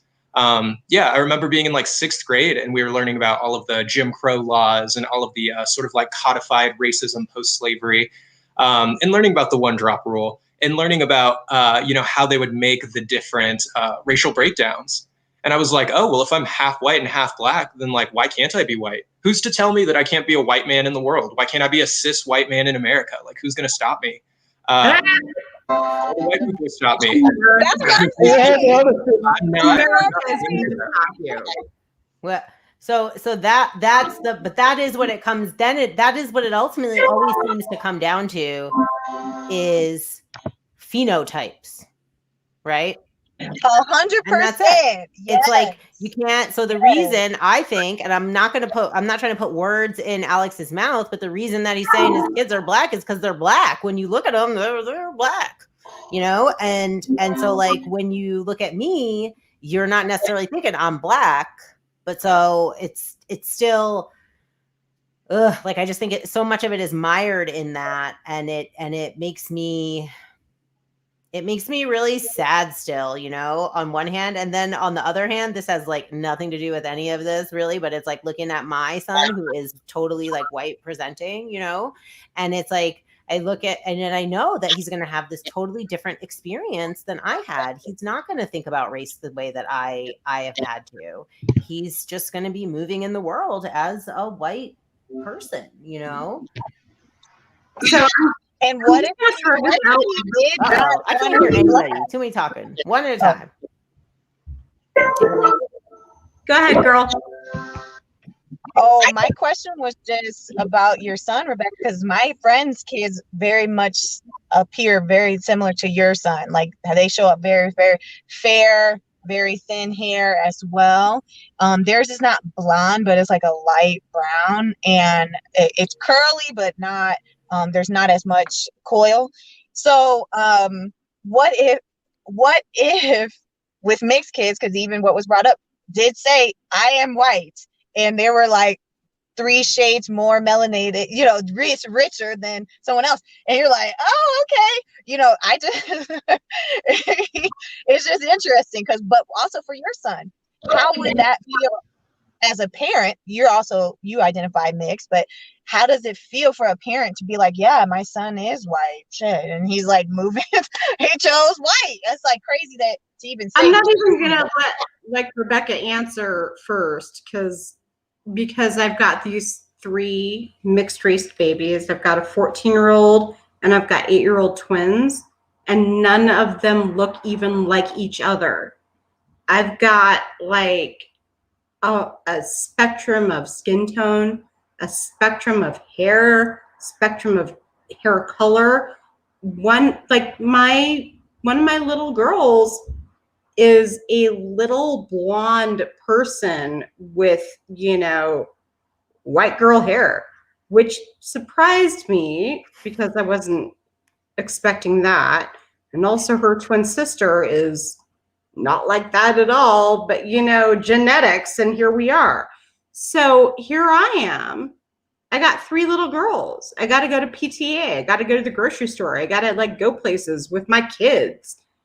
And trust, some white woman has asked me if I'm the nanny, because they're all over the place. Feel me, right? Mm-hmm. I remember going to church and having the other parents come up to my mom and ask if like she knew where my mom was. Yeah. Yeah. I mean, it's a real situation, and you guys, we're like wrapping up our day. It's been a long one. As we're kind of finishing, not finishing. We got, nobody, who cares? We just go carry on. But is thinking about, I've had this on my mind so much about what is anti-racist. And I feel like whenever somebody is watching this, because maybe people, they'll catch it later or whenever we put it up, but like thinking about it at this time in the United States of America, we absolutely, people are either, in my mind, you're either racist or you're actively anti-racist. And so this is a definition I like. We popped it up on here from Ibrahim Kindi's How to Be Anti-Racist book, but I like it because it's like a racist is someone who's supporting a racist policy through their actions or inaction. Because if you don't do anything, you're not burning crosses on my lawn, but you're still upholding white supremacy, right? Like that's sort of our narrative. And then, but to be anti-racist, is when you're supporting anti-racist policies and you're doing the work and you're putting in that time. And it's like, I think that is interesting in part also to Alex, to what you were speaking about around like, this isn't my problem, but it's white people's problem. But I also feel like I just am thinking about like right now, and I'm like, it is all of our problem to solve in that. Yeah, it is white people's problems because they like created this whole mess now, right? But we're dealing with the fallout of that. And I guess I wanted, and I often find that for mixed spaces, white people, I'm just going to say, are often very comfortable. They feel good because they're like, oh, this is, so they feel a little less nervous coming to more than one box than they do going to like, a BLM barbecue. Okay. So that piece of it is I'm hoping as we kind of round this out is like, I do want to talk about how to be anti-racist and like, what does that really look like in our like day-to-day life? And that is my question for all of you and myself, like what is being an anti-racist? What does that look like?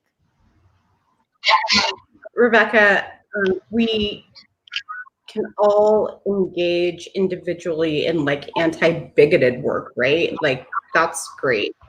But to dismantle the institutions that are working as designed to keep Black and brown folks down, it has to come down to voting, right? It has to come down to representation. It has to come down to who our elected officials are, how we support them, how we show up, getting out there in the streets, voting, protest as like an absolutely relevant form of getting our voices heard.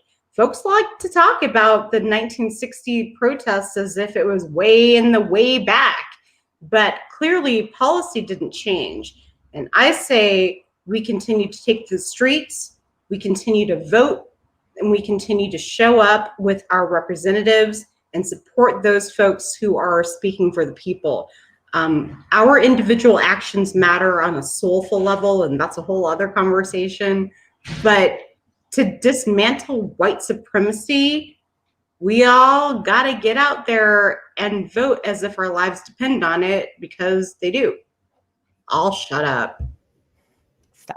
Can we emphasize that like showing up part though? Because voting, yes. I'm like, young Politico since I was 16. You know, I love that stuff. I love the campaign work and the politics and like getting local and meeting our reps. And voting is huge. Voting is great. Voting is wonderful. But voting is like 1% of like the entire block of work that has to be done, especially when we're talking about supporting our elected officials of color who are not just talking the talk, but like walking the walk and showing up and doing the work. I had this amazing opportunity to work for, you know, like a prominent Black legislator in Colorado. And there's like this specific instance where we scheduled this high level meeting. We were going to meet with some important people. It was going to be this great thing. And they had sent a rep out to come and like, you know, do, you know, some quick like beforehand work. And I get everything squared away. And the person comes to our office and walks in and leaves. And then 15 minutes later sends me an email like, oh, you know, I showed up, but the representative wasn't there. Oh shit. Like, what do you mean? Like, she was sitting at her desk. Like, were you not expecting a Black woman to have power? Were you not expecting somebody who looks like her to be in this position? She was waiting for you. And that showing up piece is like, I think the part where a lot of people get confused or get hands off, because it is not just, you know, showing up and voting, but it's the other 364 days of the year. You know, when contentious bills are going through the legislature, show up to committee and speak as a person of color and let your truth be heard, and let the people up on the dais know that like this isn't just, you know, some academic, you know, like ivory tower, you know, anti-racism dialogue and training type stuff. Like, this is real for real people. I mean, I could go on. I could list off like the 9,999 ways to like do the work, but I'm just saying. Well, I love how you just showed up for that answer. Giddy up. If I may, I understand, you know, white supremacy we're forced to confront in America wasn't created by the police alone. But I believe that defunding the police and using that money in Black communities to help empower Black communities is a substantial way, because let's face it, you know, we need money, we need capital, we need, you know, investment in Black communities, right? So, you know, it threw a spotlight on the duality of, you know, George Floyd just kind of like opened it up, opened people's eyes up worldwide, you know, in a way that many others haven't. And as, you know, we sit here and look at, you know, these paramilitary with these tanks and all this, you know, nonsense, you know, we can use those funds to, you know, create affordable housing, mental health services, you know, take the cops out of the schools. I mean, you know, they're very definable goals if you follow where the money is. Right now, United States spends, and I mean, you can look this up, you don't have to believe me, we spend 1/3 of the dollars generated on the planet for military use, period. So 1/3 of any money spent on Earth for the military is by the United States. Now, our GDP is down 33%. Now, because of the COVID and whatever else. So it seems to me that we need to reprioritize. And this would be a great time to reset our priorities and look at using some of that wealth and using some of that to invest in Black communities and rebuild the kind of momentum that we had during Reconstruction. As I said before, Reconstruction was one of the high watermarks as far as Black legislation, lawyers, professionals. I tell you what, this is Rachel Pringle. I'm good with my pictures. If you look her up, she was a Bajan, okay?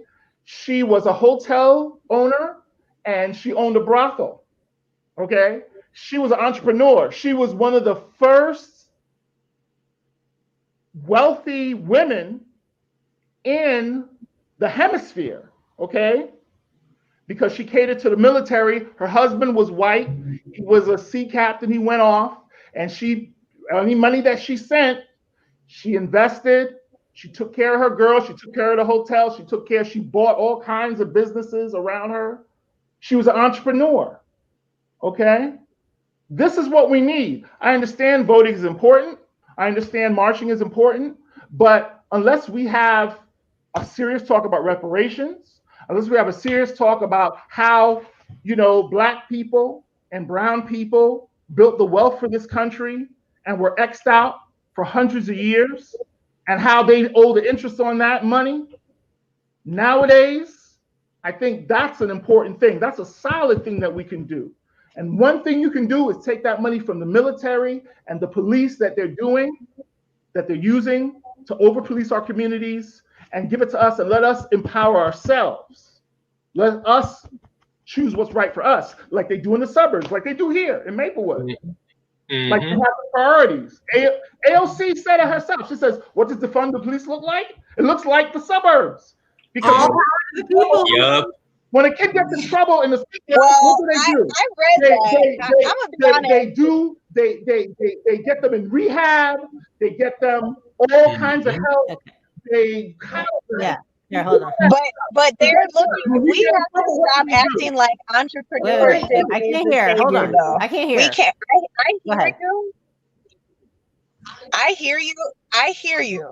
I do agree. If we sustain this current system, the changes that would impact the Black community in particular are everything you have stated.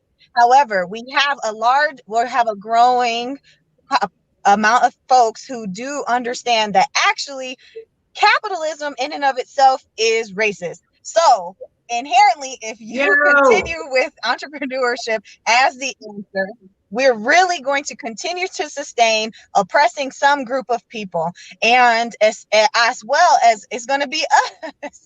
And so I just want to put that out there, because that is the other conflicting dialogue that I also know contributes to the dismissal of Kamala Harris, right? Because it's not just that people don't think she's Black enough, but that's an annoying conversation that's happening. But it's also because she has upheld, and not that I'm agreeing, because we need to go ahead and vote, because just do it.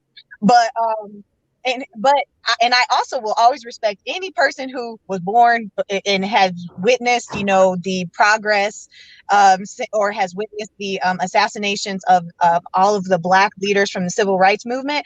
They grew up in a really interesting time, coming of age, crack, all of that. But I just want to put that out there, because I know as we're trying to have the resolutions come up, we really do need to challenge inherently all the stuff that was listed by AOC is coming from a communal space, right? Where you care about people. But who did that actually come from? That's actually more of African tribal traditions and values, as well as Native.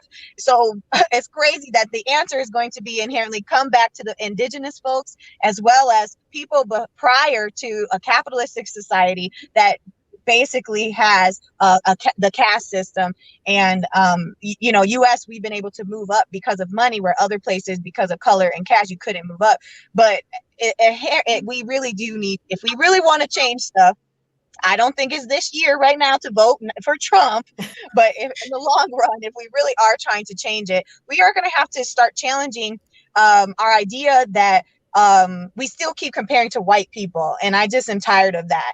It goes in education. Oh, the Black kids' scores are low because you keep comparing them to white kids. If you made it a dance class and had them have to do a test on that, I guarantee you the stats will look a little different. And some Black kids can't dance either. So I'm being funny, but to put a spin on, we keep comparing ourselves and still are not actually comfortable removing the capitalistic system that sustains white supremacy and ideology. So that's all I wanted to highlight and add.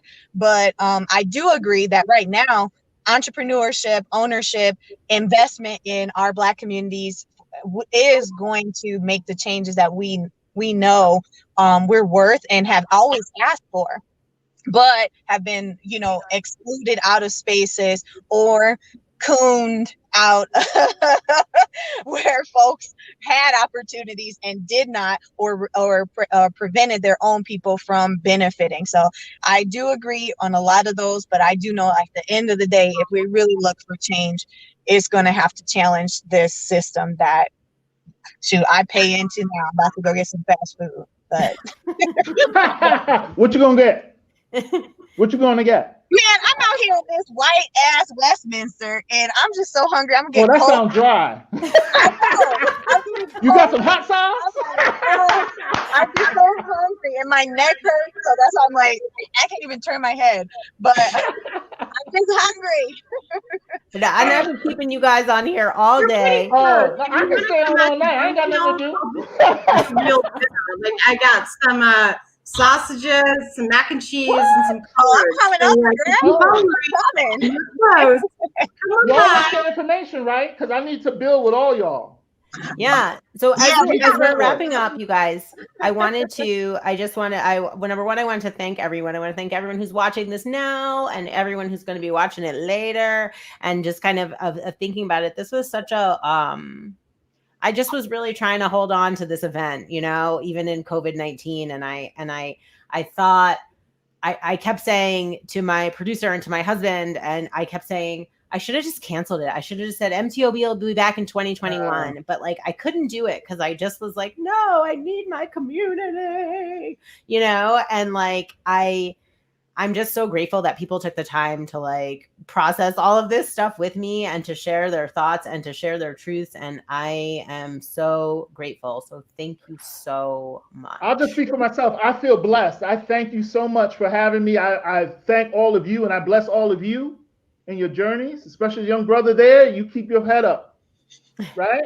He's not. I mean, I'm sweating. I wish he's too embarrassed to come, but I mean, if you look at him, forget it. And the last thing I did want to talk about quickly was that, and okay, full disclosure, y'all, I'm on the board of this organization called Creative Strategies for Change. And when we're talking about our anti-racism work, and they do so much work with like youth and teachers and through art. And I love the organization. And the reason I even got on the board was because I went to a training to see if it would be like a fit for me. And I was supposed to go for one evening. Like I was supposed to just check out their work and then decide. And I stayed for 2 days. Like it was a weekend long workshop. And it was so incredible that I love that organization. And I feel like they do all of this anti-racism work. And I am supposed to raise $500 for them before the end of the year. So if you could just give a little donation and say Rebecca sent you, that will help me meet my fundraising goals for Creative Strategies for Change. But they also have incredible like workshops and spaces, Mental Health Mondays. They do a community cipher every month. We've been doing it online. And it is one of the most valuable anti-racist organizations that I am currently working with. So I wanted to give them a little shout out. And you're going to get them hooked up with my organization, and I'm going to make sure to promote that because it sounds amazing. It truly is. I promise. Like, I don't like all of the things that I want money for besides myself are just incredible. Brown Girls Doc Mafia, Creative Strategies for Change, the Democratic Socialists from time to time. But I just wanted to kind of like put that out there. So now, as we're finishing up, I wanted to give shouts out to my producer, Janice. She is the person that has been behind the scenes, making everything work for us. There she is. Look at her. Hey! Yeah, you've done it. I know it's been tough. She manages me on Off Color podcast often too. And I could see her face being like, Rebecca, get control.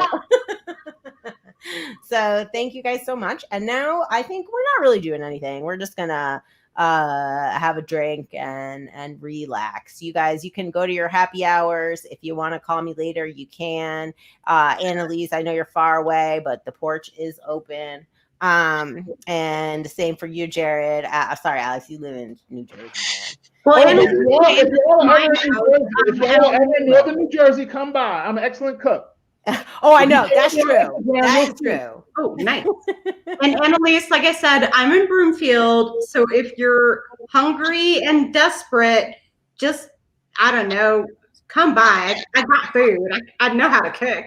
You got sauce? Look, I'm heading over there now. All right, you guys, thank you so much. And so this concludes, I guess, MTOB 2020.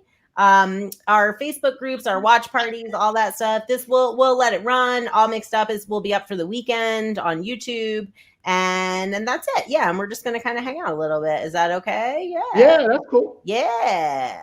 See if anyone has comments. I like that. Janice Yeah. is like, also make sure nobody leaves without leaving a little something I can follow up with you guys, because I need content and all y'all's, organizations. And Annalise just dipped, but I will tell you right now, that Annalise's work is so dope. Like you are going to love it. Absolutely.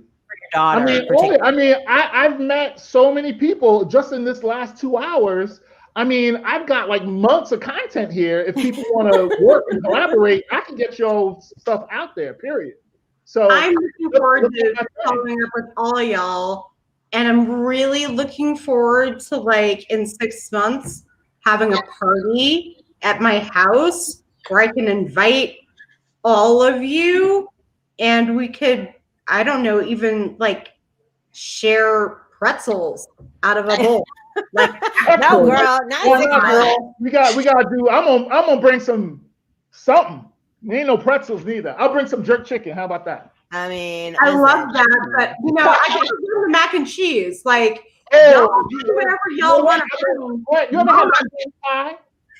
You have macaroni pie going? Yes. Macaroni pie.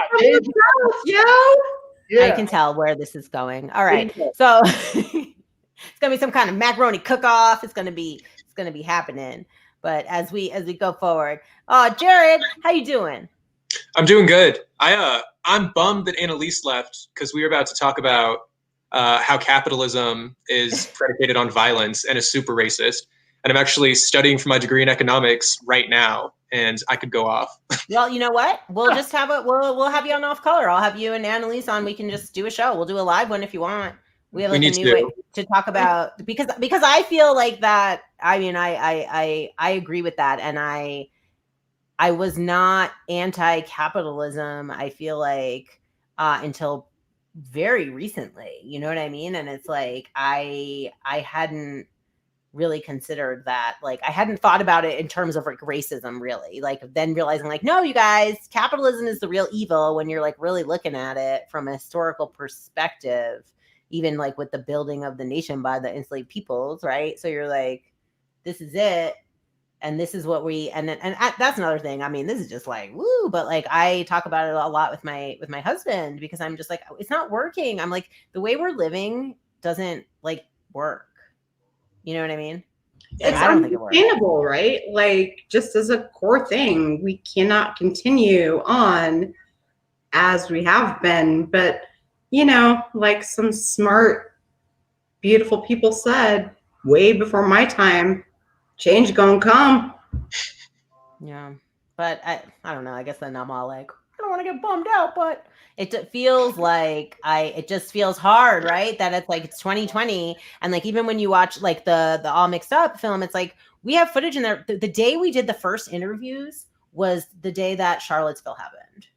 Like, and so everyone that if you'll notice that the people who were sitting in the chair, their interviews were far more emotional. I feel like they got kind of because we're all like in this place of like that was happening right as we were filming. So it's so disheartening because you're like, damn, like I can't believe we have these same fights like still for real. And then you're like, okay, can it just be about race? Then that's when I start being like, it's capitalism. Racism is kind of a bummer, huh? All right, you guys, thank you so much. I appreciate you guys for coming in. Gwen, I'll be in touch. You can't hide from me forever, girl.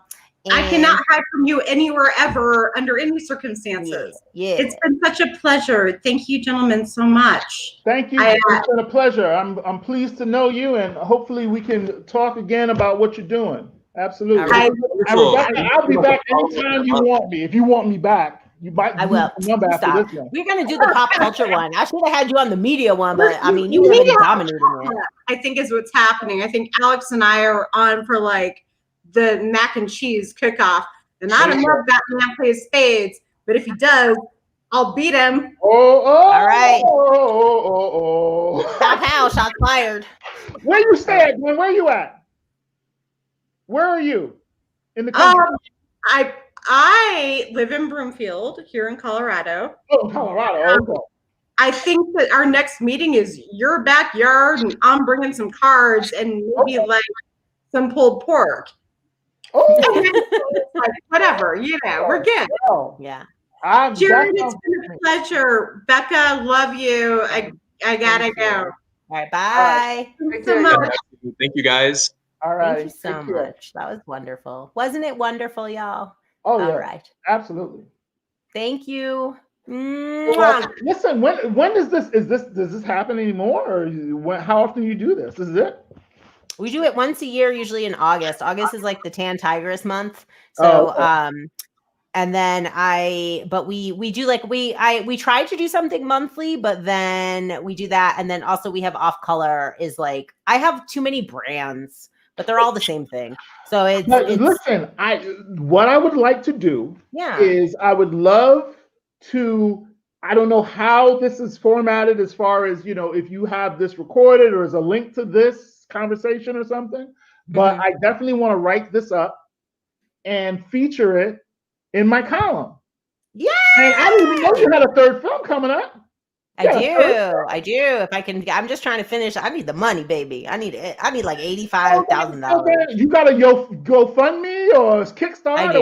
I do. What you got? I got a Fundly. Okay, so then I'm here. Come on. All right. We gotta talk. We're gonna talk. We'll talk. Right. I love it. Oh, I love hearing your accent too. I miss New York. All right. Thank you for coming, Alex. I'll be in touch. All right. Absolutely. Take care. Bye-bye.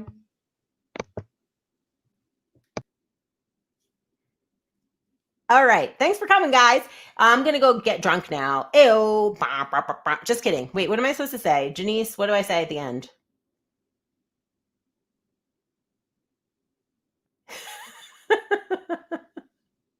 Live events. Janice! All right. What do we say at the end? Goodbye. Thanks, everybody. Thanks, everybody, for coming. And we'll run it. It'll probably be streaming, I guess, somewhere. I don't know. Yeah, it'll be in your lives on MTOB, and we can reshare it Off Color. All right. Thank you. Bye. Bye. And